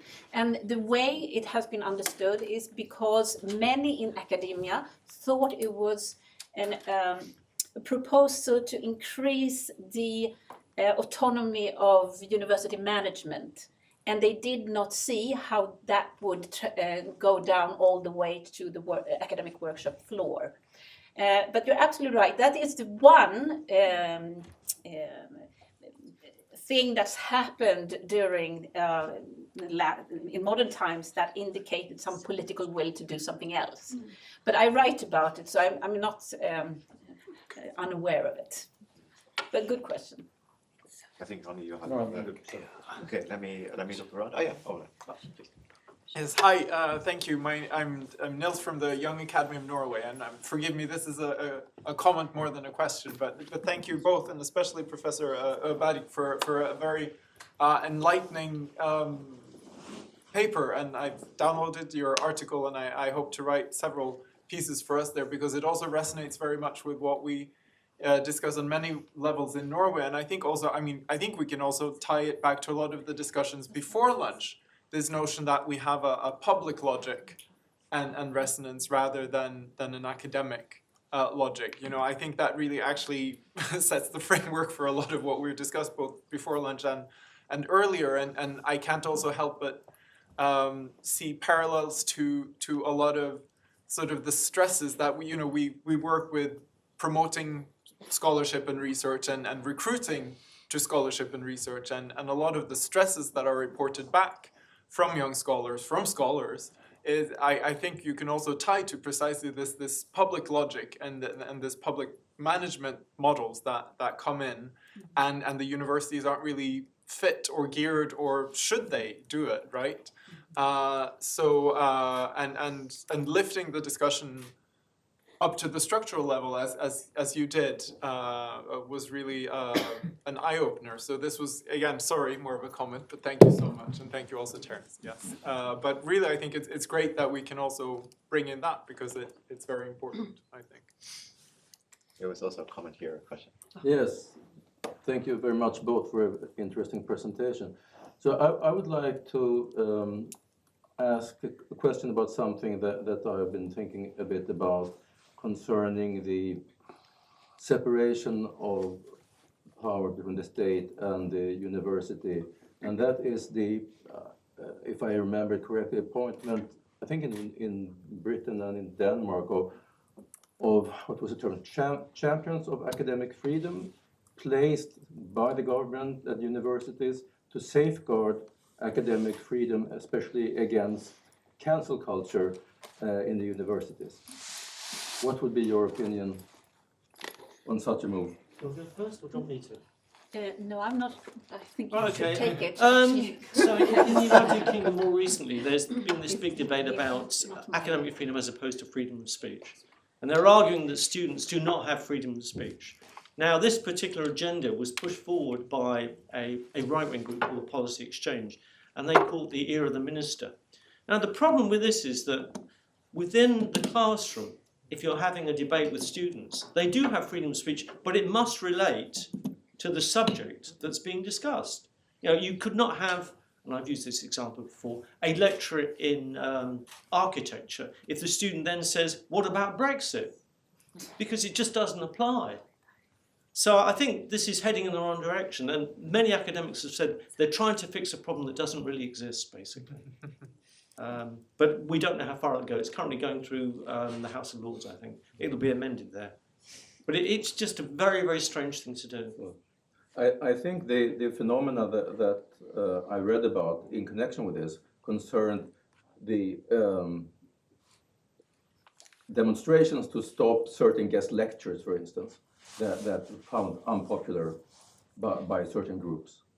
And that is found reprehensible and should be stopped by some government-appointed officer. A champion, yeah. Champion, yeah. Yeah, I don't know how far they've got with appointing the academic freedom champion, but they're going to have a difficult job, I think. Really difficult job. Are you for it or against it? I like the idea, but as with everything else, it's really about the way it's going to be implemented, the powers it will have, and what it will be able to do, which is a real concern. No. You don't think it's a serious infringement of autonomy? It is, and I suppose it does infringe university academics' autonomy, yes, insofar as they may wish to invite someone to give a paper, and then the students will then say, right, we want to disinvite this particular person if possible. And I think to some extent that does happen with certain particular individuals, but it's not widespread across academia in the UK by any manner of means at all. So in that sense, I think it's, as I said, it's a problem they're trying to solve, although it didn't really exist. Okay. Further questions? Oh, I've had one, Lisa. Yeah, One's yeah. enough. Sorry. Okay, this is Just really quickly relating to that, because we have also been discussing in the young academies of Europe this notion that academic freedom can also be kidnapped as a concept and as an idea. Yeah. Because, of course, when we've talked about it here, it has been very much in a very positive sense, as in this is also something that would be very good. Now, if we would indeed have more guardrails, are there also risks connected to this? I mean, is this concept a necessary good, or can it be kidnapped for non-ideal purposes? It can be. I mean, in the past, for example, there were problems with definitions of academic freedom, and some academics didn't want to define it. And the reason they didn't is that they could say to governments, you're infringing my academic freedom. But as academic freedom was unknown, the government backed off and just left it as it was. And I gave this example previously. In the United States, David Rabin, who was the legal counsel for the American Association of University Professors, he had to deal with complaints from academics in medicine who had argued that because the university wished to limit their income outside the university to $100,000 a year, their academic freedom was being infringed. Of course it wasn't. They were just trying to make a huge amount of money, basically. So actually defining academic freedom itself is quite contentious, but I think it really does need to be done. And it needs to be, once it's been defined, we need to stick with it. Tricky. Let me look around. Otherwise, I might have one or two follow-up questions. So there was a general question which was basically put at the also in the outline of the program, and that I wanted. Nobody asked it so far, but I will ask it now. So, which was when we talk about academic freedom and the needs of society, whether there is a tension really between them. or whether there is not at all. The tension between society The and needs of society and yeah, and then of course academic freedom. I mean, like following up on your talks, basically one can distinguish even between the individual freedom and the freedom to govern, basically. Yeah. I think there's always going to be some degree of tension. In the past, academics have pushed knowledge forward by challenging the status quo. That's their job. And because they're always challenging the status quo, as I said before, they're more likely to come into combat with seats of authority. In the past, it was the church, but now it's more particularly the state itself. So there's always going to be some degree of tension up between the two, because academia then relies on the state for funding. So yes, there's bound to be some degree of tension. You know, we've given you this money, we now want you to do this kind of work. I think that is to some extent inevitable. I can't think of another way around it. Yes, and there will always, let's say that we will, in the Swedish case, get guardrails, that is legal protection. There will always be continued discussion on exactly how, what it encompasses and how should we interpret it and so on. But at least, I mean, when we talk about constitutional provisions, we're talking about, as I said, the rules of the game. I mean, we're not talking about the content of academic what the academy should produce or anything. So we will never reach nirvana, but we will at least try to negotiate or come to we be happy about the same. We know what the rules of the games are, so we are not the target of the kind of cabinet decision that was taken a week ago in the Swedish context or any other, because that will not do, basically. No, so we will. I mean, of course there will be tension, but I think nevertheless, when we talk about civil rights, political rights, and so on, they need to be codified. We cannot just rely that they will be there because we are claiming them. And quick follow-up, if I may, and then take the next question. So would you say is worth in this context to distinguish also between the needs of state, let's say the demands of the state, the wishes of the state, and the society as a total? Because I mean, also, for example, I think we heard it in our keynote speech in the beginning that free academia is a pillar of a free society, right? I mean, so in this sense, I mean, maybe that the notion of attention gets like turned around a little bit, and it's like even a necessity maybe perhaps. Well, it's interesting you say that, because in New Zealand there is a law there that says that it is the duty of universities to act as the critics and conscience of society. So they actually have that enshrined in law. It would be nice if that was done elsewhere too. Yes, I agree. And there was a question. Yeah. Yes, thank you. Thanks a lot for the discussion. I don't know if it's a question or an observation, let's see. But essentially I have the feeling that this is a lot about which institution you trust more, right? How much freedom you want to give to the academic system kind of depends on how much trust you have in the academic institution governance versus the government in that example, right? And I wonder a bit, because I see that, for example, like speaking from a social science background now, I see that a lot, and really let's put in my lens, which is really like climate change, one of the big topics, one of the big problems. And I think there has been a massive failure of academia to address this issue in any regard adequately, because academia has been set up in such a siloed way that social science research on the topic has really not served the society and has really not addressed the issues that should have been addressed. But many researchers have been publishing research all you know, for the past 20 years on the topic.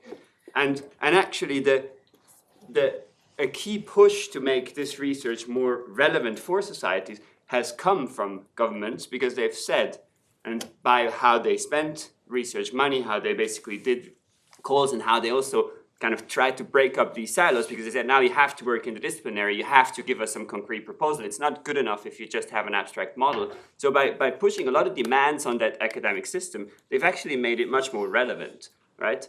And that's really a huge infringement on academic freedom, because it's basically breaking up the structure, saying, okay, if you want money, you have to do this now, right?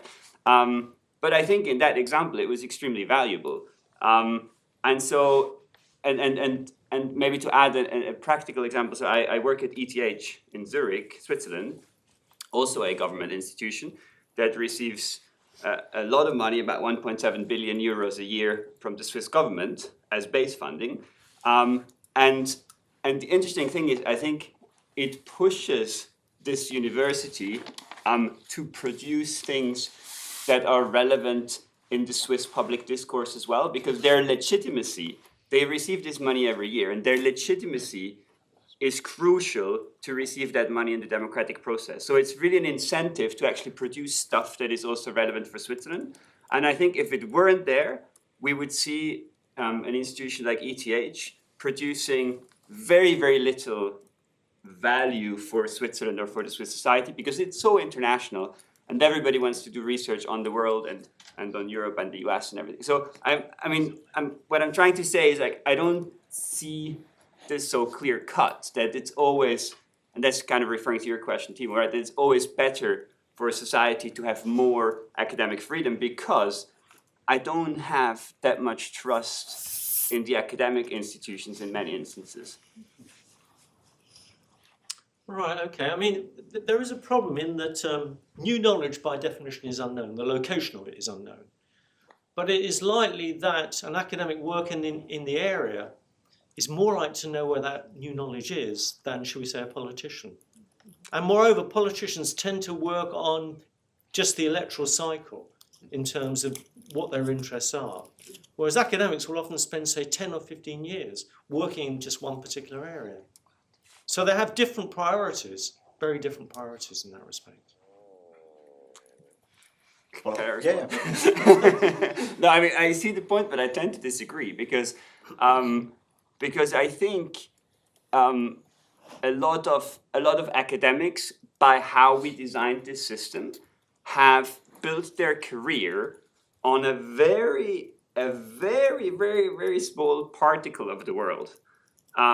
Be it on, there are entire groups that built their careers on one model that runs for the past 20 years, or on one theory, and that's really very accepted perhaps in their field, and they keep going that way. But I would really challenge the notion that because you're in this academic system, you're more likely to know where the knowledge, the unknown knowledge is that is most useful to society.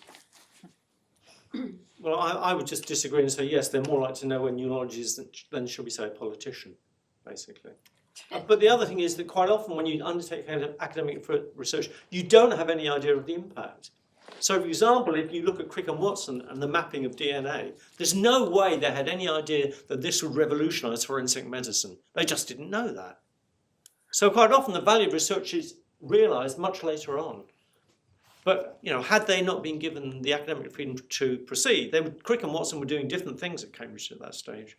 Had they not been given the academic freedom to carry on, they would not have worked out what DNA looked like. And the counterexample to that is the mission to the moon, which was a massive public spending program, which is super directed. It was very clear, and it led to many of the technical inventions that you now have in your smartphones, in your computers, GPS, etc. Let's be honest, So, it was quite done free, just to be... but it was quite directed. So. Yeah, but it was done just to beat the Russians, come on. Exactly. You know, there wasn't any... But it produced Kennedy so didn't much think of our academic freedom world. should allow us to go to the moon. That didn't happen. He said we will send a man to the moon and bring him back safely. In the hope that the Russians would fail, which obviously, I mean, the Americans were incredibly scared when Sputnik went up.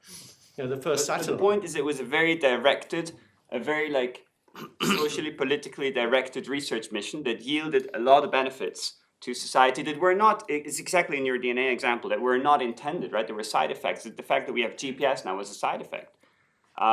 So it spurred a lot of innovation, and I mean, there's really good research on what kind of innovation these programs have spurred in the past. So I mean, I guess in the end, you know, it needs both, but I'm just, I tend to disagree with the notion that only if you're absolutely free to determine what you do as a researcher, can you produce the most relevant insights for society. Okay. You also wanted to comment on? Yes, I totally agree with you, but I would say that, and also we should remember that even though your example is an example of success, when you at least assess that it turned out right, but my fear is, what if we have politicians that direct research to areas that we really don't want to meddle with? And this is actually an actual fear we have in Sweden today. What does this represent? That the cabinet decided that these people that were appointed in our university boards will only sit for half the period. Basically, they want other people to sit there and decide, and it's quite scary because who will these people be? Yeah. Maybe I'll ask a follow-up question on this. So because I mean I think when it comes to academic governance, then it is not so much just a question about like the individual freedom of research that one person pursues, but of how, for example, would we hire our next colleagues, etc. Yes. And then, as we all know, this can go in a good or in a bad way, and there might be exploits. So I would be curious to hear what would you suggest basically to make sure that our systems of self-governance and therefore pursuing academic freedom in on a let's say self-governance level is put in a safe place. Yeah. I mean that's very difficult to do insofar as governance structures are a law unto themselves often in universities. So I know, for example, that at Oxford it's still the congregation that makes the decisions. 5,000 academics in essence. If I were to look at the UK system, you can distinguish between the pre and the post 1992 institutions. The old institutions had a senate which was elected, but the new ones now have an appointed academic board, so they're much more managerialist in that respect. But I think that has happened elsewhere in Europe as well. I don't know what you can do about that because quite often it's very difficult to change university statutes, for example. Yeah, I was more thinking about like what you would consider to be, for example, a best practice example that you would recommend or something, if you can. I wrote a paper which called for a Magna Carta of academic freedom, and it lists as many things as I could think of, which would encompass what happens in governance and the role of academics within governance. Yes, and also, I mean, arguing for guardrails for academic freedom doesn't mean that we are arguing. I mean, we're still, depending how this would be organized, we would probably still be dependent on public funding, for instance. And I think there are a certain amount of legitimacy for any government then to in a wider scope say that we need this kind of research, but not to be on the detailed level that we are at present are. So it is, I mean, we're talking about how this should be organized and in detail. And as I said before, I don't have a ready proposal. Yeah. Let me look around whether there are any more questions. Otherwise, maybe we come slowly to an end. Let me use the opportunity to thank both of you. Thank you. And to thank everyone for the nice discussion. Yeah, thank you. It was very interesting.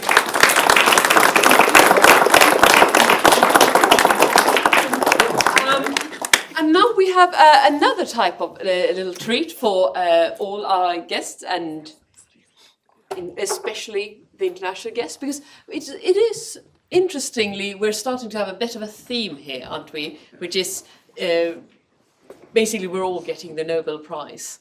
And yesterday, of course, we were close to the Nobel Museum. That's next to the building where we would all get the prize in literature. But this is actually the building where the prizes in physics, chemistry, and the prize in, okay, it's not a Nobel Prize, but, you know, work with me, in economics, is being awarded. And for those who would take a peek at that hall, this is now a chance to do so. So if you would just follow Celia over there, just waving. And after that, you are free to take a bit of coffee, and then we come back. Yeah. Cool.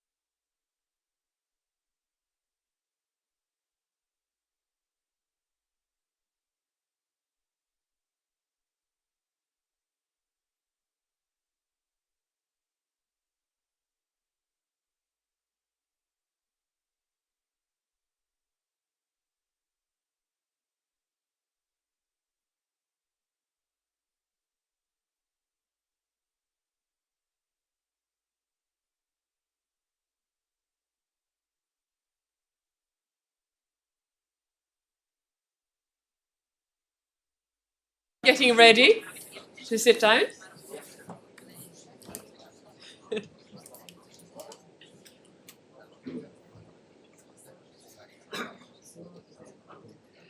Wonderful. So, after a full day of asking questions, we now will have the final session where we get all of the answers. Good we?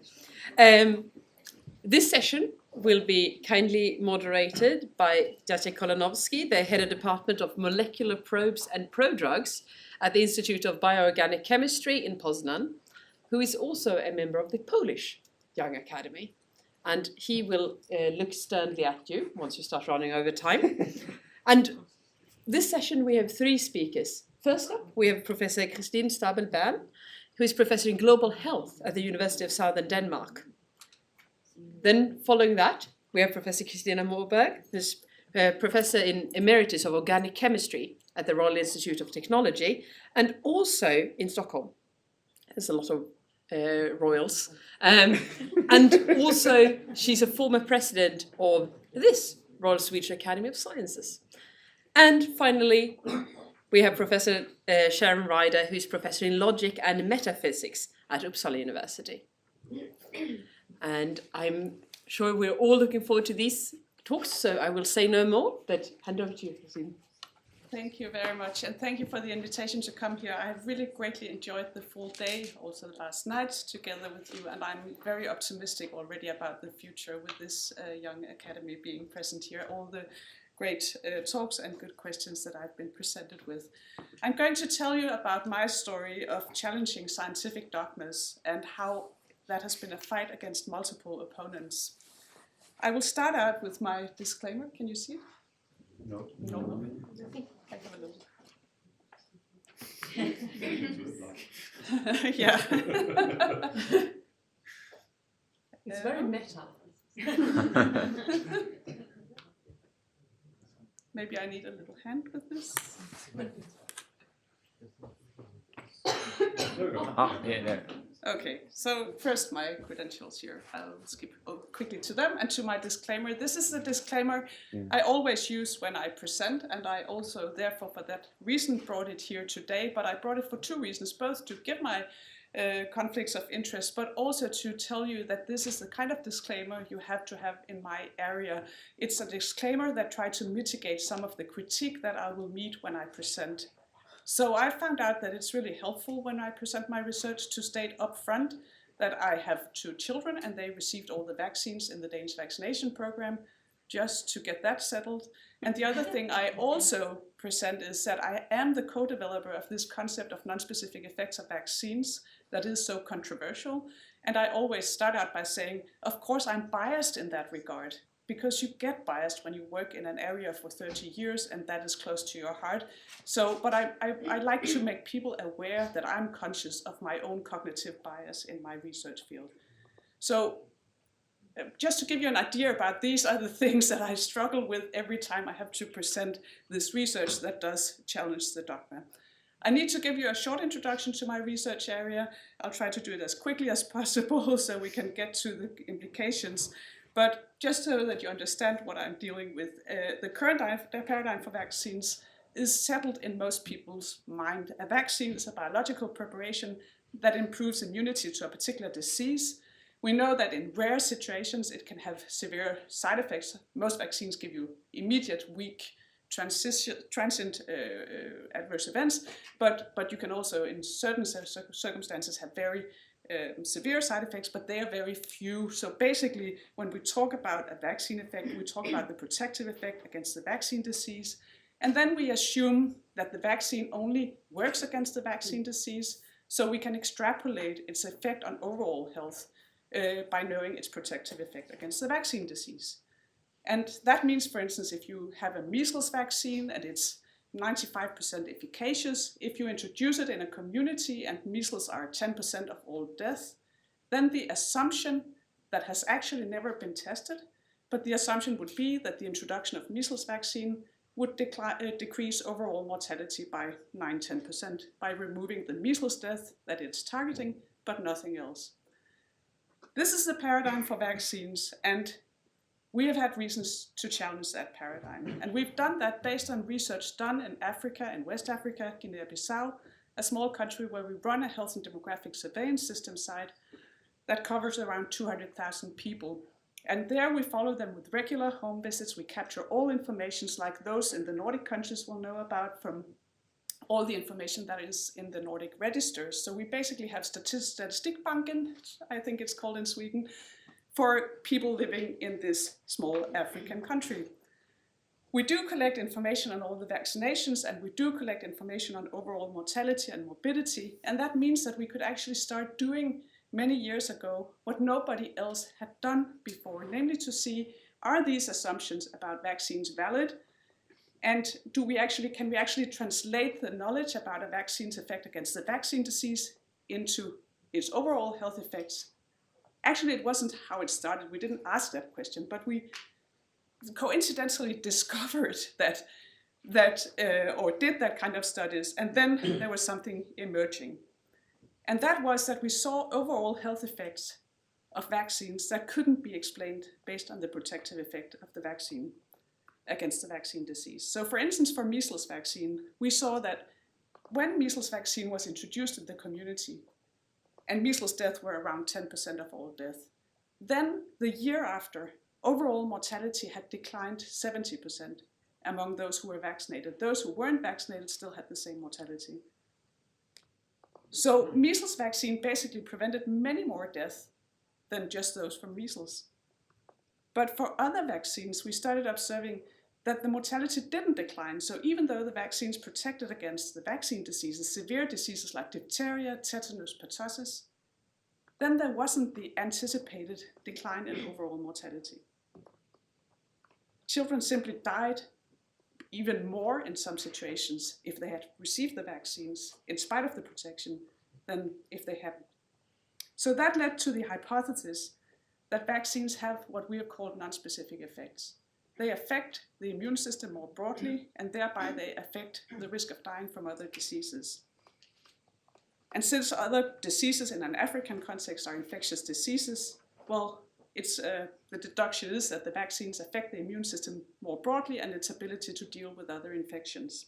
And that can be extremely positive, but it can also, in some situations, be negative. So now you see why the disclaimer was necessary, because we are moving into something which is super dangerous here.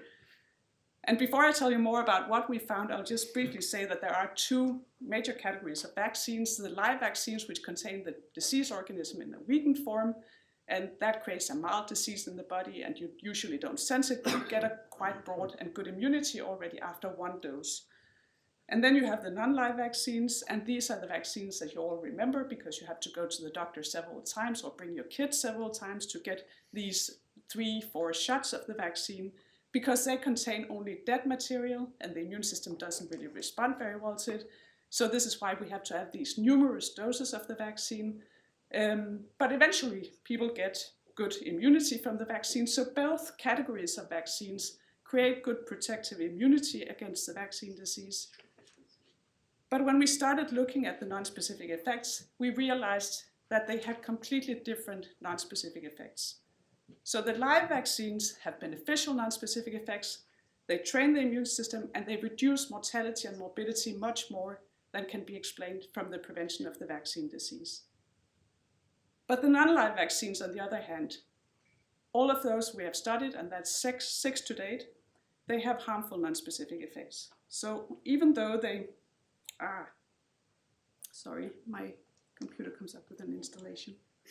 I hope you cannot see it. Yeah.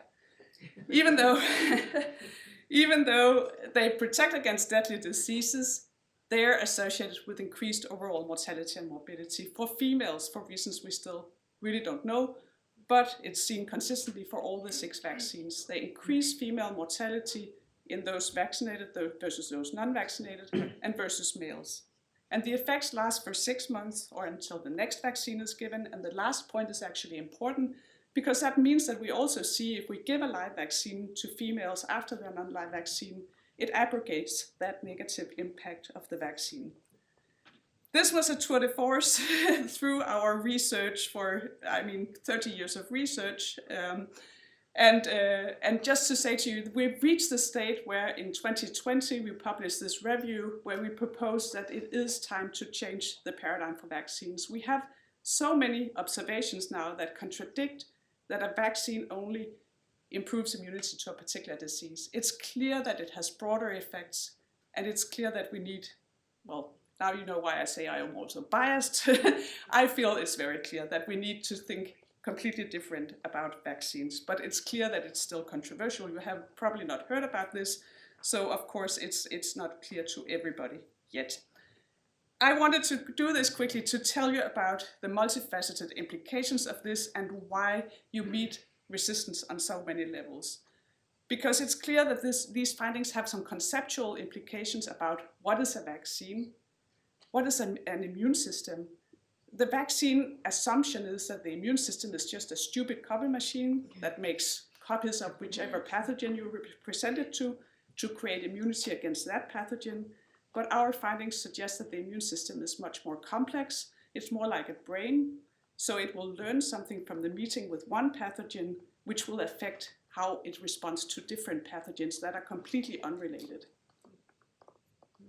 It has implications, conceptual implications, in the sense that the current vaccination programs assume that you can give vaccines independent of each other.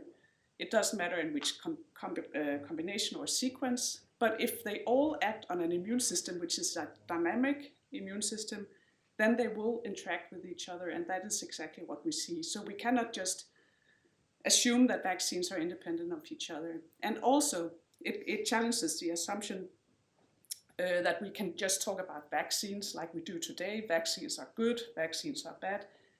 We cannot talk about vaccines in plural. They each have their independent good and bad sides. So these are the conceptual implications, but there are also practical implications. And this is also an area where we are also challenged, because we challenge the current program framework for testing and approving and regulating vaccines, because it only looks at vaccine effects against the vaccine disease. So the current program doesn't look at whether you have, it wouldn't capture in the studies that lead to approval of a vaccine, if you have a pneumonia 3 months after you received your vaccine with streptococci, that wouldn't be counted as an event of the vaccine unless it was a streptococci vaccine, of course. So you can see how the current system for testing vaccines is not set up to capture these effects. Not now for present vaccines, but historically it hasn't investigated any of the vaccines that we are currently using for these effects. And also it has practical implications, because it means we need to change the vaccination program to make sure that we get the full benefit both from specific and from non-specific effects. Each of these points, there you meet different challenges, because within the conceptual implications you have to fight other researchers. Within the practical implications for the framework, we are talking about fights with the industry and with regulators. And within the vaccination program, this is really related to policymakers. So there are many interest groups that you're dealing with. Let me just have a little bit of time. I have so much to say. Oh, soon running out. For the researchers, I think it has been tremendously important that we have been able to find immunological explanations. So here you see on the left-hand side a response, a letter to the journal where we published one of our randomized trials. We showed tremendous beneficial effect of giving a tuberculosis vaccine to newborns in a randomized trial. And it shouldn't prevent any deaths, because you don't die from tuberculosis in the first month of life, but it did reduce mortality by almost 40%. And esteemed researchers from London wrote a letter saying this is not plausible. How can a vaccine against tuberculosis affect your risk of dying so quickly?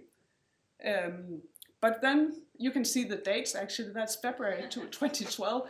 Then in September 2012, we have a breakthrough with a paper from a Dutch group showing that BCG vaccine can indeed epigenetically modify your innate immune system and change how it responds to a number of different pathogens. So with the quote of Asimov, today's science fiction is tomorrow's science fact. I think it's really worth keeping in mind. Science changes all the time.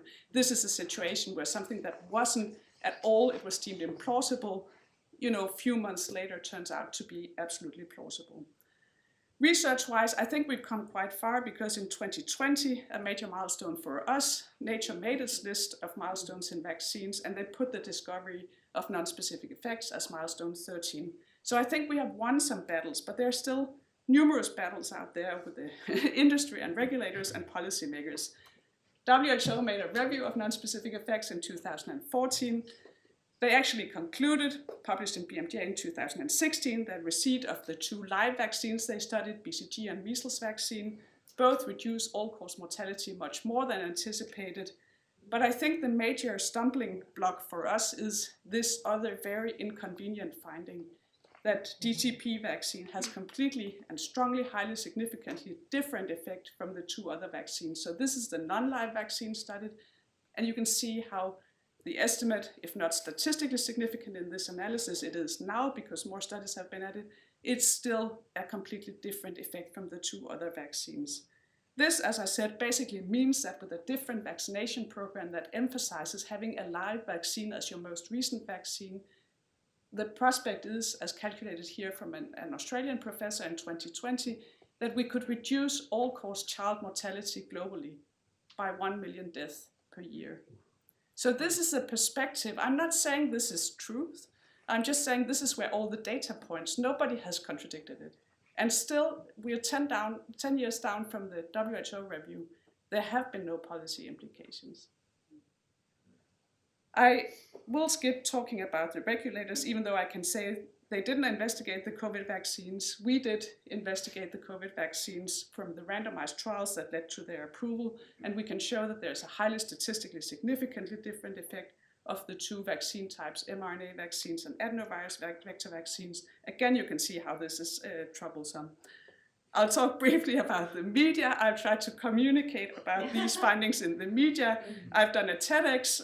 You can see the comments to that one. I'm both called anti-vax and pharma bitch. So I get the shit from both sides. On one occasion, I was censored on YouTube for a very scientific podcast. I've listed here all the opponents. The other researchers we've dealt with, the public bodies as policymakers and regulators. The journals I didn't mention, we have a very hard time publishing these findings, even the reanalysis, as I showed you, of the mRNA and adenovirus vector vaccines, completely based on already published literature, showing some results which should be concerning to the whole of the world. We've vaccinated 8 billion people with mRNA and adenovirus vector vaccines. Why is it that no journal will publish a reanalysis built on existing published data showing that they're completely different effect of the 2 vaccine types on all-cause mortality? This is censoring, in practical terms, censoring. Yeah, funding bodies, I can talk. I just want to say one thing to you guys here about how you might censor yourself, because I've been struggling so much with these research results and with presenting them. I met a professor at Stanford once, and he said, you have done what you should do, but what every researcher should do. You should go where the fire is. You should go where everybody is skeptical, but no one can really explain why. And I think that's a really great definition of a research area. That is where you have found something that's interesting and you need to pursue. But he also said you should do as a fireman. He doesn't go into the fire without having any protection. Yeah. So make sure that you have protection. And the thing that has kept me going here is to have a mentor who is my senior, who has been in this battle for a long time and who supports me every time I get into trouble. So I hope really for you guys that you will find that area of research, or probably many of you have already found it, a fireful area where there's a disagreement, where there's something new to be learned, but also be aware that you need to have that that help, that fire guard with you. Yeah, so I've run out of time. I want to say something, I can do it in the discussion.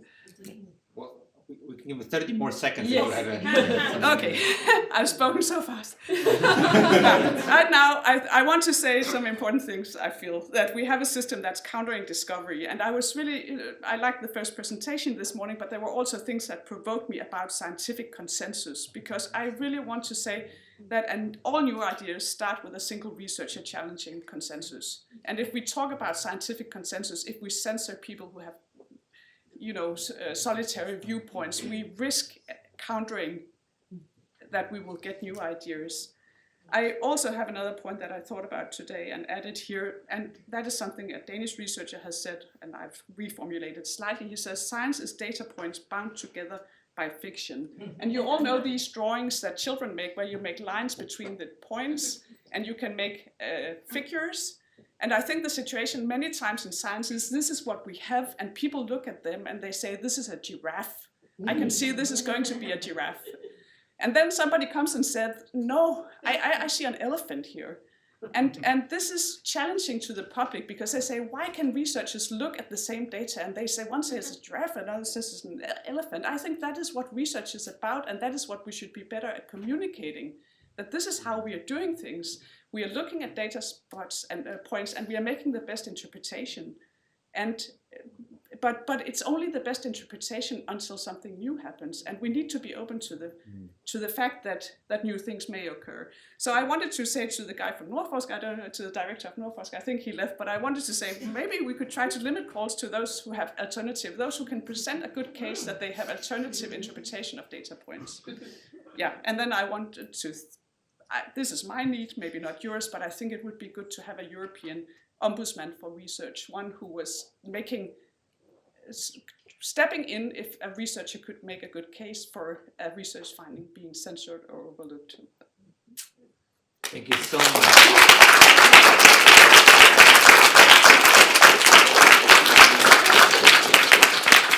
Thank you so much for this fascinating and thought-provoking speech. I will now give a floor to Professor Moberg, and then we will all together come here and we'll have a discussion.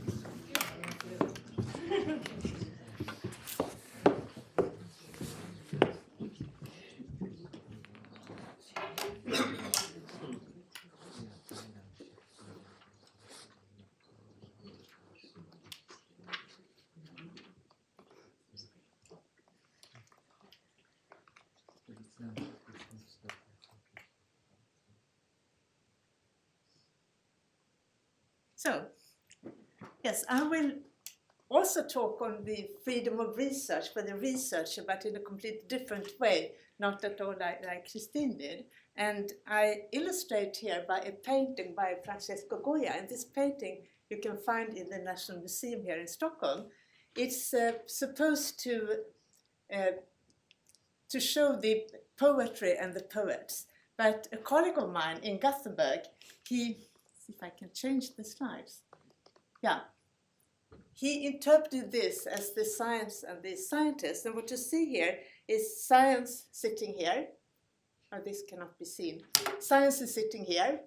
And you have the mountain Parnassus, where the scientists would like to climb. The scientists are around here. You see at the top here, you have the free thoughts climbing up in the sky. And then you have here the water coming from the source of inspiration. But the scientists are the poor guys here wanting to go up, but have difficulty to do so. But scientific freedom, of course, in research is extremely important here for the social culture and economic progress of society. The person who first identified the importance of scientific freedom was, as you certainly know, Wilhelm von Humboldt, already in the beginning of the 1900s. And his ideas was that the freedom of political and ideological control was extremely important for for collecting knowledge at all. And this is what we still don't see, as is evident from this day here, because we still have to fight for the academic freedom. He wrote a letter to the King of Prussia, and they decided then to found a new university, the Humboldt University in Berlin. And this actually still stands as a kind of model for academic freedom. And now I talk just about the research here, but he had many different ideas how research and education, teaching should belong together, which is still a dogma that we use in the community. Now, some things that I have here have already been said, so I will slip over quite rapidly some things, but I want to just to highlight that every researcher's right to freely choose research topic and research method and to publish the results. That's part of the academic freedom. And also that scientists must be able to pursue their curiosity, creativity, and critical spirit in order to build a comprehensive science knowledge base in society. And this is actually implemented in the EU Charter of Human Rights, which says that the arts and scientific research shall be free of constraint and academic freedom shall be respected. But, as we heard today, so I would go over this quite rapidly, this is not the case. We have many things that have happened since Humboldt's time. It's clear that academic freedom is under attack in the European Union, in Europe in general, and more so in some countries than in others. But you have seen here some statistics saying this, that academic freedom is declining not only in Europe. And there are several factors for this. And one is, of course, the political systems, which we start to see here even in Sweden, but more in some other countries in Europe. But there are also other reasons for it. And this is a book that appeared 2021, which analyzes the decline of academic freedom and the causes for it.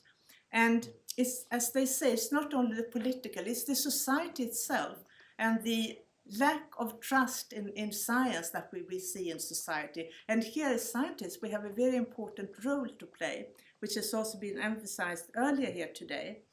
And also the way that universities are managed now, the new public management, the bureaucratization, etc., that we see at universities, which also affect the single scholars at universities. And also how science and research is seen today as a kind of machinery for the production of knowledge. There's a lot of competition. We measure how much we do, and this is knowledge that should be sold on the market. Governments have recognized this in many different countries in Europe, but they have not really implemented the academic freedom according to Humboldt, but in a very different way, such that, as in Sweden, I know in other countries also, that the universities are free to manage their own resources and so, but it's not academic freedom in the general sense that has been implemented in the universities. And that this comes together with a lot of control. We have to control to give figures, statistics to the governments as payment, so to say, for the control of the resources that many universities have gained. And as this says, this is not at all what Wilhelm von Humboldt meant with the academic freedom. What is also affected is not only the governments, the politics, but also the economy around, because science is measured with an economic value in very, very high degree. So Humboldt said that the state must always remain aware that the matter itself is much better if the state does not interfere. I think this is a very good quotation. But of course, science is important for society. And I like this quotation also from the European Code of Conduct for Research Integrity from ALEA and ESF. This is actually from the previous edition of this one. That science is expected to enlarge mankind's knowledge base, provide answers to global challenges, and guide decisions that shape our societies. And of course, we have a responsibility to contribute to this. But how do we do this best? Yeah, today, governments say that it's useful research that we must do. It's the research that is funded by the state should, so to say, be given back as results to the state. This has been, there was an article that appeared in Nature some time ago, maybe some of you have seen it. And I think that what they claim here is that papers and patents are becoming less destructive over time. They looked at 45 million papers and also a few million patents, and they put them on a scale from -1, which means that they were conclusive evidence for things that were known before, until +1. I mean, both represent good science, but the +1 is the really disruptive science. And what they could see then, you don't need to look at the details here, but in all other areas, the disruptive science, that is, we could call it creating new paradigms, has gone down over time, measured from 1950 until 2010. And what is interesting here is that, I mean, this is interesting in itself, but what they discuss here is the reasons for it. And they think that one reason is that there is so much knowledge around now, so each scientist works in a much more narrow area, and new disruptive ideas come when you interfere with other ideas, with other disciplines, to take ideas from other disciplines, and people do this less. Here, I think, as scholars, we have an obligation also to make our students go to different kind of lectures, and so to be broad. But another reason they take up here also is the way that science is funded today, short-term funding, and when you get funding, it's like a project, something that starts and then something that finishes in the end, instead of the very long times research that when you are able to really accomplish something new. What we also do is that we look at the quantitative evaluation of research. We look much more at quantity than quality. And I mean, I say this to you young guys here, that when you sit in panels and research councils, do object to this and try to do your best to look at the quality. Of course, it's much more difficult than to look at the number of publications and the impact of the journals and age indices and so, but this is what we must strive to do, because that is what can be disruptive research. Also, the consolidating research can be very important, but we need really new ideas also. One of the Nobel laureates in physics last year, 2022, Anton Seiliger, he said that he would not be able to do what he did today. When he came to his lab to start his studies, he had an idea, but he didn't know how to accomplish his research, what way to take, etc. But he had quite a lot of time, so he said he was fooling around, and it took him 10 years. And from the beginning, he didn't know what methods to use, etc. If he had applied for funding today, he would have been forced to define the goals of his research, the methods that he would use, the milestones, and the results on different times. That would not have been possible for him. So this is certainly one of the reasons that we see less destructive research. And this is something for governments and research councils to really consider. And he's then said also that this is now the essential point in funding. It must be changed. And I fully agree. I think that most of you would agree with that. In the academy here, we have looked very much at the free research, so to say. We must do something which is good for society in some way or the other. Now I'm very much in natural sciences, but this also refers to humanities, social sciences and everything, but the value is different, but it's value for people in some way. And this is a booklet that was produced a few years ago with several examples of basic research without, I mean, it certainly had some goal, but not a specific goal for an application of something. But you can see lots of applications which really started in this way. This is a wonderful book which I have used on a couple of occasions when I've been talking about this, The Man Who Planted Trees. I must tell you a little bit about it. I really recommend it. It's a man, he lives in a very desert country. And nothing is growing. People are very poor. They can't, I mean, they are trying to hunt a little bit and so, but it's difficult life they had. He started to collect acorns. And he collected 100 every day. He planted. After 3 years, he had planted 100,000. 20,000 oaks came up. And then he continued with maples. Nothing came up. He continued with other kind of trees. And finally, it was a flourishing landscape that he had with lots of green trees, and the water was coming and everything. And this is a little bit like basic research. A lot of failures, and he didn't know exactly what the end would be, but he was striving. Then the governmental authorities came, and they made it a state forest because they thought it was so good. When we have political strategic investments, they rarely lead to the unknown oceans, because the strategic plans begins with mapping the current situation and defining the goals based on what is known. What is new is, however, not based solely on what we already know. And I think that this is something to remember, which is very important. We see more and more strategic plans. We can see our own research council here. They have more strategic areas, more and more for every year. I would like to point out a couple of research councils. Everything is not ideal in the ERC, but it's more free anyway. You have to present your methods, etc., how you should work, but it's better than many other research councils.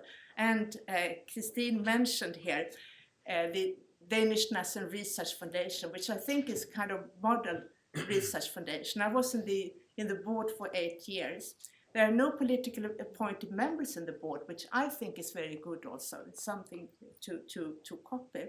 And what I would like to point out, that I think is very important here, that the Confederation of Danish Industry, which in a way resembles Svenskt Näringsliv here in Sweden, they have said several times to the Danish government that they want to double the funds for the Danish National Research Foundation, that funds only basic research in all different disciplines, but only basic research is a good idea that I have found it. And they have understood that they can solve a lot of problems, about the problems they know today, but the problems in the future, they are not aware of them even. That is something to leave to the scientists. Nowadays, politicians are so afraid because they want to pick out the problems that should be solved. This is a discussion that we had just before the break, or so maybe we'll come back here. So the justification of the academic freedom is not only that scientists should be able to enjoy themselves, to have a good life, but it's also the best for society. And that knowledge is best advanced when the inquiry is free from restraints. And I'm certain that this is extremely important. And this is something for PIs, for people in universities to think of also, to give as much freedom as possible to the young students, to give room for diversity of approaches, to accept stupid ideas also, and to encourage the students to be broad in order to find out new solutions, new ideas, etc. And to educate students who, when they look at an egg, not just sees an egg, but something more. I would last want to mention one more thing that was discussed a little bit here before the break also, about trigger warnings and the students who, you asked about this before, the students who try to prevent, for example, invited lecturers to give lectures, and where, if not at universities, should questions which remain unclear or controversial be discussed. I mean, this is really amazing. In the 60s, there was a free speech movement. It was a young student who claimed that the speech must be free at university. We must be able to discuss anything. And now we see a very different trend here. And this is a quotation from Obama, who said that you don't have to be fearful of somebody spouting bad ideas. Just out-argue them, beat them. make the case as to why they are wrong, win over adherents. That's how things work in a democracy, and this is very important for democracy as well. So this is my final here. We talk about academic freedom, but of course this comes with responsibility and research integrity, that we must perform our research in such a way that people can have trust and confidence in what we do and also follow the professional standards. So I mean, academic freedom doesn't mean that we can behave in any way. We have a big responsibility as well. And freedom without responsibility tends to undermine the freedom of others who are entitled to their own academic freedom also. Science without conscience is only ruin for the soul, said already Rabelais. So this is just to tell everybody that we must continue to fight for academic freedom in Europe and in the world, because this is so important. There's many different aspects that I have told a few, and you have heard about many different aspects here today. Thanks a lot.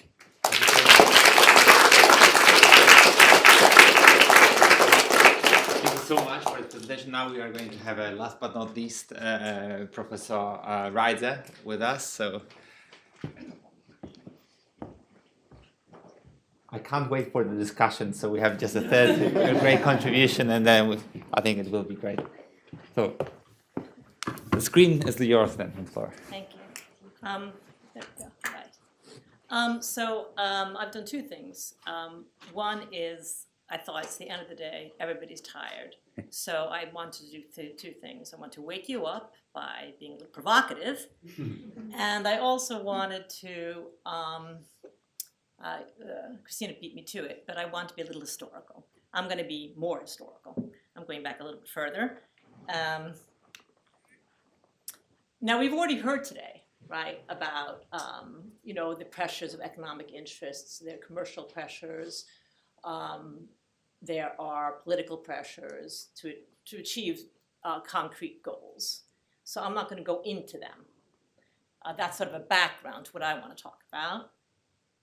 What I want to talk about is what the first lecture in this session talked about, the internal conflicts and power struggles about what constitutes science, knowledge, best practice, and excellence. And so I thought I'd go back a little in time. There was something, we can learn from history, I think. There was something called the Cartesian controversies, not just in Uppsala, but in all of Europe. I'm going to give you a little lecture about that, if that's all right, because it's very interesting. Back in the 17th century, theologians, clergy, and statesmen throughout Europe feared that questioning the authority of Aristotelian scholasticism would undermine not only church dogma, whether Catholic or Reformed, but the very foundations of society and established knowledge. That's how important Aristotelianism was. That was the sort of the standard view of everything. The early adopters of Cartesianism, which is a kind of mechanistic way of studying the world, tried to allay such fears by borrowing Galileo's inventive maneuver in his confrontation with the Inquisition. The Holy Book, he said, wasn't a scientific treatise or textbook. When it's written that the sun stood still in Gibeon and the moon over the valley of Ayalon, it wasn't an empirical observation using scientific methods. Salvation and morality were the work of theology, discovery and invention the job of natural philosophy.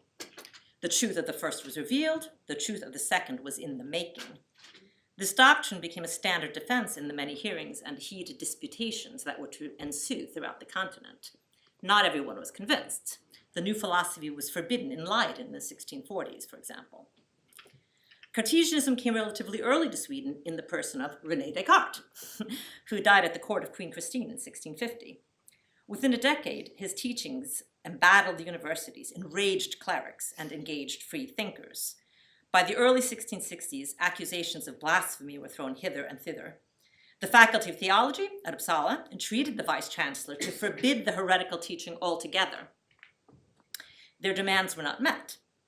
Even one of their own, Johannes Billberg, himself both a professor and a bishop, thought that trigger warnings on the most dangerous passages in Descartes' work should suffice to protect the youth. There was no need to cancel it altogether. But that didn't settle the issue. The astronomical model of an indefinitely extending wholly material universe determined by the laws of motion, for instance, was inimical to the story of Genesis. Taking their cue from Descartes himself, professors of medicine and natural philosophy, what we today call natural science, argued that this model was not to be understood as referring to what we would say alternative facts, but as merely describing what could hypothetically be the case if one draws one's cosmological conclusions from the clear and distinct ideas of reason. This line of defense did not appease the critics, but by the 1680s, it hardly mattered. The enormous efficiency and fruitfulness of the new way of thinking had made an impression, and the novel ideas and mathematical methods attracted the best and brightest students and teachers. After decades of heated battles, the Faculty of Theology at Uppsala entreated not just the Vice-Chancellor, but it entreated the Crown to prohibit the teaching of Cartesianism once and for all. Responses and reports were elicited, special advisory committees were appointed to investigate, deliberate, and adjudicate. In 1689, a royal edict judiciously resolved that the natural philosophers and professors of medicine and their students were at liberty to avail themselves of whatever tools of scientific inquiry they deemed suitable to arrive at whatever conclusions these might lead, provided that they did not concern anything written in the Bible. In effect, the state accepted a new liberal idea of inquiry and knowledge. The consequence was not, as one might expect, the hegemony of Cartesianism, although it certainly was dominant. Followers of Gassendi or Boyle or Bacon also had reason to celebrate. The cultural crisis resulted in an eclectic seedbed of scientific self-renewal. Another consequence was the optimism that came to be associated with the early Enlightenment. Ideas about the fall or the apocalypse on the one hand, or the notion that man would forever be in the shadow of the genius and preeminence of the ancients on the other, lost traction. In their place, a conception of radical human autonomy took root and spread. Anything was possible. Enter our friend Humboldt. About 100 years later, he was born. He was a Prussian philosopher, linguist, and minister of education in the Prussian civil service who was responsible for reforming the university and school system according to humanist principles. In 1810, he founded the University of Berlin, that was named after him. Humboldt wrote a very famous work called On the Limits of State Action, which were very important for his view of the university. It was a passionate defense of liberty and the philosophical basis of his view that the university should be neutral and free from ideological influences, state interference, and private interests, providing both institutional autonomy and a notion of academic freedom. In his Theory of Education, written about 1793, he indicated that education was to assist the individual to attain personal autonomy in an environment of academic freedom. The University of Berlin became the model institution of the 19th century based on a set of unique characteristics that included the unity of teaching and research, the pursuit of higher learning in the so-called lower faculties, that is, the ones not geared primarily for professional training, and the freedom of the students, Lernfreiheit, as well as the teaching of the professors, Lehrfreiheit. And, leave it there. Now, the University of Berlin became the basis of national cultural revival, and the Humboldtian model had a strong influence throughout Europe, especially Central, Eastern, Northern Europe, and eventually the United States. But it's in conflict, largely, with today's market-driven and NPM approaches to education. I was going to make this quote about the intervention of the, I can put him anyway, right? His warning was, the state must always remain conscious of the fact that it never has, and in principle never can, by its own action, bring about the fruitfulness of intellectual activity.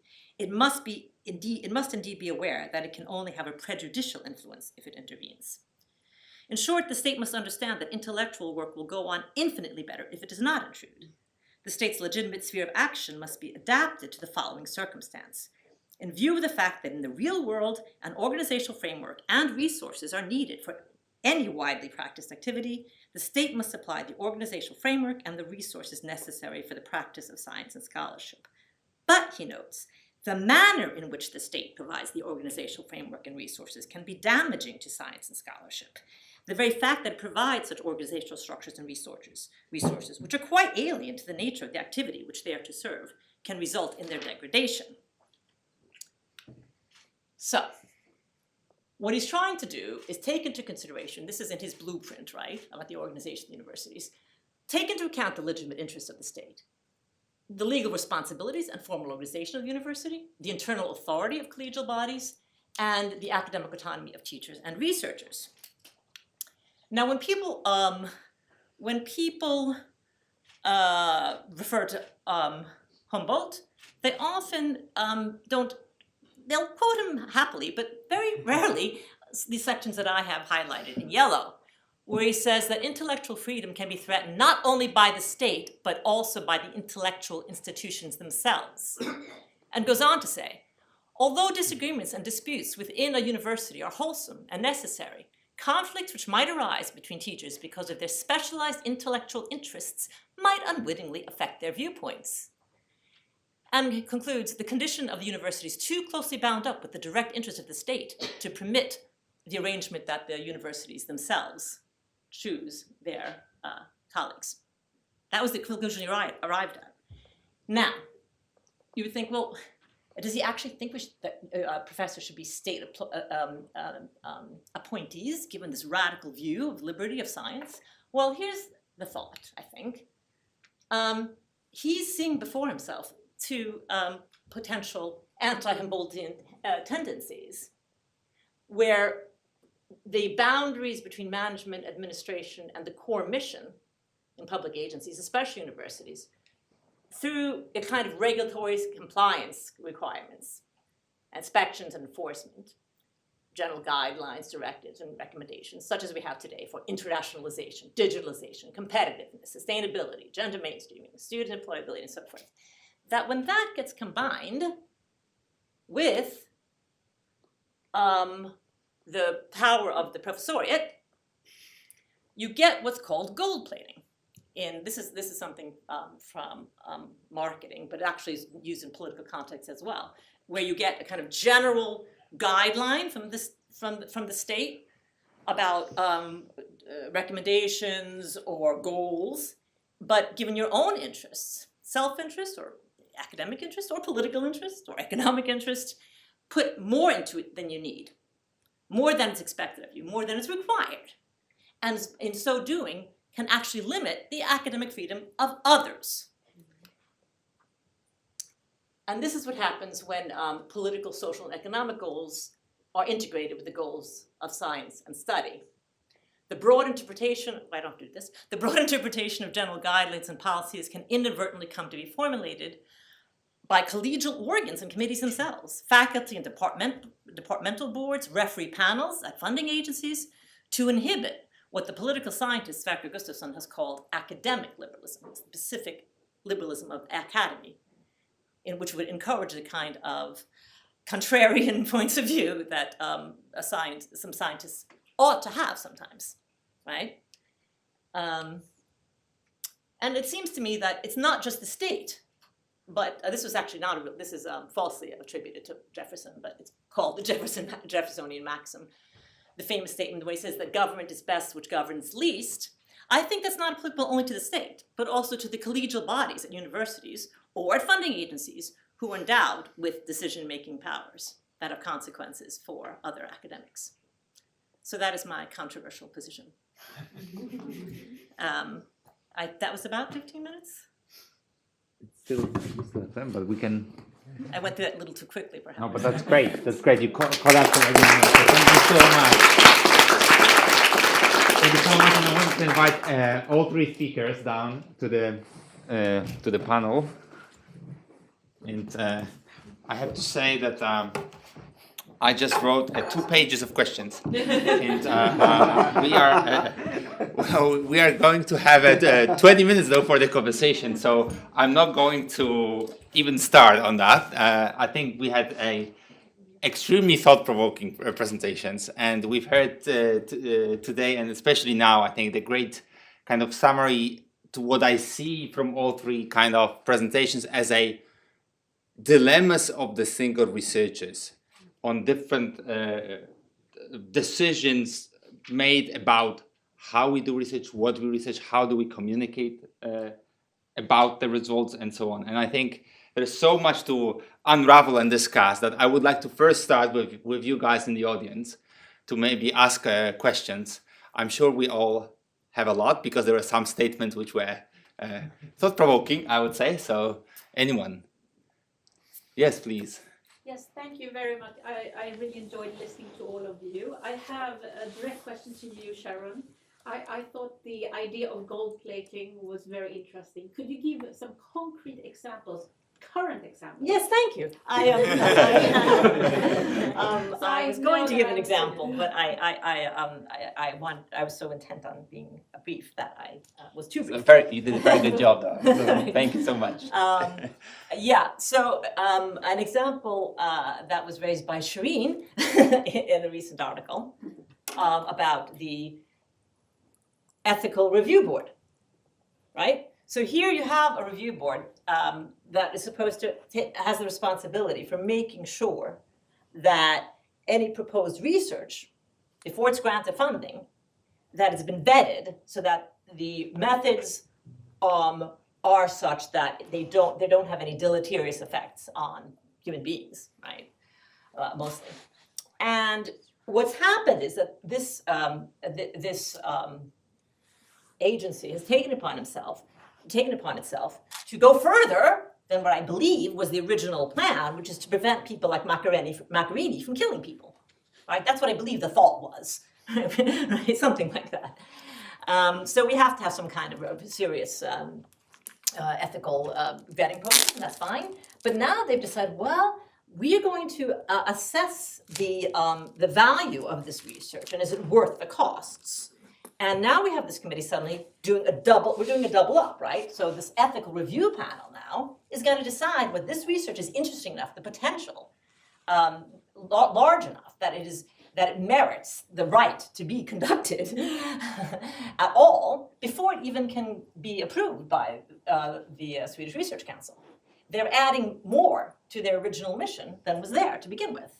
They're gold plating, is what I would say, right? There are cases I know, just in general, gold plating is when you have all the stuff that they put into your telephone they don't want it to do, because somebody got the idea. Well, the more of it, the better. The more stuff you can do when you don't necessarily want all this stuff. That's generally gold plating, when you just add features that aren't necessarily what was your original, the original point of the function of the object that is being so enhanced. I know that Sweden is actually infamous, apparently, in the EU for whenever there's any kind of broad legislation for something, adding more if it's in keeping with the goals of the present government.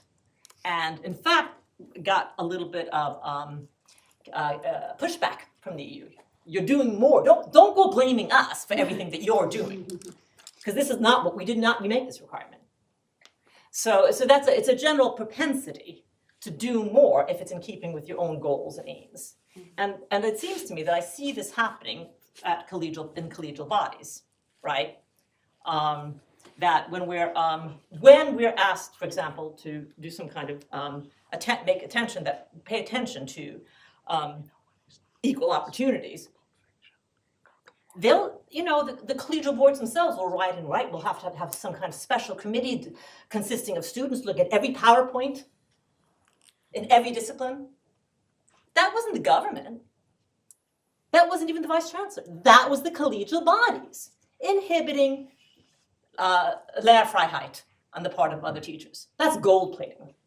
And that is a danger.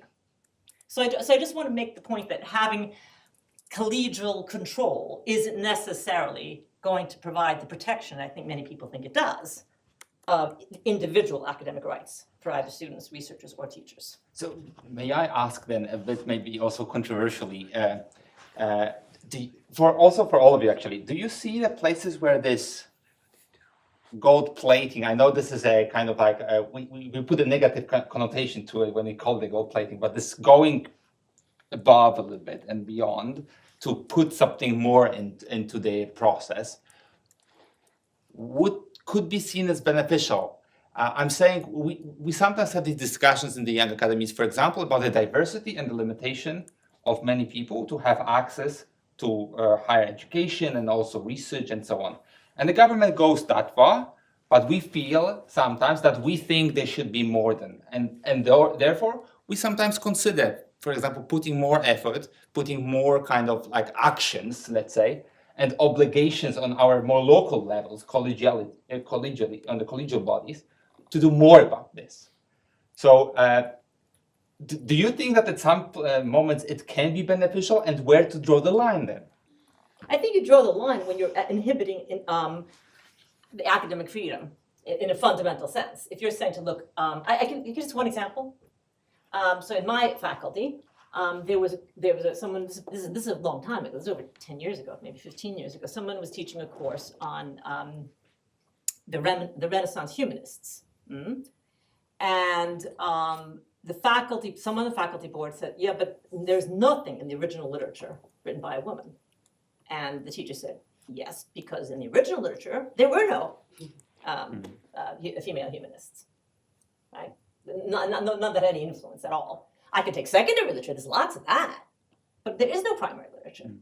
And this thing was discussed for half a year. And what were they achieving except that we had to postpone giving a course that the students wanted, women as much as men? What was achieved? That's gold plating, because nowhere, anywhere, not on a local document, there was no document. It was just somebody who took it upon themselves to inhibit the students and the teachers' right to have a course at a higher level on a subject that's actually quite interesting and relevant for our day, actually. So, thanks. So, Christine, maybe following on that, actually, you have also talked about going against the consensus, let's say, scientific consensus, which we talked about today a lot as well. And did you feel the element of the gold plating there, and something which inhibited you from that perspective, or was it a different kind of pressure which you experienced there, and the different needs that you maybe would have had from the academic community on that aspect? I think there is a tendency, I'm speaking on behalf of the medical sciences, life sciences, well, at least medical science, that there is a tendency that we have made a lot of rules and regulations about how we can do research to prevent industry. I mean, with a good reasoning, the idea is to prevent industry from cherry picking when they do studies and drug development. So there is this whole notion that within the medical sciences that you need to write your protocol in advance, you need to register it. We have what we call the Norwegian approach. I don't know if there are any Norwegians that can nod to that, but it's called the Norwegian approach, that you are actually prohibited in doing extra analysis than those you planned ahead and put in your data analysis plan. And I think this is a misunderstanding. Of course, there needs to be rules and regulations to regulate the pharmaceutical industry, but it has really backfired on the way we do medical research, because it's, again, I'm very interested in what are the things that counter new ideas from sprouting. And one very concrete thing is the idea that the more ethical you are, the more obedient you are to the rules, the more rules you have and the more you obey to them, the better research. And I think it's absolutely countering the potential for getting a new idea when you look at your data, exploring something, finding something new. This is how research develops, but we are having procedures in place which are perceived wrongly as being good, but which are achieving the opposite of the intention. I think this connects very well to what Christina also mentioned about this fact that we are asked for planning ahead 5 years, and this limits, of course, the disruption which we can have in that. So how does it look from your perspective? Do you think that there is where would you draw the border? Where do you think the prescribed rules can help, and which kind of rules, and where do you think we should just step back and say, I think maybe that we need to have different responsibilities for different, this is a lot about research councils now, because they're the funders of the research, that we should have different types of research funds, which I see in I don't know so much about the entire system in Denmark, but I've seen after 8 years I know quite a lot. But to have one research council only focusing on good ideas without, caring about where actually they will lead. Of course, there should be some goals with what you do, but it doesn't have to be an industry manufacturer of something, but to have good ideas. And it's also very long-time research. Right. So, yes, 1, 2, 3, 4. Yes, please. Sorry. Yeah, I just want to thank you and also for bringing this into the self-censorship and the idea that there are things that we are limiting ourselves in. And I thought it was particularly striking, your example, Christine, with all the different people you would have to struggle with this paradigm shift. It's not one group.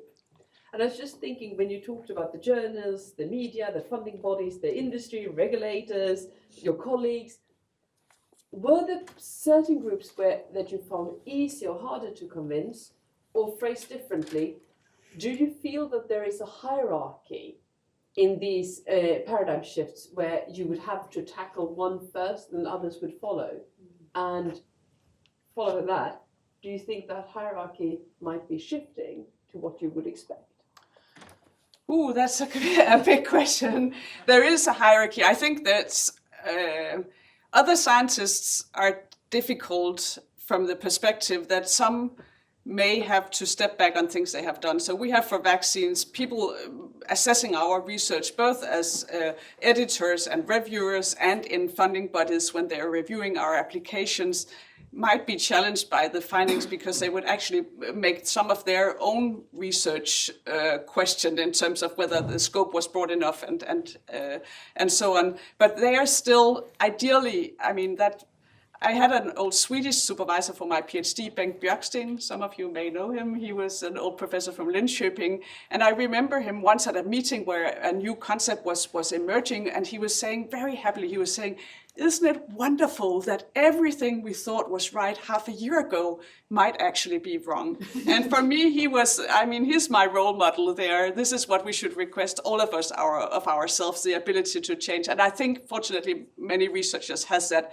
mindset that if there is data, they will also listen and change. So I think they are the easy ones. I think the really big struggle, and hopefully many of you will avoid that, is when you start moving closer to policy. And I think the very big tanker to shift is the World Health Organization. It's not, these public health policymakers are not research driven to the same extent. Should it be on you as a researcher, or someone else should do the job, you think? Yeah, that's a good question. I need help. I don't know. I don't know who can help. Maybe that ombudsman I talked about. Maybe sometimes I feel I need to have some place to appeal to and say, look at the data and please can we and sometimes we maybe also need these meetings. I wish we could have meetings. I remember actually the Danish National Research Foundation once called a meeting with some of our opponents, and they said, let's sit down, and they locked us into a room for 2 days, and they said basically we could only come out when white smoke was coming out of the chimney, and we actually managed to reach a consensus and write a joint paper afterwards calling for more research into this area. So we need also to have fora where we can discuss openly controversial issues. Can I just make because I observed the very interesting questions. Who is worse, right? The colleagues sitting there on the research councils and the editorial boards and at the university, or the external actors. But it seems to me they're seeing a larger integration between these two, a hybridization. And then it will be impossible. Then there won't be anywhere to turn. And this is why I want to go back to this. What happened in Sweden in the 17th century was essentially that the theologians had the backing of, they thought, of the government, right? And the government said, no, we're not doing that integration. We're going to separate, right? Which means you work it out for yourselves, right? You work that, don't come backing, don't look for backing from us. And that has been the liberal view of the relation between the state and the university. What's happening is that you have people in the academy themselves wanting backing from the state. This is also, I've seen this even in Europe, right? So that, and when that happens, you're kind of crowding out any possibility for scientific evidence and argumentation deciding what is the case, because now it's the state that has its recommendations, regulations, and so forth. So I fear that development. Do you see what I'm talking about? I think so, yeah. And then there's really nowhere to go anymore. Science will cease to exist as a separate sphere. Yes, please. Then here. And Yeah, just talking about how there are restrictions to what data, we've got to set out the goals, the questions, and how the data can be analysed, the point that you picked up on. I don't know how it is in the rest of Europe, but in the UK, now there's a very specific move towards, well, the data set that you collect from patients especially is not a single-use data set. So these are all going towards all open data sets, and then there are funding calls specifically for how can you reuse the data sets, what's already available. And I think big data, especially from human subjects, is becoming more the norm. And I think that's a good way to go. Do you see a value in that? And is the rest of Europe doing the same? I'm guessing it's the same. I mean, forgive my ignorance here, but in the UK, there's definitely in the last 4 or 5 years, there's been a push towards that. I definitely support the call for more open open data and possibility to reanalyze other people's data. That's something we've benefited greatly from analyzing data which is already also in the public domain, etc. But I still think that many of the papers that well, that opens other doors, but there is still this limitation as whether did you have the idea in advance or was it just something you found along the way, where I think we'd still give too much credit to having the idea in advance, because again, it is the recipe for not finding anything. If you have to protocol everything you study and to think it in advance, then you will never, that is that is counterproductive again. So it's a step in the right direction, but I also think we need to put more weight into the serendipitous finding and Pasteur's chance favors the prepared mind, etc. I mean, we should be allowed to explore data more and publish or disseminate research findings more, as long as I think the individual criterion is not as much as whether one single study was pre-planned in advance, but more like, does it fit into the pattern of observations? Does it bring something new to the table? So there are some criteria there. No, but that's absolutely true. But I think it's sort of balancing out the risks in terms of, well, you could potentially ask entirely new questions with an old data set, and you don't necessarily need to recollect the data. Yeah, that's a great advantage. So I'm thinking that's not necessarily a limiting factor, given that if you're able to access data, and well, of course, there'll always be the things that, oh, if I collect this one extra metric, then it would allow me to do this extra analysis. But with what we already have, I think there is quite a lot of potential there to ask these sort of open-ended questions, especially when it comes to human data. I can sort of see the value of putting some checks to how much you can collect in one go from patients. But again, reusability of data is absolutely critical, I think, and that itself will open up lots more windows. Linda. Thank you so much. I think you've all touched on very interesting things that everybody's sort of happy to hear. And I like the idea that, we can't discover the problem of the future. We can't solve the problem of the future if we have all these defined methods and defined proposals. I just wanted to ask a few questions related to the gold plating idea. Okay, so we talked about strategic calls and how that they don't allow us to be who we want to be in terms of our research. So I wondered whether in using gold plating that it would apply more in the strategic setting where funders are asking you to show impact, show institutional, say, what do you call it, recognition, so something, reputation, PI reputation, and they ask you for very specific things. And I wonder whether that gold plating is coming in there when they're asking you for all these things that you have to hit the marks. And so all the applicants are trying to show that they've met all these criteria and even add, the cheese on the cake. And I've met the extra one. I wonder whether in that setting, that's where gold plating is being perpetuated more.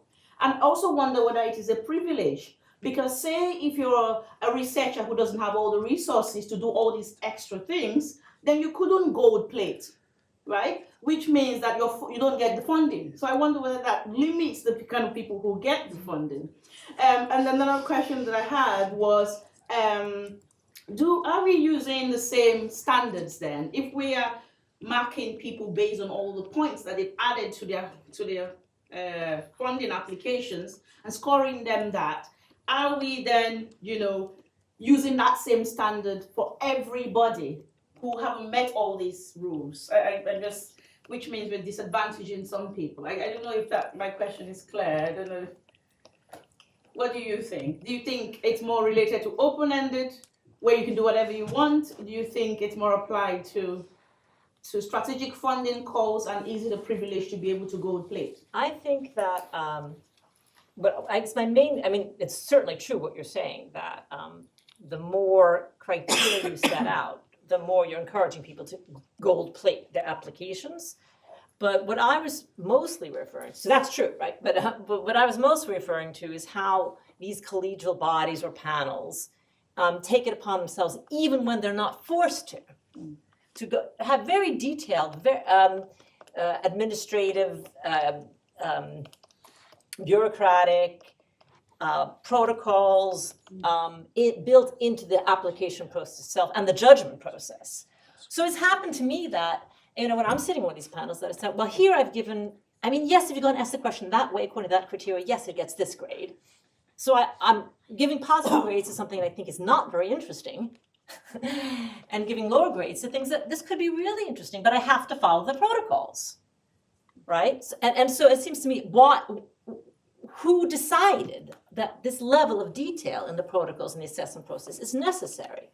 I don't think that came from the Swedish state. I think that came from the research councils themselves, which we have collegially chosen our representatives for.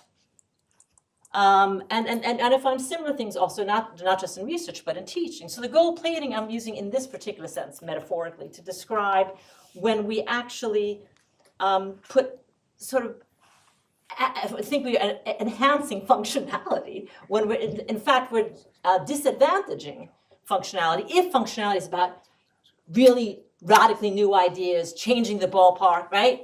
Changing the rules, we're making it more and more difficult because of the technical detail in which judgment is being with the evaluation assessment process. And I also think that, I mean, I really hate this business of applying numbers. In the Dutch Research Council, it's down to the decimal level, right? Originality 3.2. What does that mean, right? And then whatever arguments I have or against with the other members of the panel, all gets flattened out. Well, that was an average of 7.4, right? It doesn't mean anything. And somebody might have had a very good argument for 3.2, and someone a very bad argument for the 5.7, but it all gets flattened out because of the parameters. No, I don't believe that, I don't know, but I do not believe the Dutch government required this of their research council. This is the academics themselves. Why? That's gold plating. I fully agree with you. If I can intervene here. If I come back now to the Danish National Research Council, I mean, you had to put a grade to each application, but that did not have so much meaning before. It was just a starting point. And when we had the discussions in the panel, there was not a discussion for each application. That grade didn't mean so much, but it meant that we had made a judgment ourselves, and then it could be completely different after. So I think if you handle these grades in a good way, then I think it's manageable. As a starting point, it's fine, but as I said, the result is people get letters home that it says, well, you got a 4.3, right? And we don't know what the arguments were for and against, because you consolidate that entire conversation to 3 lines. It means nothing. So just a comment on the grade. I'm not sure it responds to your question, but I've just had this idea. I want to throw it out here that I thought sometimes it could be useful also when I've been sitting on assessment boards, if we just took and funded the applications that had the biggest span between the highest and the lowest score. And I think that is really something that somebody would love, and others, there we probably have. So this is disruptive. Yes. That's right. I'll underwrite that proposal. Just comment. I think that we also need to have some measures to be able to fund very bold applications. And that was still in Denmark, another private foundation, who started a program which was anonymous, so you didn't know the names of those who applied for it. And it was the purpose was to have groundbreaking research, things that we hardly understood when we were reading it. And they knew that most of them would be failures, but maybe they would be able to pick up something really revolutionary, really destructive research. I think it was a small amount of money, but I think it was a good idea anyway.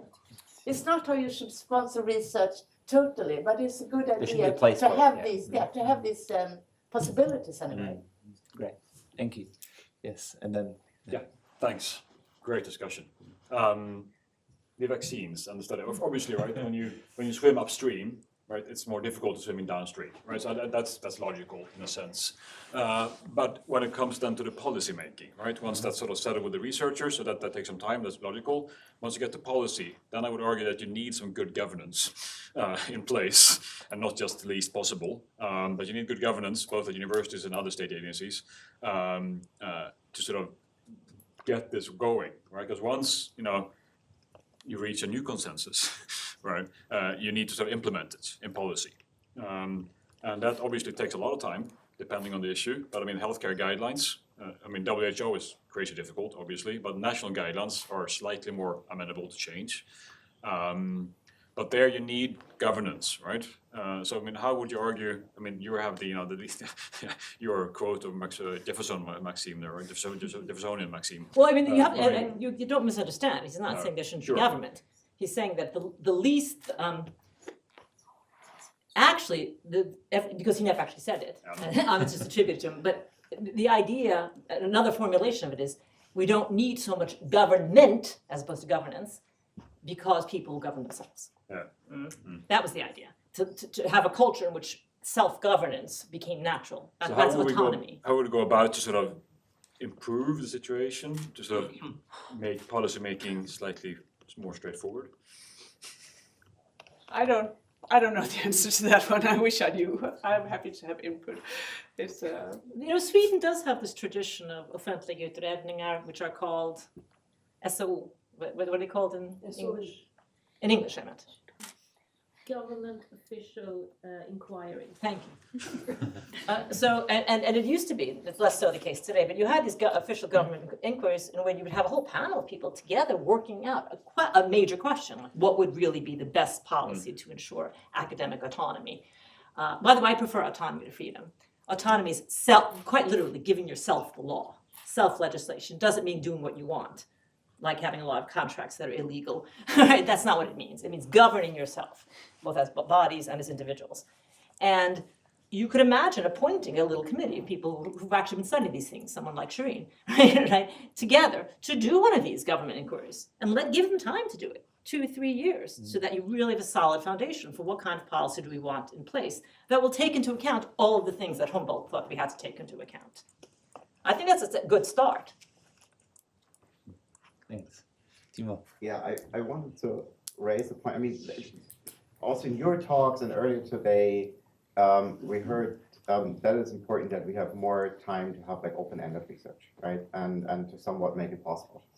And I would like to hear your opinions on an experience I made over the last year. Let's say that from the perspective of policymakers or the people who are, for example, sitting in the Ministry of Education and Research, who in the end have to give funding, I think it's not clear as a concept to them that giving research money is a high-risk investment.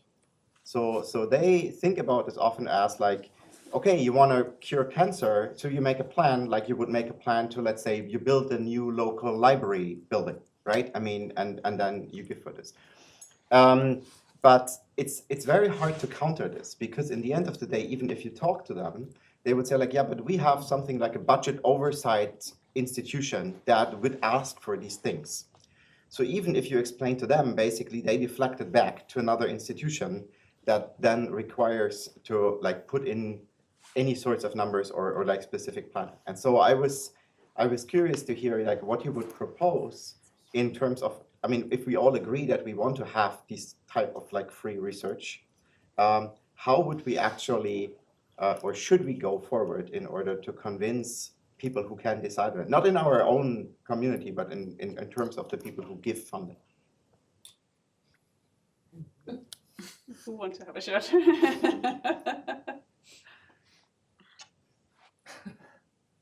Well, I mean, some of the people who give funding are these funding agencies that are national or European, and I think American. I'm sorry, or American, right? And I think that having some kind of British white paper or a government inquiry. That's a starting point for a discussion, at least. I mean, these governmental inquiries in Sweden, they're often 500 pages, 700 pages, right? So they're real, if in the best case scenario, they're really thorough. And they take into account legislation, they take into account the economic situation, they take into account organizational matter. They will take into account everything that's relevant. And it'll be by committee of government-appointed experts. And I think that you have something to talk about if you have everything on the table. I mean, to me, it's really not a bad idea to have an actual sort of governmental inquiry on academic freedom given necessary constraints, which is what Humboldt was trying to do. So maybe building on what Timo you mentioned, do you then think that this is also a responsibility of the scientists then to get involved in that process? Yes. But I guess it's the whole idea of having scientific academies is, I mean, isn't that what you guys are also supposed to do in your society to make these pushes? Yeah. But then you mentioned also the fact that we have to be careful about what we put, like what sort of decisions and how do we as a community, scientific community, put what sort of constraints we put on each other. And we, of course, should limit this constraint. So if we talk about the need for those constraints, or the need for other actions, shouldn't we maybe professionalize and pluralize the process in which we have a distinct part of people who create scientific knowledge, distinct part of people who communicate that knowledge to the policymakers, distinct part of people who communicate that to the general audience. Isn't that like this is always a debate here, because we talk about now putting more and more on the individual scientists, put more parameters on them. We should be able to do every single thing on the way, right? But at the same time, we say that it is important to actually have government being different thing than the academic institution, than something as you've mentioned, because then we have emerging hybridization, and then we have a single body. We can't go to anyone else for help. So how do we negotiate that? Are we supposed to do everything, or do you think we should, among ourselves, select people who will do one thing, this one or that one? I think we should appoint a commission to investigate the best possible solution to that problem. I think something in between, because we are not good at everything as scientists, of course, but some are good at communicating. And I think it's very important that scientists also communicate to the general audience, to politicians, and so. That must often be scientists, but we don't have to do everything.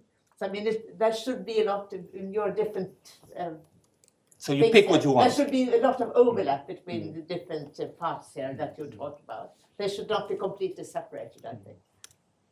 But it's clear that we speak better with one voice in scientific societies and formulating policies and white papers and yeah, having a joint voice. One place I was thinking about today that could be the role of the scientist, actually, since nobody else seems to be taking it on. It's just a speculation. I'll throw it out here because I really love the atmosphere here, and what somebody mentioned earlier today also about how being in a place where you can just throw out ideas and you know that that is really well taken and people will continue to think, which is, by the way, also the role of my Danish Institute for Advanced Study. It's a place I go in and I can just feel how my brain starts to bubble and throw out ideas that somebody else will take and run with. And there, I think that's the thing you said, Christina, about meeting other researchers from other areas and having that kind of interaction is wonderful. And so I see you as like-minded souls here. So let me throw out an idea I just got this morning, which is, should we, in the whole process of also explaining the public, which will then put pressure on the politicians that research is important, should we try to engage more with the public? And in that sense, explaining more also, I think what you said today about research communication, what is the process of doing research? Why is it, as I also mentioned before, that two researchers can look at the same data and reach different conclusions? We could actually play that out for the public. We could say, we have this research question here. We bring in two researchers. We let them debate about whether they see a giraffe or an elephant and what would be the fruitful next study we could do to define whether it was either or, and have that kind of democratic process. So yeah, I know I'm throwing out yet another role for the researchers, but I think that could be an interesting way to forward the interest in and the support for the research, and also for free research. We have someone in Sweden who's done that, Emma Frans. In the after the floodgates of the pandemic were open, and she actually went out and she put a lot of effort into explaining this in all sorts of contexts, and actually very respectfully listened to questions and think, I can understand why you would think that, right? But I think that has to be, she's good at it, she likes it, and it shouldn't be incumbent upon every academic. But like those who have that capacity and that desire, I think should be encouraged, and not just encouraged by patting them on the back, but giving them time to do it, for example, in their This is positions. not single researchers. This would be like, it's playing out the conflicts actually in the public, the scientific disputes, which would also be a way to enlighten why is it that more research is also sometimes needed. And Right, but what happens, and I think this falls back on us, to the extent that happens, we're just as bad as everybody else. Yeah. I mean, the way we write about each other, instead of Yes. making it, Yeah. it could be, Twitter. Absolutely. It's just I agree. awful. Yeah. So again, we have to start behaving ourselves. Yeah. And doing what you said, but also emphasize the difference to just opinions, which is very important today, I think. But also not just for others. I think sometimes we have a problem just making a distinction between what we know and what we have as opinions. Do we? Yes, I see this all the time. And that's something we have to stop doing. It's really it's delegitimizing us. We have to stop that. We have to have more self-discipline, more self-regulation in that regard.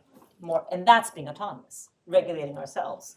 This is what I know, this is what I think, this is what I hope. This is again why it would be sound to play it out in the public. Exactly. Because then you would stand there with your opponent and he would say, but that is just something you think. But we can do that where's the data? respectfully. We don't have to, call the other person incompetent Absolutely. or evil Yeah. or farm a bitch. We don't have to do that. I found it particularly interesting that you got it from both, so it's a good sign. Yes, if you I get one think- and the other, that's a perfect sign that you do something right. And on that note, I hate to do this, but I wanted to stop it and thank every panelist here for great presentations, great contributions, and you for the discussion. Thank you so much.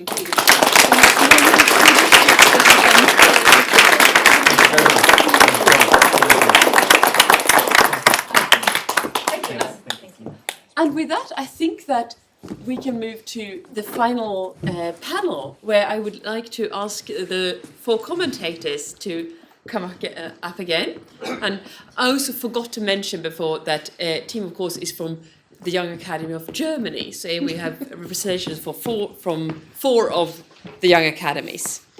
And the point of this session is, again, to come with a lot of fantastic solutions to the questions Christine posed, but also to tie together a little bit some of the suggestions we had yesterday, some of the questions that were raised, and also to give you a chance to also come with your reflections.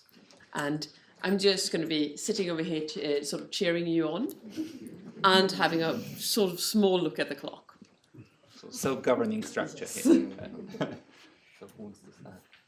So, should we start in order? So, I mean, you've placed yourself perfectly in the order of the day. So, yeah, would you like to start?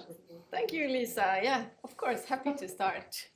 So I was actually thinking from this complete agreement of the panel before us, which was a wonderful ending of this bringing up contentious issues, and landing upon complete nice agreement. I wanted to bring some tensions from the discussions of today. And so we have been discussing academic freedom, and we're of course supportive of the concept. All of us want to strengthen it, we want to defend it, we want to increase the possibilities for it and sustain it. Yet many of us has also pointed at certain tensions that makes it difficult. One of them is the drive for academic change, so that research comes with critique that changes what we understood before, which was the example of the last panel. At the same time, there is a consensus in the academic society which safeguards quality, is meant to safeguard quality, for example. Here's a tension that exists. Then we have a tension between the need to respect the freedom of speech in the academic institution, in contrast to the need to respect the freedom of others to be able to be here and feel safe and etc. Or not feel safe, but feel that they can stay in the room. So the freedom of others to be. And then we have the tension between the current university system, the new public management paradigm. We have the low grade of institutional autonomy, in contrast to the need of producing disruptive research,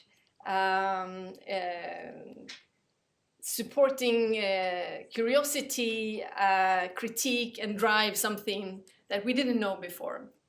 And then we have the tension between the impact to evaluate and fund research, the need to know what is recognized as impactful research in order to be able to fund it, in contrast to the freedom to communicate how we wish. And this is something that has been raised by some of the panels today. And these are four of the tensions that has been highlighted throughout the day. In the morning we started to discuss the societal context and the political context. How does it restrict or enable academic freedom? We went over to talking about the everyday life of academics, funding, communication, positions. We talked about the legal context, and now we talked about the role as a researcher in the end. So all these tensions, to wrap up my commentary, some of them point to dilemmas which always will remain. And this is in order to strike a balance to protect the academic quality, we also need to strike a balance between the newness of research. I'm not saying that there is a perfect balance here, but this is a dilemma that will remain, and we will need to continue to debate it and discuss it. And then it points to legal contexts that need to change. I also hear the many suggestions to strengthen the academic freedom through institutional autonomy, to make academics more free to decide over those things themselves. And then it is the logics in which we are situated, which are the populist moment, is the new public management paradigm. And we need to challenge these in order to strengthen academic freedom. So this is my short, very quick reflection through the discussions over the day, and I'm happy to give the word to Maria Jose. Thank you. I'm very impressed by your well-prepared reflections of these or today. In these 2 days, I've found it very interesting to learn also about all the different contexts in which this issue plays and has a role. So in every country, there's different threats to academic freedom. In every field, there's a different threat to academic freedom. And I find it very interesting to learn also how the system is different in all these countries and how things are being regulated and also formalized. And of course, I can only think from the Dutch context, where I'm most familiar with. I am very motivated to also talk back home, just with my own institution and with all the universities in the Netherlands, to think about it. So these are the places where all these issues play a role. This is where the research happens. And currently there's a bit of urge in many universities, especially in how the Dutch system is financed, competition for students, and I think we don't take enough time on actually what universities are for and what we should guard. So I would really like to call upon all the rectors and all the administrators of the university to really think what we should protect and what we should protect with quite some force and explain, so that the researchers that do their research and do their teaching within the institutions not all individually have to protect their academic freedom. We need to also have these institutions to explain to political parties or to the ministry, which in current situation in the Netherlands is not a problem because he is a very active and successful researcher himself. But still, in the parliament, it's necessary to explain why we say trust us, because that I find a bit of a difficulty here. We say trust us, we're scientists. You don't have to question us. You don't have to check us. We know what we're doing. And in a way, and that's what I've learned today, we have these mechanisms in place that we have to indeed kind of trust that most of the time this will go very well. So we don't need to check that all the time, and indeed also not over-regulate it. I think because it takes the beauty away. So I think we should really think about all this research. Where does it happen? And that's at the universities, and that's where the interactions are with society, through students, with the government, about the funding, with the funding officers, about how they fund, how they select excellent science, how these funds again influence how researchers are being promoted. So it's a complex balance, but I think it should start from the institutions that have the public duty to guard and academic freedom, but also just do the science. Finally, I'm also very in favor of that we should be so clear on what science is that the public asks for evidence-informed policy. So I hope that's what you're also pointing at. So we should inspire maybe the next generation of voters that they will ask Parliament, that they just don't take decisions, but they have a good science policy advisor role or a mechanism in place that leads the scientists provide the evidence, and then someone who interprets that into some policy, and then there's policy advisors that in the end inform the policy. I think that will also take a bit away of the tension. And now I will stop my speech.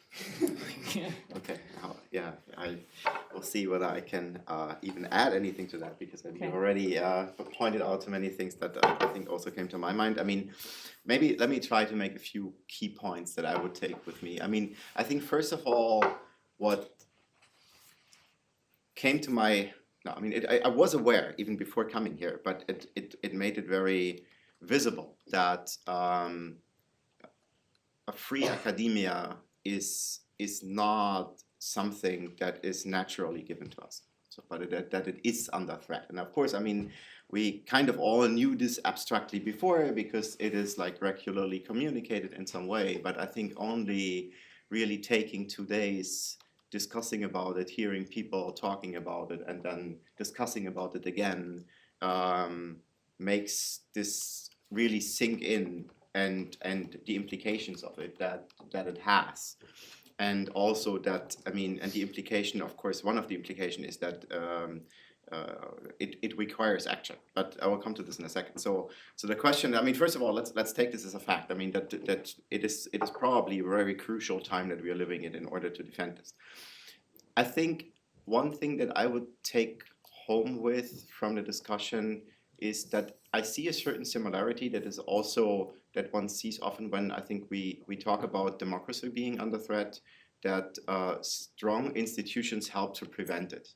I mean, like any kind of danger. And here, in a certain sense, my feeling is that this is like similar, right? I mean, writing certain things into law in order to prevent takeovers by bad actors. Or, for example, writing a charter to jointly agree on what it means to have academic freedom that we all agree on, and basically giving, therefore, a certain value to it. And that gives the opportunity to either us or others to refer to it and say, like, you're not following this, what we all agreed on, and therefore you are violating academic freedom, which you claim we all have. I think this is one way to defend a free academia that I would take home with. And I think not only that we can basically strengthen our institutions in this way, but also I think it is at least for me something that I can take home with to my academy, to communicate that this is a way to communicate it to others. Let it be in politics, let it be in in the media, let it be to our students, I mean, who are coming into our lectures and asking, what is this all about that you're talking about, academic freedom? And I think we should do that, right? This is also, I mean, maybe specifically when it comes to academic freedom, that often I think when people look at academia from outside, it all feels like very traditional and very overloaded, right? I mean, and we have like all these way we're pursuing whatever, giving a degree to somebody, or now we talk about the value of academic freedom. But I think it is really important to communicate to others that it does have a specific value, and it's not arbitrary. And if it's gone, then something important is missing in society. And it's not just, I mean, something that we basically overload this with a certain value because, like, we are just loving to live in ivory tower or something like this. But it has a certain value to society, and I think this can be communicated, and we should do it. Another important thing that I take home with that came a lot out today in the various discussions is I think that it is very important to distinguish between the individual freedom of the researcher versus the institutional freedom that is given, for example, in universities or research institutes, and that both matter, but that the concerns, that they're basically different concerns that are kind of independent, and we need to address both of them, but in different ways. One other thing that I would like to highlight is that I think we did not talk so much about that. I mean, we focused, of course, very much on the countries we are coming from now and like the specific threats. And for example, I was not aware about what is going on here in Sweden until yesterday. So that is certainly, I mean, I would be happy if it was not the case, but I mean, so something I take home with and I learned. But I think it's very important to specifically also point out to the countries which are very much under threat to becoming more autocratic and really are on the brink of losing democracy. And I think this is really entangled with the question of academic freedom in the sense that I think a free academia is an important pillar of a free society. And a free society enables a free academia. And I think we should not forget that, and then therefore specifically look at countries who are under threat of losing democracy and try to reach out and strengthen them. And last point, and that's maybe a happy point for me to close with, is what I see from the last 2 days is that I think we all together are very committed to defend our academia. And that's good. All right, so it comes, I guess, to me. So again, there is a few things which I want to say, but they have been said already. But maybe we'll then do it in a shorter way. One particular thing which kind of I took and I felt when listening to today's presentation and yesterday's discussion is also this aspect which you've mentioned about the dilemmas and tensions. And I've also kind of it is. For me, it kind of created this several points where we have to make these decisions, and that they will be repeating that, you know, this process of making decisions over and over again in our careers. And this is, I think, but they are all kind of, you know, the two sides of the same coin. So we talk about the, you know, more regulations for safety versus not too much regulations to keep a freedom, right? Like there's always this kind of like a duality there. We have the freedom to choose the topics, which is very important of our research, versus the situation where we have to also be accountable towards society and places which actually taxpayer monies and so on, right? We have another aspect where we have like today at the last panel we've heard about this importance of being able to argue. We discuss scientifically. Importance of accepting the being wrong, for example, which we talked about yesterday as a feature of the good leader, let's say, versus a situation versus dealing with the problem of potentially losing credibility in the eyes of everyone else who listens to our conversation about that, about our weaknesses, about the process, about the fact that it is we have doubts as well. Yeah, so we have to negotiate that maybe, and it really appealed to me what you mentioned about the safe spaces, if we call it.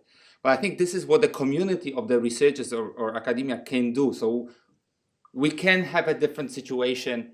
I think we can start more safely doing that, having that honest discussion inside the academic community, and then think about how to communicate it to the rest of the world. Let's say, still not losing the message. So passing the message that yes, we have doubts. Everyone has doubts. We are in a probability game, and we think that our probabilities are the best out of everyone else's. But there are probabilities. But at the same time, make sure that this doesn't backfire on us and saying, well, why would I listen to you because you change your mind? And this particularly kind of touches on something which, even independently of today, I felt we put way too much, as a society, way too much emphasis on, which is a constant in our opinions. I know in academia, we kind of say, no, we want to change. But at the same time, you know, when you see politicians coming out, they say, I know what this politician stands for. For 20 years, they have been doing this and that, right? So I know what they stand for. So there is a value in this persistence in being wrong, maybe, or persistence in being on one thing, right? And I think we in academia inherently is about changing that, right? Like in doing something, admitting, well, that was there, now it's this, we move on because evidence comes, we will create a new evidence. And I think we can just promote as a community also the value and make people realize that there is a value in people who change, in my opinion, bigger than in people who don't, right? But the whole kind of like debate is completely opposite, where we kind of say, no, how would I know what you do? No, you know that I am actually adapting to the situation, so you should trust this approach more than someone who doesn't change opinions despite the evidence, yeah? So this was something really kind of striking for me. And the last thing I wanted to maybe say to finish off, because I know all of you probably want to go, so that I would like to add, when we talked about the freedom of research, we talked about the freedom of teaching, and we talked about yesterday, but not today, not explicitly, but we talked today about the freedom of expression in terms of freedom of outreach and communication. But I would like to add to that also a freedom for academic community or academics to choose their career paths and activities. What you've mentioned also today, Jess, you said about this, that, well, academics could do these things, but not all of us are good in all of the things. Some of us are better in doing research and communicating it to the public, to young kids, to someone else's, right? Some of them are better in kind of like getting the nits and grits of interacting with the politician and getting, you know, the message there and somewhere else. And I think we are going towards that with the change in the research assessments and the promoting of the different career paths. But I think that is really important, that if we give academics a freedom to decide to do what they feel comfortable about, in addition to what they generate in the lab, let's say, then we actually benefit as a community, because the best people do the job.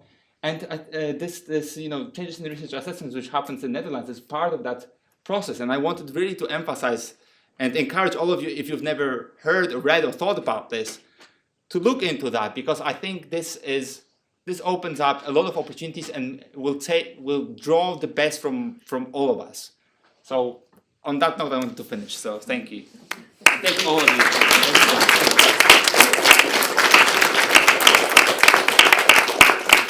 What an absolutely wonderful summary. Now, I have also taken the opportunity to, change my mind. As this was very much, encouraged, meaning that we will also start to wrap up here. But firstly, I do want to thank you so much for really bringing, as Timo said, your engagement to this meeting and to this issue. And as I said, it is a somewhat depressing issue, isn't it? But this hasn't been a depressing 2 days. Rather, I think it's been very hopeful and encouraging, because it is an issue that we are very much now aware of, grappling with, finding routes forward. to grapple with in new ways. So I hope that we will leave this meeting very much with that feeling. That is, yes, there are things we can do, and there are things we have no idea how to solve, but thankfully we're scientists, meaning that we don't know, and we don't know how we'll get there, but certainly we will. And another certainty, of course.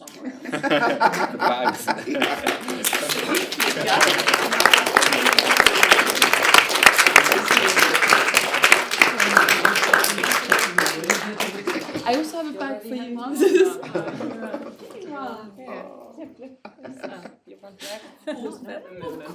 See, it even matches. This is the colour of my university. And with that, please go out, enjoy the last bit of spring today. And again, thank you so much for today, for this conference. And thank you for a fantastic annual meeting, everybody. Do welcome back. We wanted to thank the organizers, Yes, the whole Swedish Young Academy, everyone involved, and Lisa for this absolutely marvelous 2 days, and really, really great thank you for all of you.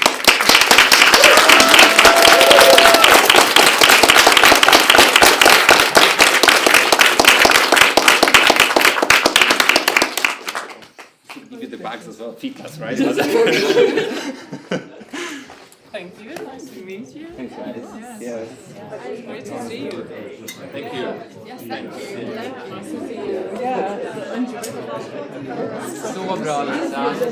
I don't know. Yeah, no. Not a professional, but then just on the side of visit here. Yeah. Keep in touch, and indeed, when there's something